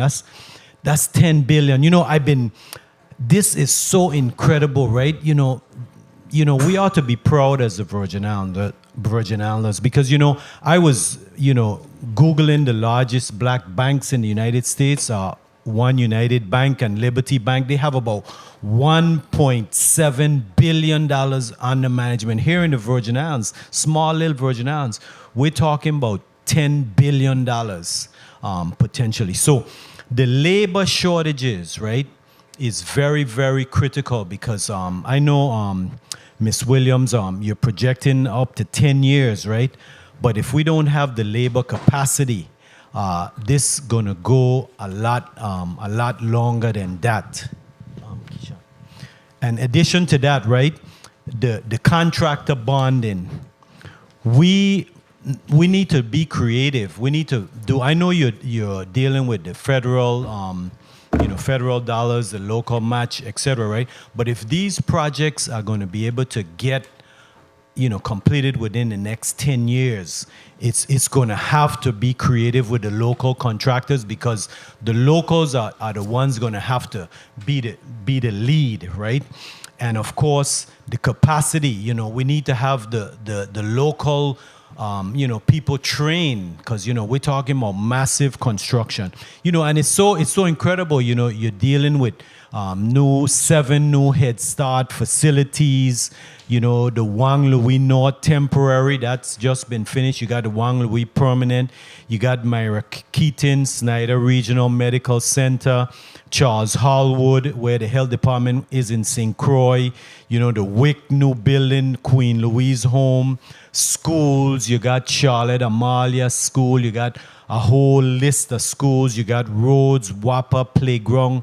This is incredible, so I want to congratulate you. It's a mammoth task, but the capacity and the labor shortages and the contractor bonding is going to continue to creep up because you have to have that capacity because someone is going to have to build. We're talking about, for the most part, this is construction, so somebody going to have to build. And So we need to concentrate on that. I don't know if there's any way that you can be creative to allow the local contractors to have a bigger share. The bonding is always an issue with the contractors. So, Ms. Williams, give me some of the ideas what you had as far as capacity and increasing the local contractor participation. Senator, we've had a 1 minute. We've spoken about that. We've met with a number of companies who would want to have more relaxed regulations to allow more contractors to be able to comply. Building with federal funds is not easy. They need to have the bandwidth, the financial backing to be able to support some of the projects of certain size. The RAND study that was done, commissioned by FEMA, said that if every able-bodied person in the Virgin Islands was working, we would need 5,000 more workers. And this was 3 years ago when this was done. So that we've been looking at maybe creating some more government programs, looking at the Government Development Bank to see if there's an opportunities there. It would require infusion of cash to be able to support that. But we would need to attract other contractors outside of the Virgin Islands that already have the capacity and the experience to build with federal funds. Thank you very much, Mr. Chair, for that time. Thank you very much, Senator Fonseca. Before your point of inquiry, Senator, the chair would like to recognize the presence of non-committee member, Senator Javon James. Welcome, Senator James. You may proceed, Senator Francis Heiliger. To the chair, to testifier Williams Octolane. My question to you has to do with the Charlotte Kimmelman Center. I get quite a lot of phone calls from residents asking about that center. When I had the opportunity to speak to members of the hospital, they did share about their back and forth with FEMA and what the final decision was. But from a perspective of time-wise, do you have an idea of where they are right now with that project and a potential completion? Because when you live on an island and you can't really get up and travel to get cancer treatment, it's quite difficult. Yes. So, and that is critical to some of the people that live here. Yes, and when we shared that concern with FEMA, we let them know that this is the only support for cancer patients, so that project was prioritized for St. Thomas. It is obligated. Okay. The demolition, they started off with, of course, doing the selective demolition of the building, so the whole thing is not coming down. Mhm. That is finished. Okay. You're now putting it out to bid for a contractor.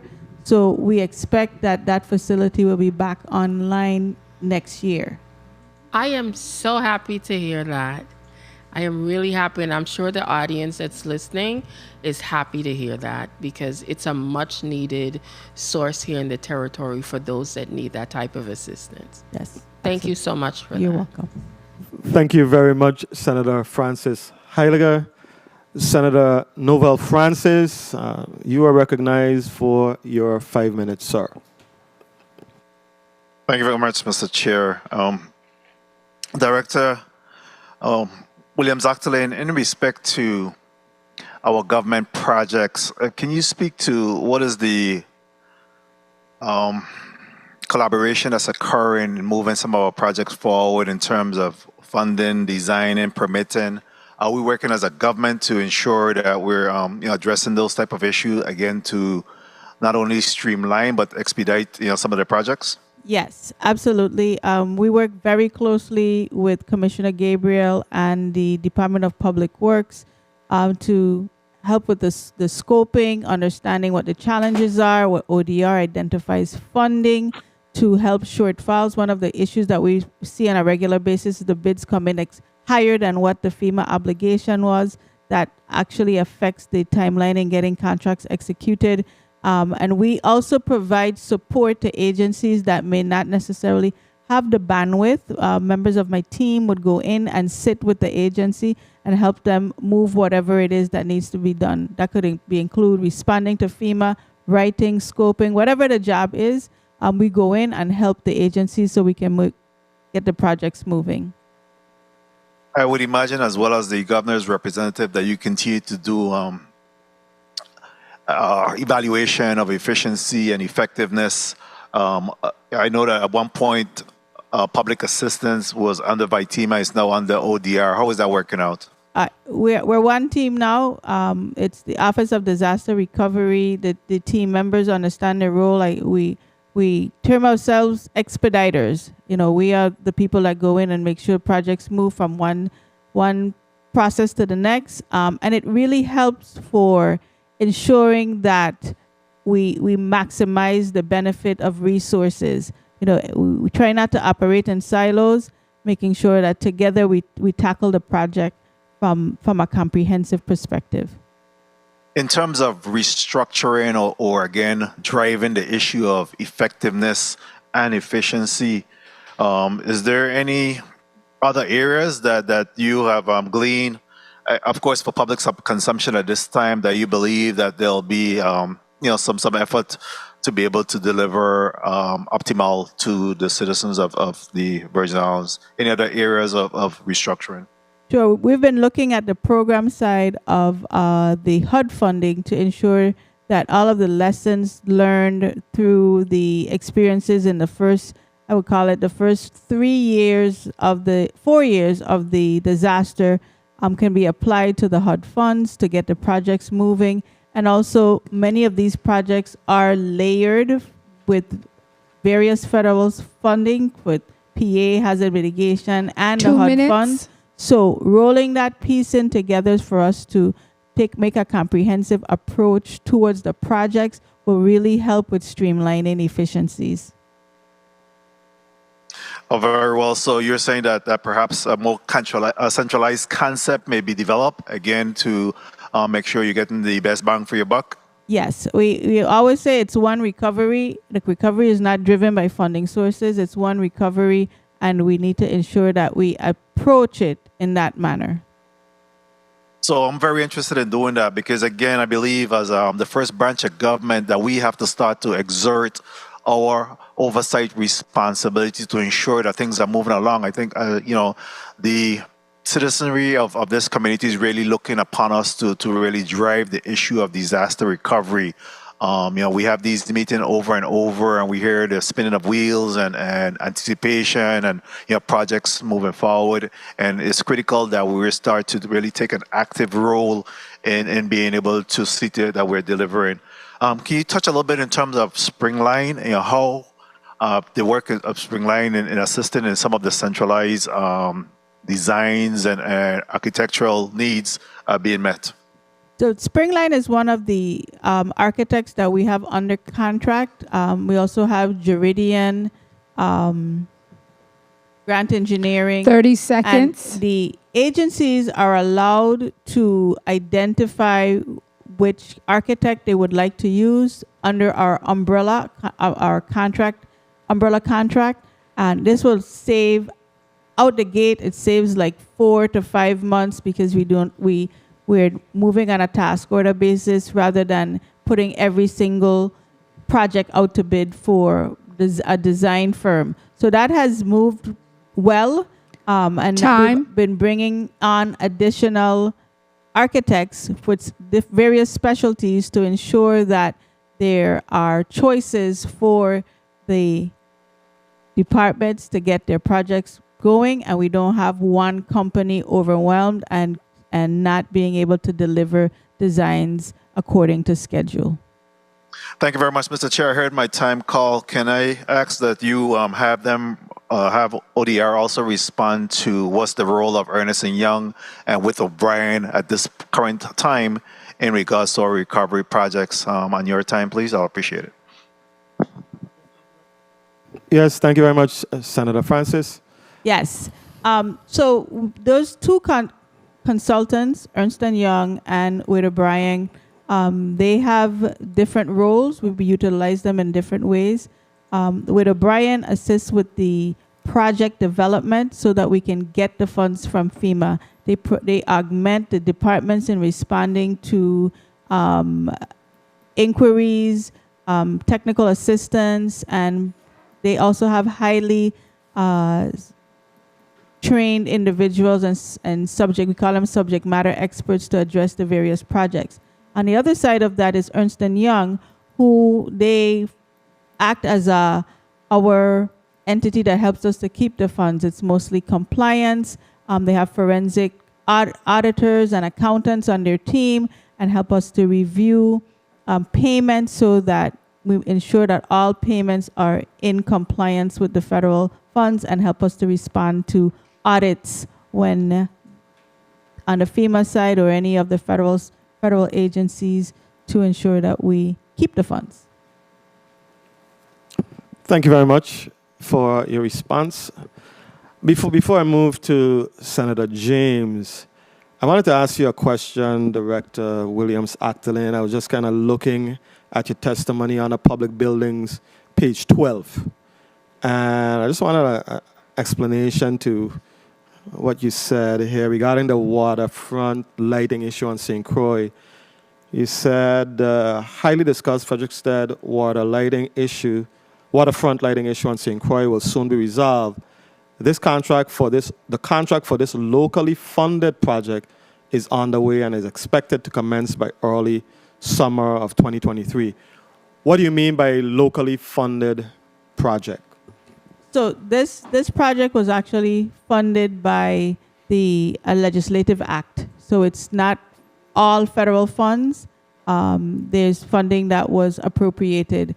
And there's also a project worksheet that augmented the work on the waterfront. So that's why we're actually tracking, because this is the last piece to actually get lighting on the waterfront in Frederickstead.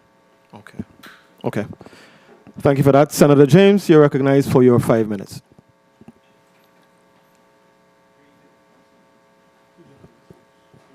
Please recognize Senator James's mic. Greetings to the people of the U.S. Virgin Islands. Greetings, testifiers.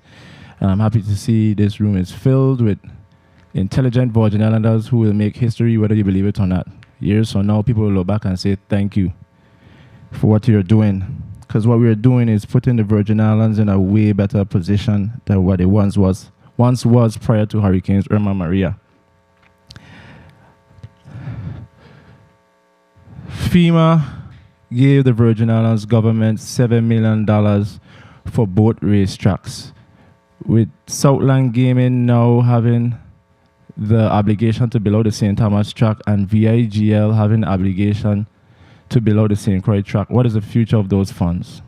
So what would have to happen, and Commissioner White is actually exploring that to create, augment funding for other parks. He has several initiatives. So what we would need to do is to, once that plan is delineated, send it into FEMA, they approve it, we can have an alternate use of the funds that was obligated for the tracks. Thank you for placing that on the record. And the St. Croix Central High School Gymnasium, I like the temporary structure.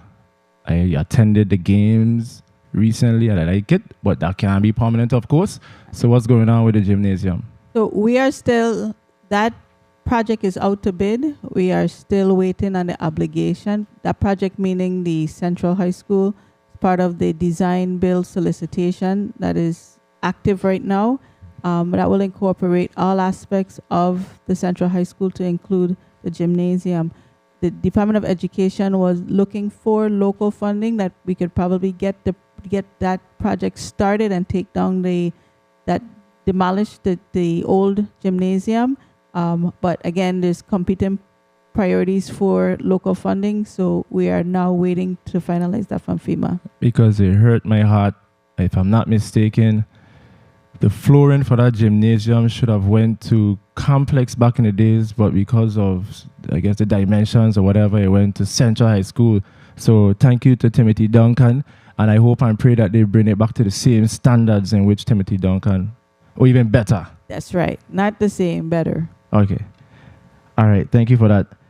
And I see where you mentioned Christiansted roads, and I know you can't place all the information in there, but I'm asking you, please, the road leaving from Seabourn Airlines heading towards government parking lot before the intersection for Florence Williams, it is horrible. And you know, we have a rental car company there, we have Seaborn, we have individuals coming to the Virgin Islands for the first time from St. Thomas, leaving a nice little port on St. Thomas, coming to St. Croix and Boogadoom Brown, big patrol. You could go fishing in there. Let's make that a project when it comes to Christiansted Roads, please. So I can provide you a quick update on that. 2 minutes. The wastewater lines are under contract right now, and they are waiting for the materials to arrive. Once the material arrives and they upgrade the wastewater lines, then the road will be repaired. I'm happy to know that. And the Melvin Evans Highway, congratulations to the entire team. I know the last time you came before this body, I inquired about, I think it's the $1.something million. I see that we have some action going on there. With the amount of funding that you have, how many of the lights or the section of the highway would be benefited or impacted by those funds? So when in our discussions with DPW, the proposal was for the entire highway, but there are some, you're correct, there are some funding constraints, and we probably need maybe about 60% of the lights will be replaced, but DPW is still assessing. On a local level, say for instance, we find some funding somewhere sitting in government, how much will you need to match what you currently have to light up, not all, but majority of the Melbourne Evans Highway? So I believe that the funding we have will light up a significant portion. I do not want to sell myself short and give a number, but we'll definitely get that back to you. Please. I want to make sure that the highway that is named after 30 our seconds. last appointed and first elected governor looks good. His history went down as doing some of the most infrastructure changes in VI government, especially with roads, and that's why they found it fitting to name that road after him. And I see where you have the UVI multi-purpose complex. When I was the chair for the Committee on Youth Sports, Parks and Recreation, I think I brought in Mr. Darrell Griffith at the time and yourself, and we had a presentation, and they gave us the breakdown of the timelines and what have you. And I know you mentioned it briefly. You mentioned MIT approval. What does that mean, and what can we expect after that? This is along the lines of what Senator James and this other Senator James asked.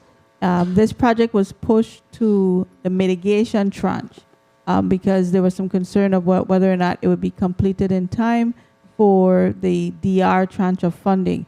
That what will happen now is we're expecting the mitigation tranche programmatic agreement somewhere in April.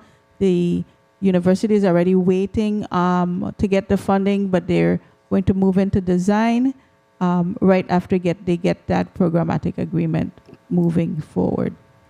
And I will just wrap up by saying, for those who are not aware of what I'm talking about with the UVI multi-purpose complex, yes, it's going to be used for sports, but most importantly, it's going to be used as an hardened shelter during a natural disaster or whatever the case may be. And I look forward to seeing that. Thank you, Mr. Chair, for the time. Thank you, Senator James. Director Williams-Actolin, in your testimony, you mentioned that there will be created a utility coordination office for project management and coordination. Can you explain how this office will look, when you plan to stand it up, where will it be housed, that sort of thing? So that is a proposal on the table now. The utility coordination team that meets and their representatives from all the utilities, local and government and private sector. And we're proposing that this happens. It's probably out of Department of Public Works. It is a proposal right now where these are strategies. It's an unfunded proposal, but those are the things that we're working towards in making sure that happens. How it exactly would look at this point is not final, but we are brainstorming. Okay. So in the brainstorming phases, you don't have some specific person that's dedicated to making that happen.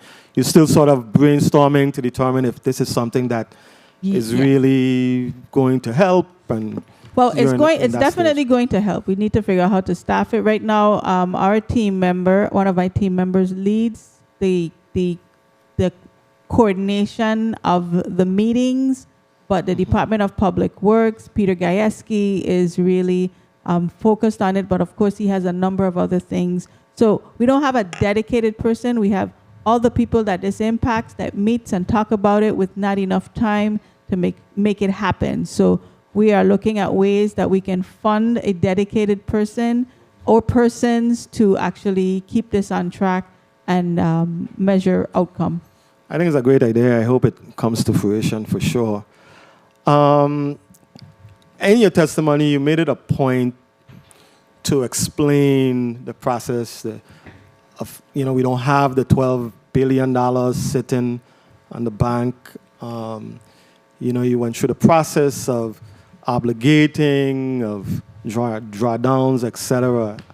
Can you tell the public in general why the importance of obligating funds? Yes. My pleasure. We painstakingly do this, and at every opportunity we have, we share with the public that when we hear $12 billion, it is not sitting in a bank. It is on a reimbursement basis where we have to do the work and then be able to draw down on the funds. And also, we need to actually have funds or been obligated funds to draw down on. People ask, well, why aren't the schools fixed? Because we've not received the funding yet from FEMA to fix the schools. We say that the money is projected because we have a cost into FEMA. We're saying, we believe it'll take $90 million to repair this school, and FEMA goes back and forth and say, yes, well, prove it to us. And we send them information, and it goes back and forth until the funds are obligated. When the funds are obligated, it's kind of like a line of credit where we will start the work and then draw the funds down from the obligation. So those understanding the challenges with the recovery and how it actually works, that's why we spend time to share that, because that contributes to the timeline to getting projects done. Point of inquiry. How comfortable are you that we will be able to obligate a large percentage of the funding that we have out there, the potential funding? And what happens when, and I know, just from a federal standpoint, if monies are there, in jurisdictions that do not pay federal taxes, for example, are we more in jeopardy of losing funds if these dollars aren't obligated than we may think? Or am I exaggerating the potential? So we're on the disaster we just did our 5-year report, and the disaster really is in the closeout of the obligation phase. So the very first part of the disaster, you really work to get the funds so you can start your project. Right. When we started in 2019, we didn't have any permanent projects obligated. It was just the work that was done was really on WAPA.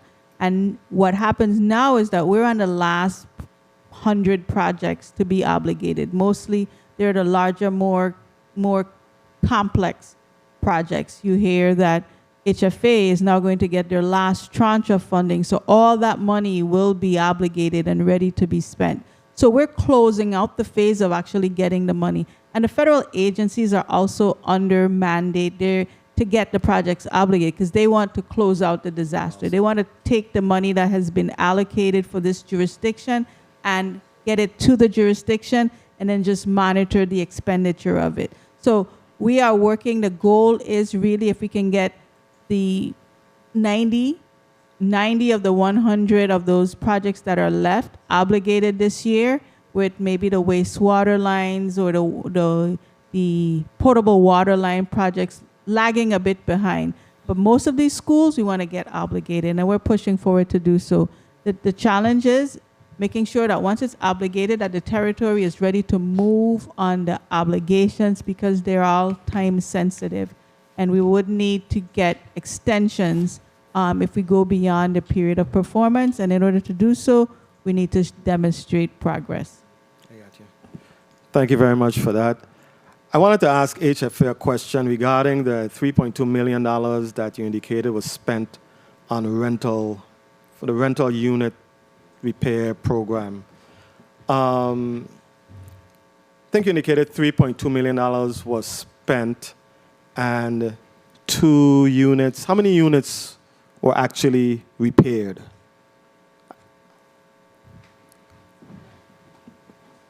Hanley, Director of Programs. For the rental program, 2 units were repaired. Okay. 2 units were repaired. And did we spend $3.2 million to repair 2 units, or is that? That is what's also caught up in the administrative costs that we need to provide you the details of as well. Okay. Okay, thank you for that. Point of inquiry, Senator James. My point of inquiry, and bear with me if this question was asked before I was not here for the first block, but I saw where you referenced the David Hamilton Jackson Terrace and Alfonso Piggy Gerard Complex revitalization. That is for the VA Housing Authority. My question is the project for the John F. Kennedy Housing Community dependent on the progress or how fast we move with the David Hamilton Jackson Terrace and Alfonso Piggy Gerard Complex revitalization? Because I know there was a conversation on the Senate floor and the mandate came from the governor that do not lay down anything until you rebuild something of that nature.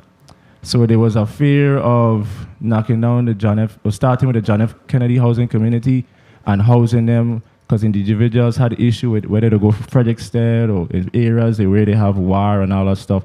So my question is it dependent on the progress of the David Hamilton Jackson Terrace and Alfonso Piggy Gerard Complex revitalization, or will we hear an update about that at a later time for John F. Kennedy? Senator, I'm sorry, the information that you have, Ann Hanley, Director of Programs, is specific to the applications that are received by HFA from Housing Authority and how they position the projects and how they roll out the projects. As it relates to that particular community, I don't know when they will be doing any activities associated with that. Because I have a lot of constituents and friends who live there, and every time they're asking me when they're going to do X, Y, and Z. Because it's also it's a bill that I also passed that is also dependent on when that project will be built, and that's the naming of the road for Euclid P.D. Prentice Jr., which has nothing to do with y'all, but I know they're not going to pave that road until they start the John F. Kennedy Housing Community project. So I also wanted to get an idea of that. So I will continue to monitor that situation because I want to see that road paved and, of course, the project completed. Thank you very much, colleagues. We have exhausted our line of questioning. Thank you very much, testifiers, for staying the course. But before you go, I wanted to ask just one final question to the remaining HFA folks. Has HUD asked or informed HFA of any potential repayment of funds of any kind? You miss. You want to get I will allow Alana Lavenier. Okay. She is the policy director. Okay. Ms. Lavenier? Good afternoon, Alana Lavenier, Director of Policy, Procedure, and afternoon. Regulatory Service. In one of our findings dating back to about 2020, there may be a repayment being requested. However, I am fully researching that before any repayment is paid to HUD. We are researching all of the different rules, regulations, and policies, and so that has not been final. Okay. In 2020, can you explain a little more about what that funding is all about? So that was in regards to a procurement, and I can provide you with more information on that. Okay. Thank you very much. Colleagues, we've exhausted our questioning for these ladies who were, yes, will you have very, very, very, very quickly, Senator Gittins. apologize. I'm standing between lunch and these ladies. But I just wanted to ask quickly from ODR the status of the road repair appeals. And you mentioned Ms. Actalin in between me leaving earlier. I heard you mention something about bridge repairs or funding for bridge repairs and whatnot. And I wanted to ask the status of the bridges on St. Croix that are in such disrepair. So the first question, Senator, the appeals for the roads have been denied. We've appealed, did the second level of appeal, and that was denied. So what we've done now is start to look at other federal resources to fix the roads that were affected. And the bridges are being done on under federal highway. There's bridge work that's in design. I know the one by agriculture, that bridge there. The Frederickstead Bridge has a temporary solution. It is not in the initial set of funding that is supposed to be utilized. So the Department of Public Works is working with Federal Highway for a long-term solution for that bridge. And I know you're not the inspector of those projects, but please, for those bridges, I've been making this observation for quite some time and keep talking about it, and I haven't seen anyone move on it. And of course, this will probably be for Public Works. But I want you all that live on St. Croix to do me a favor. When you approaching these bridges, look at where the signs are, where they're posted. These signs are posted just before the bridge that no vehicles over X amount of pounds supposed to drive over the bridge. So when I reach there and I see that sign, where am I supposed to turn? So just think about it. I'm asking you to make that observation, and as you continue your application process and you're in dialogue with these agencies, please have them adjust those signs. Thank you all for all that you're doing. I know people are frustrated, but again, please, let's just try to get these projects moving. Thank you, Mr. Chair. Thank you very much, Senator Gittins. Ladies and gentlemen, thank you very much for your time. I know it's never really a pleasant experience coming before the Senate. I've been on the other side of it as a department and agency head. I know this is a critical situation that we're dealing with the recovery process. A lot of what we're doing for the first time. So there are going to be some ebbs and flows in the process, and there is definitely a learning curve. But I am very hopeful and optimistic that we are going to see this recovery process through, and we're not going to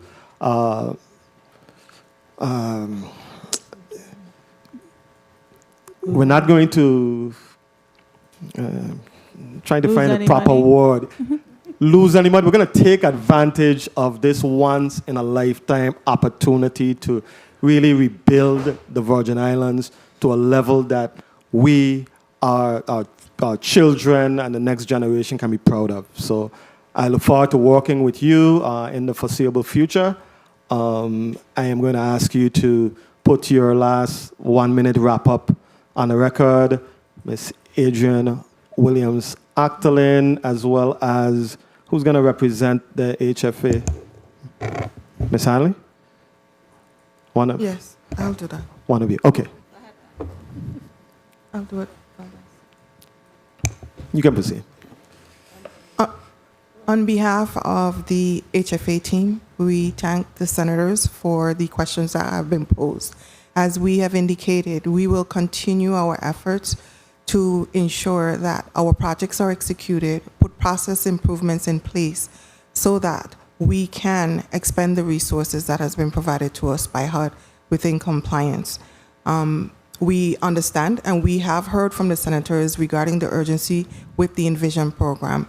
I want to ensure everyone that we are doing everything within our power to ensure that we are successful with that particular program. And thank you very much to the staff of VIHFA for your hard work. One question for you, Ms. Hanley, and I need to do this. Can you once again, because I got a text from someone. When you're here and at these meetings, people just communicate with you. I got a text from someone who said that, look, I am assisting my 86-year-old mother-in-law with an issue with the program, and someone has come by to inspect 5 times, and we've seen really no progress, no improvement at all. And when they call, and this is a familiar thing, when they call, no one picks up, no one returns the call. Can you share with us a person and an email and a number that the listening public can contact with a scenario like this? Sure. I would allow Ms. Jamila Perez to put her number on record. Okay, Ms. Perez?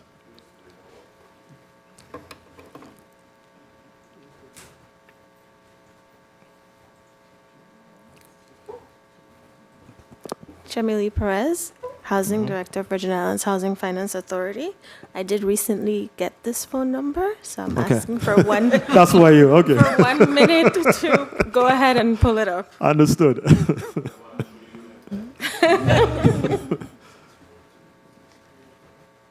Okay, I'm hearing it's 340-642-6305. Tell it to me one more time. 340 642 6305. Okay. Thank you very much. Is that email and a name? So my name is Jamila Perez, and I can be contacted by email jperez@vihfa.org. .gov. So I'll repeat that one more time for you. Yes. That's jperez@vihfa.gov. .gov. Thank you very much, Ms. Perez. Ms. Ms. Williams Actolin, you may proceed with your wrap-up. Thank you, Mr. Chair. Just wanted to express our appreciation for this committee and highlighting the work that needs to be done and the opportunities that are presented here for the Virgin Islands to transform. We are long past recovery. We're actually in transformation. And this is a Herculean task with all the various moving parts. And so I do want to express my appreciation to my team, who understands that if we get it done tomorrow, it still wouldn't be fast enough. And it's every day is a deadline, but we keep pushing forward. And I truly, truly appreciate all of you. I also appreciate the team across the government, the Department of Public Works, that we work hand in hand with, also to FEMA, and also the HUD representatives that we work to ensure that we get this funding. There's a lot of challenges before us.